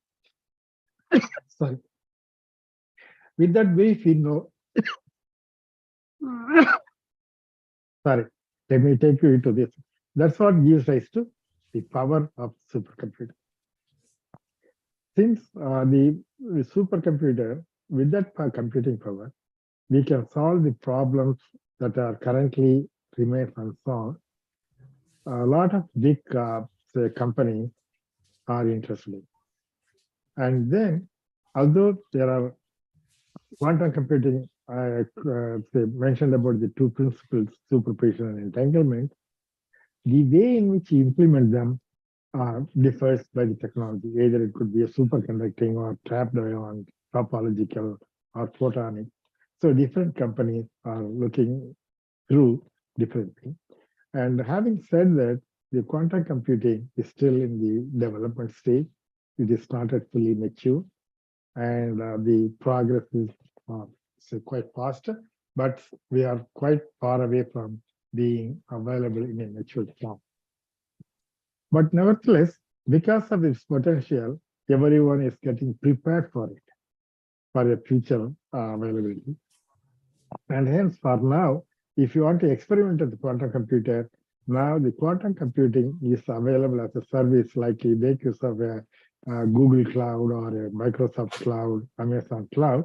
The cloud service providers make available the quantum computing capability so that you can program it, you can experiment with it, so that you can get prepared for the availability of full real world computer at a later stage. So as a researcher, you have access to quantum computers say through the cloud service providers. The cloud service providers, what they do is that they make quantum computing, either they simulate it so that you can develop program and then run out, or they also have a link to the computers, quantum computers, special purpose quantum computers developed by some of the major players. And the quantum computing is quite expensive, and basically you use it, but you don't own it at this stage. Okay, so let us look at because in the interest of time, let us look at what problems we can do. The quantum problem, the quantum computing can address what you call as quantum native problems. What are the quantum native problems? Is that the problems that are more amenable or more suited for development using quantum computers, those we call it the quantum native problems. So examples are many in the optimization, the travel and transportation optimization, network infrastructure optimization, air traffic control, work scheduling, financial servicing. That is one kind of operation. The other is simulation. So I mentioned about the various kind of simulation, chemical simulation, pharmaceutical drug design and development, invention of new materials, and with the electric cars, now the electric batteries are an important component, development of new kind of batteries, as well as in the machine learning, decision support, training, there are kinds of applications are there. So that's where we say that when it becomes available, this is another look at the major areas. If you look at it here, logistic and transportation, financial services, material science, chemistry and pharmaceuticals, manufacturing production. These are some of the areas which will be significantly impacted by the availability of quantum computers. When such a thing comes, say for example, new materials is available, a smart material, or a new drug, or a new kind of fertilizer, which is also environmentally friendly, then things could be much more different than it is today. So that's where, since, as I said, the quantum computer is considered as a strategic technology, and hence everyone is interested in getting a big pie of it. So this particular slide shows you the things I mentioned there. So in many areas, it could revolutionize. So with that, and the agriculture, meaning that by area of fertilizer and simulation of the molecular behavior, all that can be simulated. And batteries I mentioned earlier. And yes. Yes, I will say completed in another couple of minutes. Many companies are say involved in it, not only in America, but also in the East Europe, Asia Pacific, and two leading countries are China and America. But having said that, and there are other, apart from the hardware, there are a lot of startups are working on software, the optical computing, and so on. And in the Indian context, there is an increased interest in quantum computing now, and both from the industry sector as well as the government. And there are a lot of new startups working on the quantum computing. So the India is also trying to become a key player in the. And this particular slide shows that which are the companies they are currently working on. Almost all the Indian major companies, you can see that. And also government is supporting the quantum computing development, and various departmental agencies, so CDAC and others are working on it. But as I said, there are barriers to quantum computing. It is under development. And currently the quantum computers or quantum systems are fragile, subject to errors, and a lot more development need to go through. But nevertheless, there is an increased interest. And with that, I just conclude that although it is still nebulous concept, it is time to aware of and examine its near and long-term potential, and the opportunities are many. And this is a new direction. There are no old roads to the new direction. And but interestingly, the concept of quantum computing was also introduced 40 years ago. But since then, there is not much of progress, but only in the last 5 to 10 years, there has been a major interest in quantum computing, and particularly in the last couple of years, there is significant interest. So the quantum era is on the horizon and will be transformational. So quantum computing has a potential to foster new research, development, disrupt industries, and shape our society. And so that's where we stand now. It is an area under development, but it also an area has a potential, and large different players are interested in researchers, industry, government. Everyone want to be a leader in this direction. So one thing is that having a computer that is powerful, but the other thing is that what we do with it, how do you use it as another thing. That celebrated scientist, as Stephen Hawking said, our future is a race between the growing power of technology and also the wisdom with which we use it. So how do we use it? The large computational power used within our, that's why it all depends upon how do you shape our future. So that's what I wanted to share with you. So the quantum, sorry. Despite all the advances still in computing, we still have problems that cannot be fully solved to the level of accuracy, resolution we want. And hence there is a need for a new computer. But we cannot make further significant progress in the same way as we have done for the last 75 years. We need to look for a new direction. And the most promising direction as of now seems to be a quantum computing. Over the years, there has been a significant development in the quantum computers. Now we are in a state of appreciating and also seeing the light in the few years' time, a major quantum computer. But nevertheless, the industry as well as the other professionals are getting prepared for a potential computer use of quantum computing in the future. That's where we stand. There are a lot of opportunities both for the industry, academia, researchers, almost for everyone. And it is the area that is emerging. So with that, so I'll conclude my talk. The objective of the talk is just to introduce the concept of quantum computing and the potential quantum power that quantum computer has.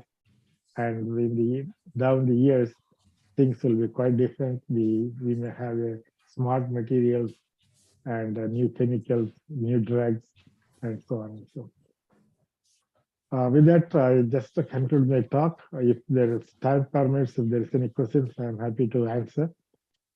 I'm now hand over the platform to the organization. Thank you so much, sir. It was a wonderful talk, and quantum is such a complex concept that you could give us in a very, very simple way. And also, when you said like it is a 40th anniversary for quantum computer across the globe, it was actually a news to me. I was asking my student like how yes, some time to come to India, but I was startled to see that IT giants in India are doing a real good job in quantum computing. Thank you so much for such a simple and excellent explanation of quantum computing concept. For a person who is from non-computer background like me and my students who are freshers, they would have also found it very useful, sir. Thank you so much for your time and information. Thank you. Thank you. It's my pleasure. Thank you, sir. Thank you.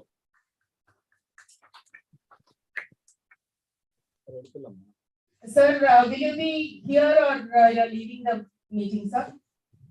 No, probably I need to leave. I am from Australia. It is nearing 10 p.m. in the night. So probably I'll be leaving soon. Right, sir. Thank you so much, sir, once again. Thank you. Nice of you. I know all of you are very tired. It's 4:20 in the evening and half an hour of your time. Okay, for really a very interesting and an inspiring speech by none other than our own alumnus, Sri Ratnakar Rao. Ratnakar Rao is the Senior Director, Engineering at Samsung R&D Institute in Bangalore, where he leads the Beyond 5G team. He has over 20 years of experience in telecommunication industry. He specializes in wireless protocols and played a key role in the launch of Samsung's 5G mmWave and standalone smartphones in worldwide markets. He is a senior member, IEEE, and has 25 plus international patent grants. His current areas of interest include AI and wireless and next generation communication systems. Ratnakar holds a master's degree in telecommunication systems engineering from IIT Kharagpur, and before that he did his bachelor from R&D Engineering College. He has not mentioned it in the biodata. Several invited talks and podcasts on technological advances. It is wonderful to have you here, Ratnakar. The session is yours. Thank you very much for that kind introduction.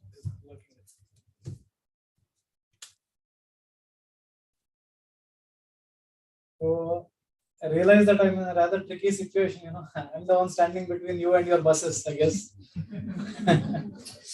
Right. Also, of course, I'm seeing more blues than the grays, meaning the empty chairs. Right?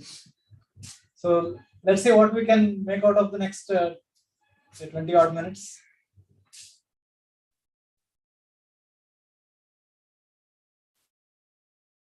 So the idea is, you know, I mean, as we evolve towards the society 5.0, how does communication play a role there, right?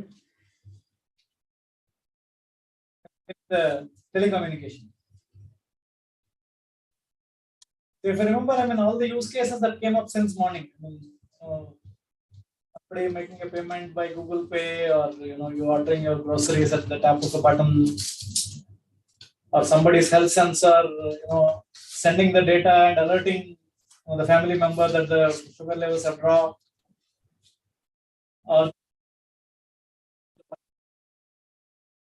the smart mobility, where there is a V2X, vehicles talking to vehicles talking to the pedestrians, infrastructure. So, where is all this coming from? I mean, without a telecommunication backbone, all these are duds, right? I mean, it's dead on arrival, all these use cases. You need a very powerful and very capable telecommunication system holding all this to make all this possible. So in this room, maybe just a show of hands. I mean, how many of you own a smartphone? Just want to see if there is anybody who's still not in the. Okay, I think that's mostly all of you. Presuming, I mean, all of them are 4G capable, right? And mostly they are probably the 5G capable as well. If you have bought it in the recent couple of years. So let's see how this evolves as we go towards what are the society 5.0. And in India context, what will happen or what is so special in the context of India? Because like from morning, many people told, India is really, really special in the evolution of communication networks. And we'll talk about that in a bit.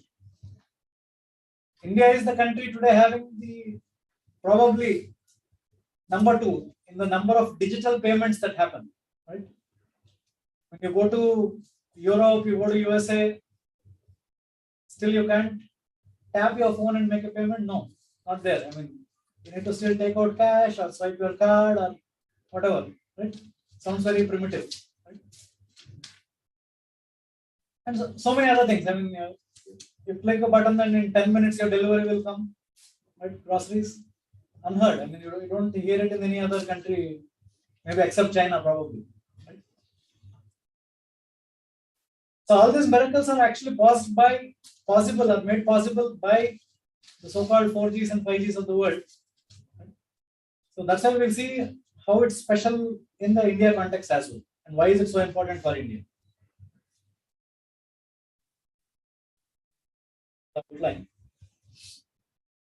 This is one probably which you should remember. I mean, we are having like, anyway, the society terminology is just now coined. I mean, 4.0, 5.0. But in the communication world, we had this from a long time. I mean, you know, the first 1G started as an analog voice communication system. Then with 2G or 2.5G, I mean, you introduce a basic data, right? Basic data. You can send your texts or emails probably. And with 3G came in, you know, you can actually have a simultaneously, you can have a voice as well as you can open your browser and, you know, browse some portals. But streaming, no, I don't remember using it, any of us using any, you know, YouTube streaming or any other media streaming in those days. So 4G, 5G, and of course we'll talk about, I mean, 6G, a bit about 6G as well. The whole story is that all of us, I mean, are getting hungrier and hungrier every year for data. So there is no way a legacy tech can survive for more than 10 years. So you see every 10 years there is a new G. Because many of my colleagues from the other streams other than telecommunication, because I'm from a communication background, they accuse us that, hey, you care so much about your job security that you keep your future 10 years secure now. You always create a gen in advance. Really, we'll see that each gen is necessitated because we are underestimating our data needs as India and as world.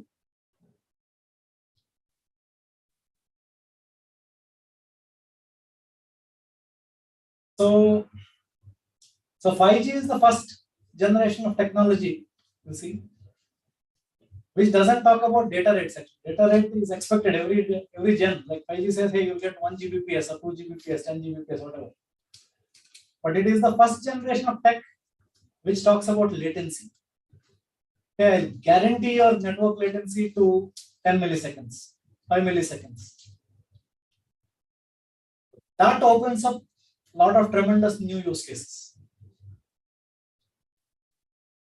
I was talking in the morning, you no longer need to send a person into the manhole, you can send a robot.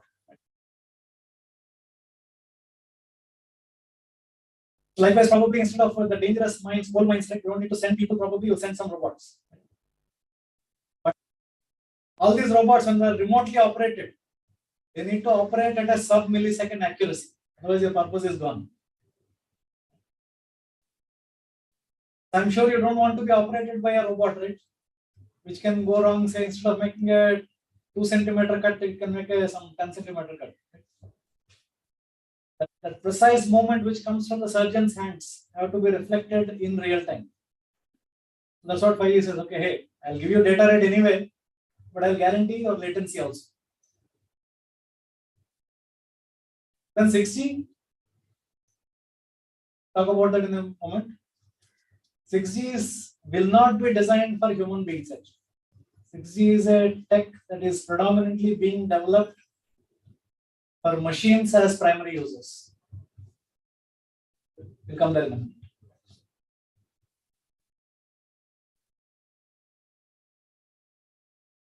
Yeah. This is my favorite pick. I showed in one of the earlier talks here as well. Right. So somebody in 2015, this is data from India, okay? This is Indian data. GSM intelligence. They estimated that, hey, in 2015, India is consuming 150 petabytes of data per month. Right? They were discussing at that time. So what kind of data capacity India should have by 2020? They said, hey, you know what, at this very huge growth rate of 63% CAGR, we need to have a network which can handle 1700 petabytes of data per month. Luckily, nobody took it seriously. People actually planned in a much better way. So the actual data consumption is like this. This is the latest 2022 stats. Right? By 2021 December, India is consuming 12,640 petabytes of data per month. You can see how many magnitude of difference that makes, compared to original estimate at a 63% CAGR. You would have planned, during the COVID period, India would have been doomed. It's because we had the capacity by 2020 to handle that whatever 9.4 or 9.6 K petabytes of data per month. We all survived. The economy survived. That's why when planning for the future, if we sit today and if we plan for the next 5 years or 10 years, I don't think our CAGR estimate should be much more, very, very aggressive. We have to really think. We need probably 10x, 100x kind of data needs has to be estimated. They have to be, such networks have to be built.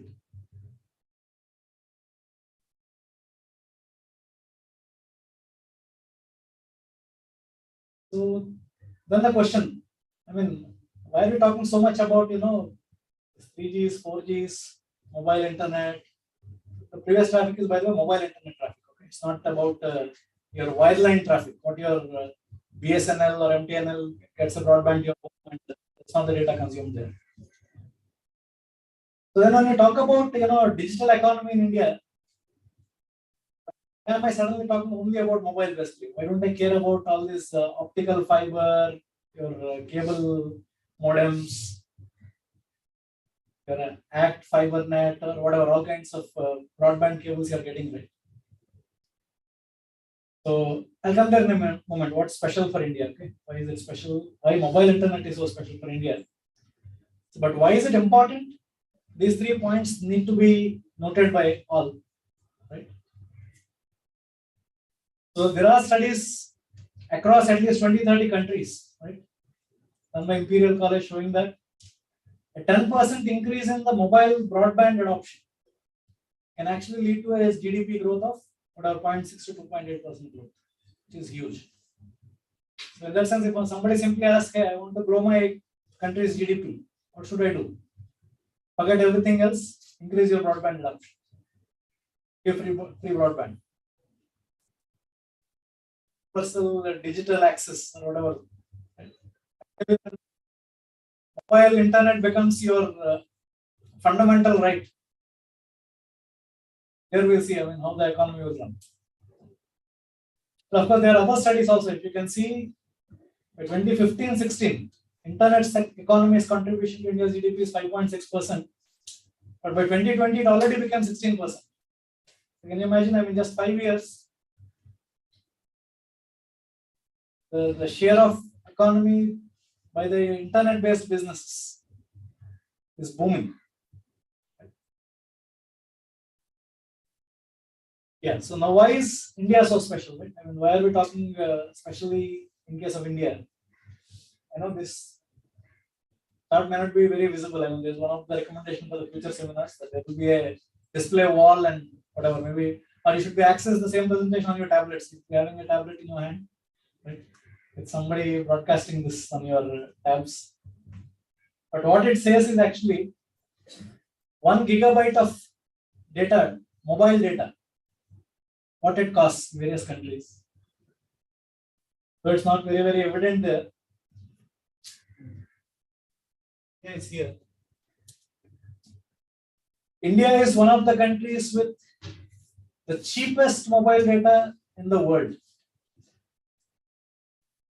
This is very, very evident. I'm sure, I mean, Indians are no longer worried about, their mobile data anymore. I mean, previously, there was a, stinginess, right? Hey, I'm looking for a free Wi-Fi. Where is my free Wi-Fi? Or whenever I'm getting into the train, okay, turn off my mobile data. I want to save my mobile data. I don't think any of us are doing that anymore, right? Because you're getting a GB of data for 10 rupees. It's not the case for the rest of the world. If you think, okay, overall worldwide the tariffs have gone down, no. Still very, very, very expensive in, say, you take Europe or you take USA or you take many parts of the Southeast Asia, all the advanced economies, very, very expensive. So something unique happened in India. What should I say? What happened between Airtel and Jio? Brought down the tariffs to a low level so that the entry barrier to use mobile internet has disappeared. That's number one, whatever the speciality of India, why we need to talk mostly about mobile internet. Let's forget the landline internet or whatever other forms of internet. So this is another thing that's very, very important, which we need to understand. This data shows that in India, there are 622 million internet users. This is 2020 data, would have gone on. So out of 622 million internet users, what devices are they using to access internet? 100% of them. They have a mobile phone. They are using internet via mobile. Whereas 17% of them, they have a PC or a laptop. Probably 6% other devices like your tablets or smart TVs, which all can access internet. So which means if you need to talk about India's digital economy, it is through mobile phones. It is not through by giving whatever your laptops or tablets. Right? 622 million users are already using a mobile phone to access internet. Just we need to take it to the remaining, whatever, the 300, 400 million plus people. You cannot do that to a laptops or a mobile. I mean, if you have to, what should I say, deliver 600 million laptops or PCs, I don't think our GDP would be able to afford that. But whereas today, you can have a 5G smartphone probably at 10,000 rupees, and you just wait for a couple of years, probably it will be available at 5,000. That's it. 5G will be there in everybody's hands. That's the key to India. This is unique to India, frankly. This is not the same across the world. You see the same numbers probably, say, in Europe, for example, or in US. Maybe that PC mode or laptop mode of accessing internet will also be equally very high, right? Because their landline penetration is very high. In India, it's very, very expensive to lay all these lines. able to each and every corner of the country. No. Mobile internet. That's the way. This is what all these stats are proving. And why this is the way to go? It's the cheapest. Everybody can afford it, or everybody will be able to afford it. So very quickly, a refresher of what 4G did to India. Because I'm sure we all would have jumped on a smartphone when 4G was just happening. I'm sure when 4G happened, I'm sure these Zomatos and Swiggies are not there, Amazons and Flipkarts are not there, Netflixes and Prime are not there. In fact, I remember seeing newspaper articles at that time. Hey, why India needs 4G? We are a poor country. Why do we need 4G? 3G is good enough. Don't waste money on 4G. Right? So this is how much of the mobile data on average consumed by an Indian consumer per month. So today, I mean, in 2021, 17 gigabytes of data per month is being consumed by an average Indian user. And see that curve actually. I mean, if anybody is looking for an exponential curves, this is a classic example of an exponential curve.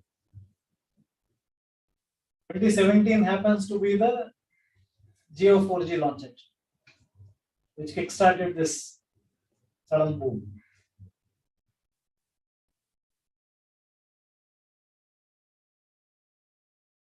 So 649 million devices. That means effectively all the mobile internet users, they already have 4G smartphone. They're not, saving their grandfather's 2G phone or 3G phone. No. All are actually 4G smartphones. 649 million of them are already there in the market.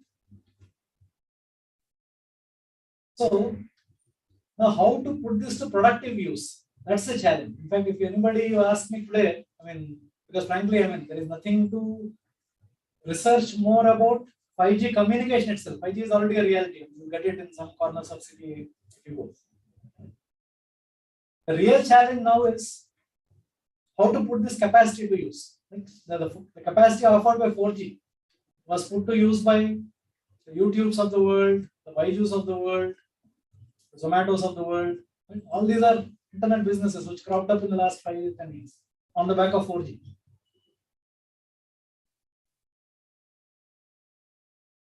So again, it's very difficult to read. Probably what I would point out to one figure is the third column. The Gen M and Gen Z, that means the millennials and zillennials, they are spending about 8 hours per day online on their mobile phones. Sure, if you are a parent, then you are a very worried parent. But if you are a millennial and zillennial, you must be thinking, what, only 8 hours? I must be doing more.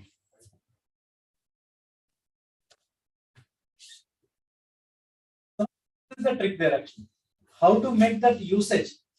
We have everybody has capable smartphones. There is a capable network. There are so many beautiful contents. If we can put that time to productive use, then we are going to see a productivity dividend.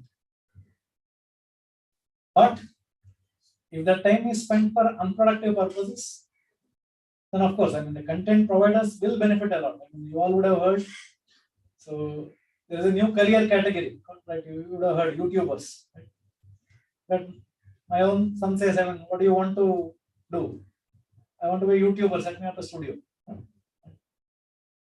That's because there is huge content generation opportunity. In fact, Indians are supposed to be one of the largest content creators in the world. So that's why when morning Dean mentioned STEM to STEAM. There is a design, art, humanities angles are coming there. Content creation.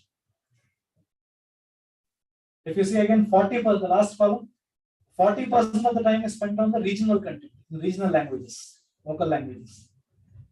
But still we all know, I mean, for really the remaining 400 million users who are not using their mobile internet, even if they get it, they need the content in our local languages.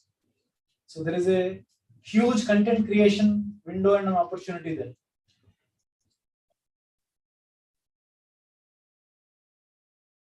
So, yeah, what else is interesting here? I think so. That's the gist basically. So there is an example of the uniqueness of India in the rest of the world, and where we have already come on the back of 4G.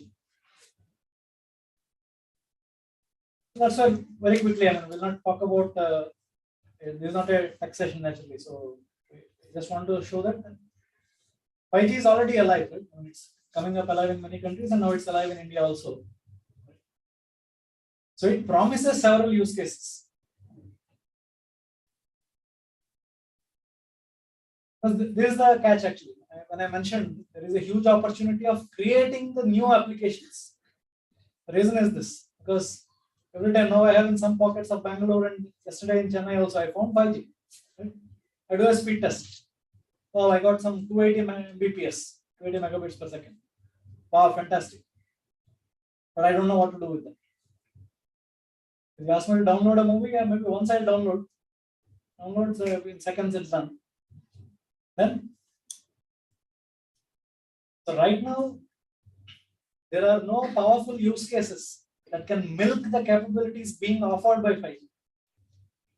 So the next 5 to 7 years is actually creating new applications, creating new digital business, which can tap into 5G's power.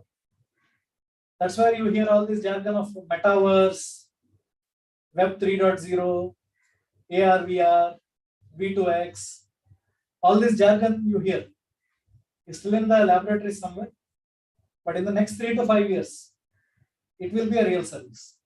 So if at all, today's engineering student asks me, hey, what is the opportunity? Can I go and research in 5G?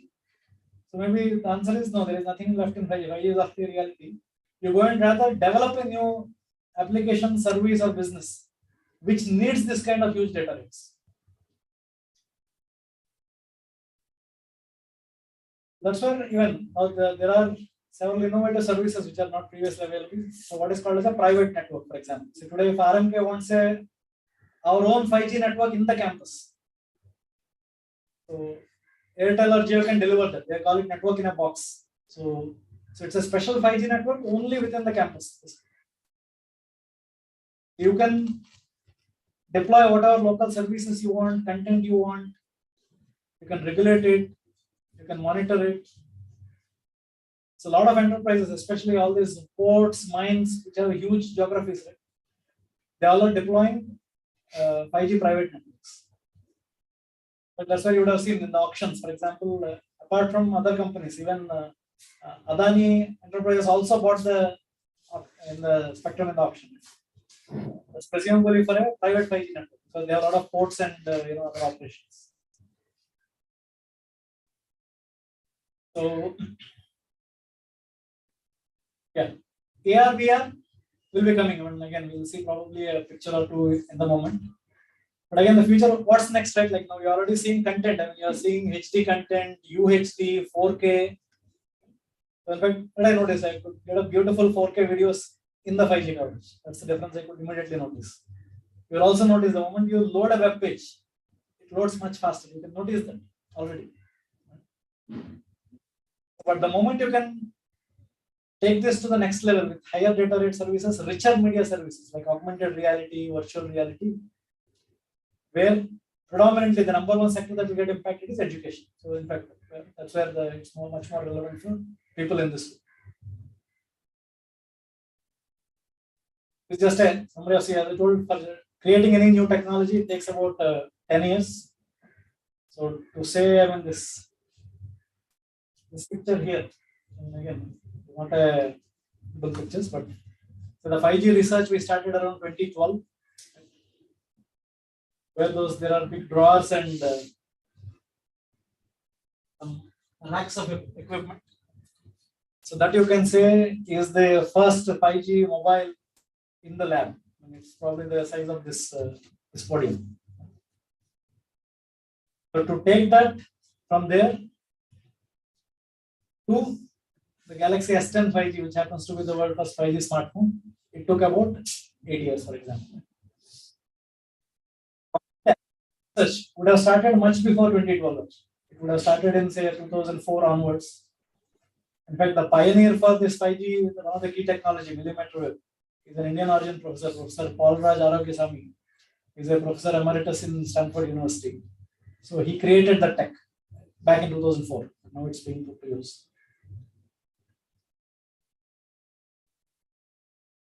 So again, now, as I told, 5G is already gaining traction around the world. Right? That's why, if somebody is creating a new app or a new service or a new business, it is right. We are entering into that period because now already at least 1 billion customers worldwide have already got a 5G coverage.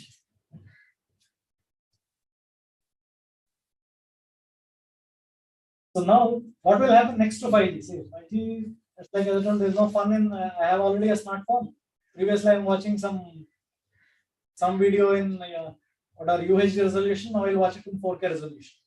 Yeah, interesting, but not much fun, right? So 5G will bring in a lot of other form factors. Right? That's why probably, I don't know if it's visible there, those corner, those USB dongle type devices you are seeing.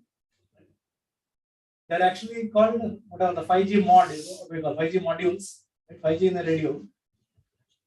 So these days, in fact, we have partnerships with Microsoft and with Qualcomm. Laptops with embedded 5G connectivity. You just put it on your motherboard and connect it to your connectivity module. So you are not bounded by your Wi-Fi or your, you can carry it anywhere and get an access. So those kind of devices are already there. Already we are releasing the second generation of Samsung laptops with 5G mods embedded in them. That's commercial.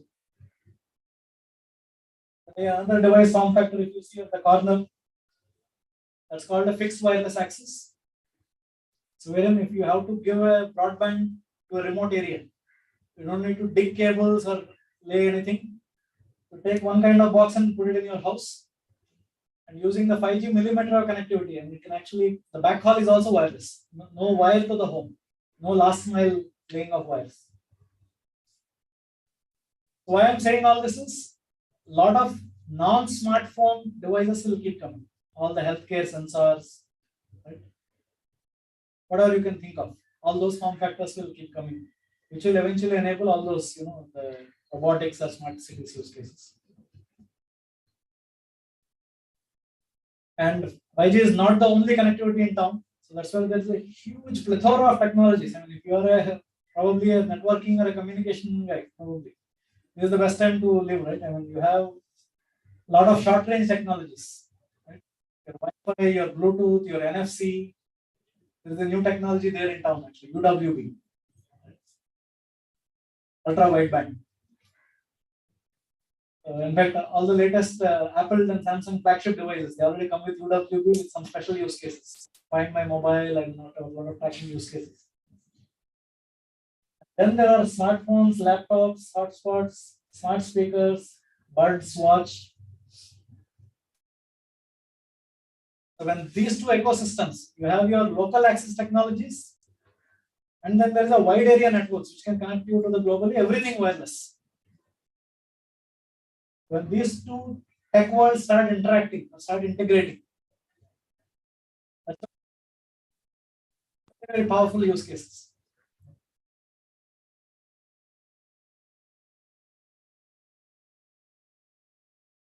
Then the question, okay, so then why do we need 6G, right? So far, 4G did very well for India. 5G, I'm telling a lot of tall stories, right, which we need to see after 5 years, 7 years, how much of it is true and how much of it is, just a fiction. Right? Then why 6G? Yeah. So this is for, if we start researching now, anticipating what happens after 10 years. By then the networks will be ready to meet the needs of that generation. So the research has started now. What are some of the classic use cases? Right? So these are some 2-3 use cases are given, like for example, extended reality. In fact, when the India 5G launch also, when Prime Minister Modi was inaugurating, one such use case was demonstrated, right? Some classroom in Gujarat, they are showing the virtual reality model of a human heart. So the teacher is explaining using a virtual model. And turn around 360 degrees, you can whatever, cut, slice, dice. So now the extended reality will take one step further, right? Like it's very, very immersive basically. Like that's where probably the metaverse will come into picture. In fact, a lot of crazy science fiction stuff is happening, right? Now 6G is supposed to be the integration of physical world and digital world. So far we know only 2 worlds. Right? Physical world and digital world, what we do online.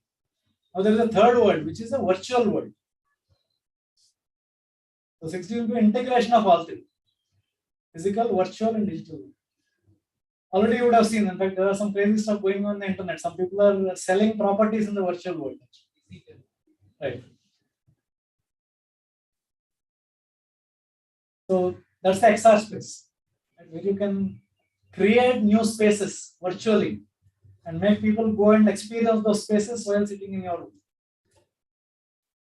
Some of you might be thinking, they're already gone very lazy and just going to make us all couch potatoes. But the idea is, hey, I mean, use it productively, do it something else. I mean, use it for education, use it for customer service or whatever you want. The next that is the dream, a high fidelity mobile hologram. For that, the 5G kind of data rates are not enough. Like for example, if I am standing here, if you take a point cloud of me and project it in a hologram in some other city. So to transfer the point cloud, that needs about 0.5 terabits per second of data rate. Because each and every moment, the moment I lift my finger, I mean, at the same instant, my hologram also will move its finger. 5G is not good enough. And lastly, I mean, it's also called as a digital twin or a digital replica, which you may think of, maybe it's like an equivalent of hologram for human beings. But effectively, it's like, hey, if I have to repair a car, for example, assuming it's all, what should I say, electronic functioning related issues, for example. So my digital twin will go to the mechanic shop. My actual device will stay in my home. My digital twin will go there. Somebody will operate on the digital twin, the digital world, that will get reflected in my physical world. Well, a lot of crazy stuff. What is there to create all this? But the idea is that to do all this kind of things. So we are not going to do all this. We are imagining this kind of scenarios and to that's what we start research. Yeah. So this for maybe I think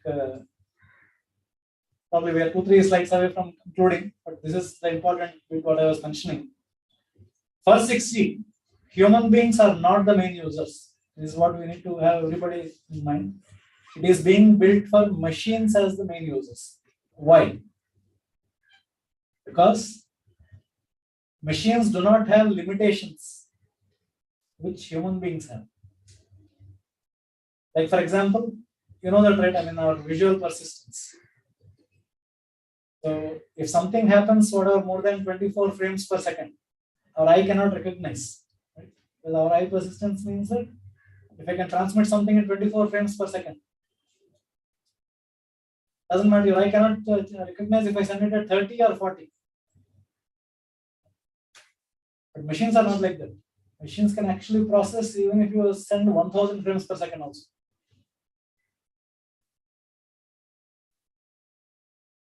So likewise, the audible frequency range. Right? We human beings, for example, we cannot hear more than 20 kilohertz frequency of sounds. Hey, machine, it can hear any frequency. You throw it at me, it will listen. So it sounds surprising. At some point, we were thinking, hey, I mean, machines can never replicate human beings because we are intelligent, super intelligent. Yes, true. But machines will not have limitations what we human beings have. I mean, like for example, if after we work non-stop for 8 hours, we need to go and sleep, and only then we can work again. Right? But machine, nothing like that, right? You can just keep it on plugged in and run. So it has no storage limitations like human beings. It has no processing limitations like human beings. It has no sensory limitations like human beings. That means they need huge like volumes of data to do much more precise things. For example, there are already some studies going in MIT, Massachusetts Institute of Technology, where using purely, I'll radiate an RF signal and I'll measure the reflections. They're able to measure your heartbeat actually, just purely based on the radio wave reflection. Based on that, they're able to diagnose basically. No ECG basically, nothing connected. Just I have, see that Wi-Fi access point or whatever, if something is broadcasting a signal, It is receiving the reflection and it diagnoses, hey, this person has this problem. So for those machines, they can handle or they need huge volumes of data rates. Humans may not need it. As I told, I don't know what to do with my 300 megabits per second. Second, AI previously was limited to whatever all the computer vision kind of use cases, but now there is AI in the communication world as well. Example, Tech Mahindra speaker, right, was mentioning, say, a connected car, for example. So the car has to recognize something as an obstacle, for example, but it doesn't know what it is. Is it a static obstacle? Is it a moving obstacle? For example, it doesn't know. It needs to process that LiDAR image and apply some machine learning algorithm and say that, hey, this is a cat, this is a human being, no, this is a bollard. That doesn't happen on the car. Car cannot have that much compute resources. It will happen in a data center, some cloud data center. So your car should capture that image, send it to the data center, process it there, get the answer, and then act on it. Hey, I'm applying a brake. So for doing all this extremely low latency operations, you need a tech which can handle AI and which can guarantee the response latencies. Then, of course, we're talking about cloudification of network. Say mobile has a huge computing power, right? But technically, you can have, if you have very powerful and low latency communication, you can have everything on the cloud. I mean, it's just a display and a keyboard. That's it. I type it, compute happens. What should I display? That comes. In fact, this is precisely one of the use cases. If you see Jio's announcement when they launched India 5G, they say, what is that? Cloud PC or something? Do you hear that? You can go and check. One of the services they announced is a virtual PC. Where they are saying, hey, the CPU is in our cloud. Jio will provide the CPU. You just buy a display and a keyboard. Whatever your 5K or 10K, you buy your monitor and a keyboard. You can access super specialty processor, CPU, probably on a monthly fee. You don't need to spend some 4 lakhs or 5 lakhs and buy a GTX or whatever. Just rent it. Subscription. Lastly, the whole new world. So these are the major drivers for 6G. Yeah, so which means it needs a peak data rate of 1 terabits per second. Each user should get minimum 1 Gbps. Those are the requirements towards which we are working. So the other things that are needed, trustworthiness. I think morning everybody told. If I'm keeping all my data not on my mobile phone, I need to absolutely trust that guy. I don't want, say, somebody to sell my data, looking to open my files and see what's going on. The data is going through several networks. And so suppose if I access some data here, going through RMK network, then it's going to some Airtel network, it's reaching some Google network. I want my data to be protected and secure. There is a privacy as well as authentication requirements. Nobody should be able to spoof me. That's where, as the previous speaker mentioned, today's internet, when you open that HTTPS, right, it's protected by encryption schemes like RSA and AES. Right? And the reason why they are secure is because to break those codes, for a traditional computers today, it will take 1000 years to compute all combinations and break that code. So happy, I mean, it's secure. But once the hackers get hand of one of those quantum computers, it's all right, that 10,000 years worth of computation can be done in hours. That can break this existing internet just like that in seconds. If quantum computers are a reality, maybe which will happen in 5 years, whatever, 7 years time. Also, there is another interesting area of research going on, which is called as post-quantum cryptography. How should your cryptography evolve for the post-quantum computer era?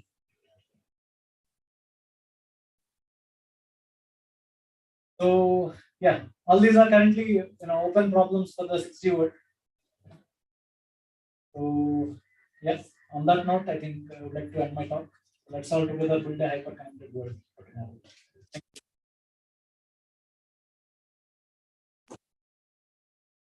Yes, sir. I think some questions.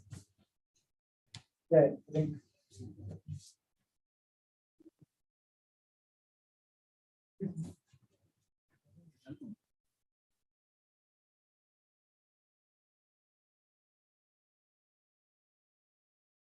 Thank you, sir.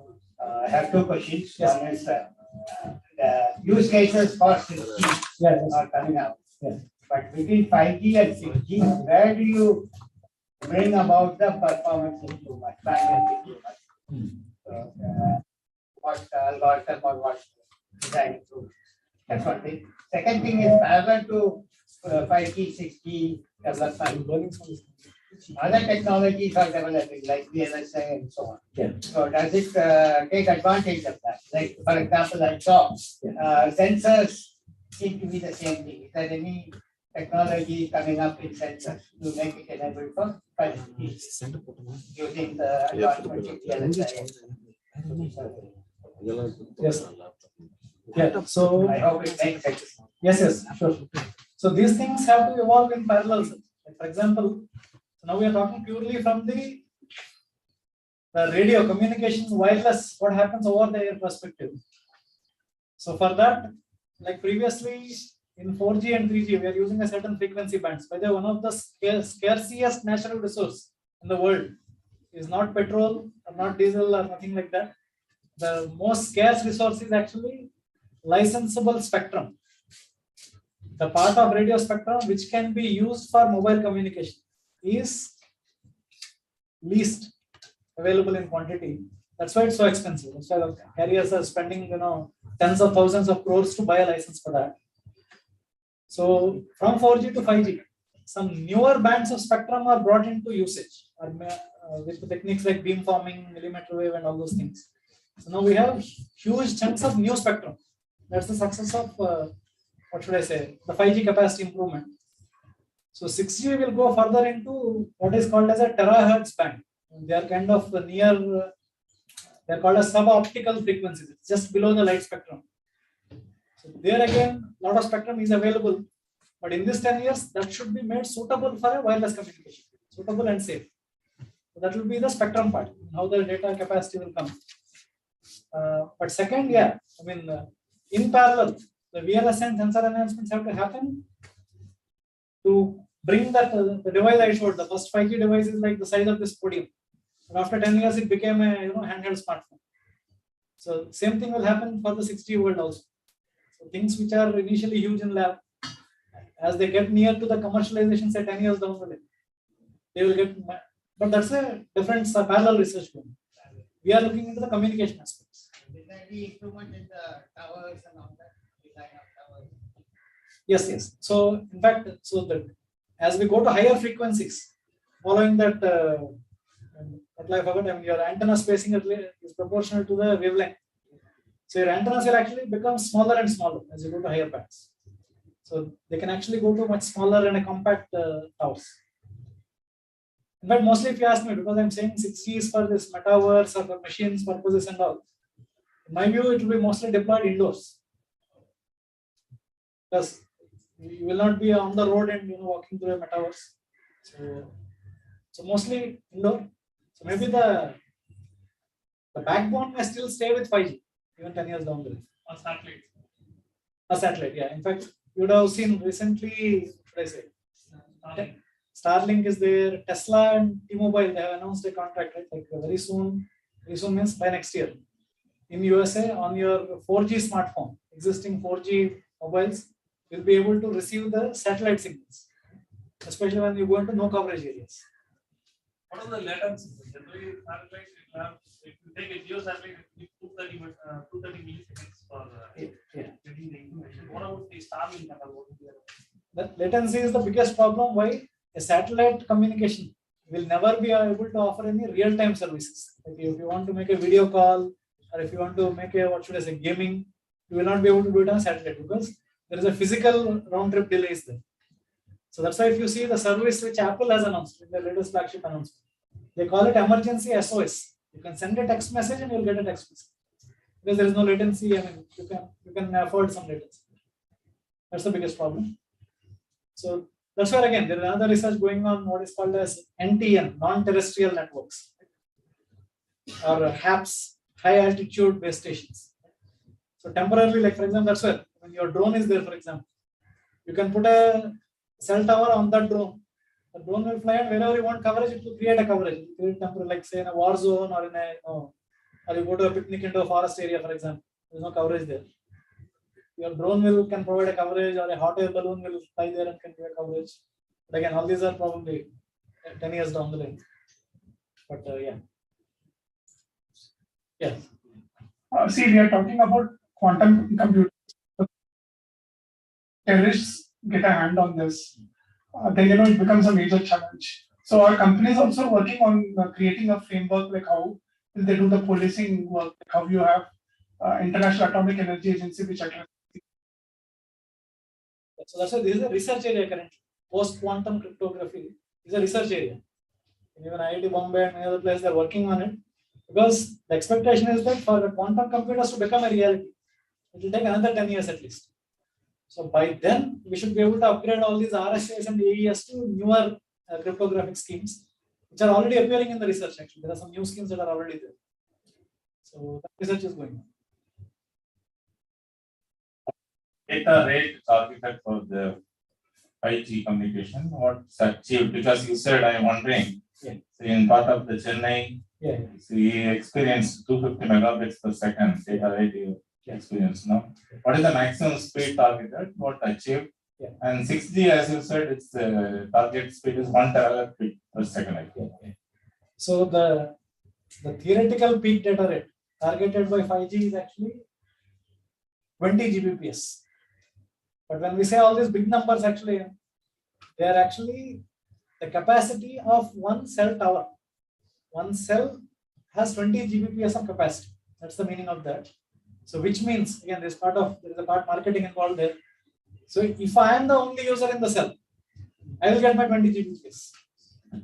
But if I'm sharing that with some 100 other users, I'll get 1 by 100th of that, which is what I'm getting probably. I'm getting 200, 300 Mbps. So that's where now the target for 5G is, 6G will be, my peak should be 1 terabits per second, but each user guaranteed bitrate should be 1 Gbps. Regarding the hazards of the tower, sir, when we go for shorter wavelength, the hazard is more regarding health. So, being an R&D engineer, how you take up? So, in fact, this is one of the, what should I say, very favorite or popular question. I mean, no talk on 5G or 6G ends without asking the, the health impacts of radiation. So, point number one. So there are two things. I mean, say your typical radio tower, right? Say the cell tower. It will be pumping when it leaves that radio plate, antenna plate. It will be blasting an energy of say 60 watts, 80 watts. Power is what it will be radiating. By the time it reaches, because this is the whatever free space propagation loss. By the time it reaches the mobile, the signal strength will be typically 10 to the power of -9 of a watt. Nanowatt or lower. Much, much weaker than any other, whatever other signals we are receiving from the TV, satellites, whatever. It will be at that level. So, in that sense, it is not different from any other previous 4G or 3G, because the signal strength that reaches your mobile will be similar. So, only thing we should not do is, we should not go and hug that antenna panel and transmit there, expecting good coverage. That's when we are hitting that 60 watts of power directly getting exposed to it. So you should stay a bit far from these transmitters anyway, definitely. But two, so now there is some power which is being transmitted by your device also. So which will be also still a fraction of a watt, but definitely much higher than what your device receives from the network. So that's why there are statutory limitations on what is the max power of handheld devices. So those power limits will be different. Like for example, I showed this box, right? The corner. So which is actually like a 5G hotspot, you can say like that. That is not a handheld device, you keep it in some corner of the house. So the regulatory approval allows it to transmit at a much higher power than my smartphone will be allowed to transmit. Because this is a handheld, there are statutory requirements both in say USA FCC or India TRAI, and they specify the levels that okay, if you transmit at this level, this is safe for a human use. So, yeah, but very high powers of unregulated radiation can be a problem. So that's why, what should I say, it should be regulated. So in that case, those kind of devices will emit huge power. Yeah, so that's why typically they will be placed near your window or somewhere so that it can have a line of sight with the tower outside. It will not be radiating inwards basically because this kind of devices that are called fixed wireless access, their backhaul is you take away fiber optic cable and you are putting a 5G. But their local access is Wi-Fi. They'll give a Wi-Fi coverage. Yes, sir. I think somebody. Sensor. Thank you. Thank you, Ratnakar. Thank you so much for that. It's something like I have listened to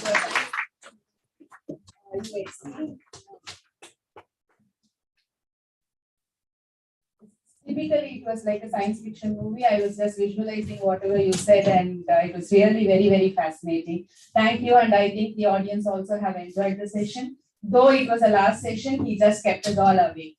Thank you so much for that. You're a wonderful teacher also. And yes, sir. May I now request, as a token of our appreciation and love, I request our advisor to felicitate Ratnakar Rao with a shawl and a memento.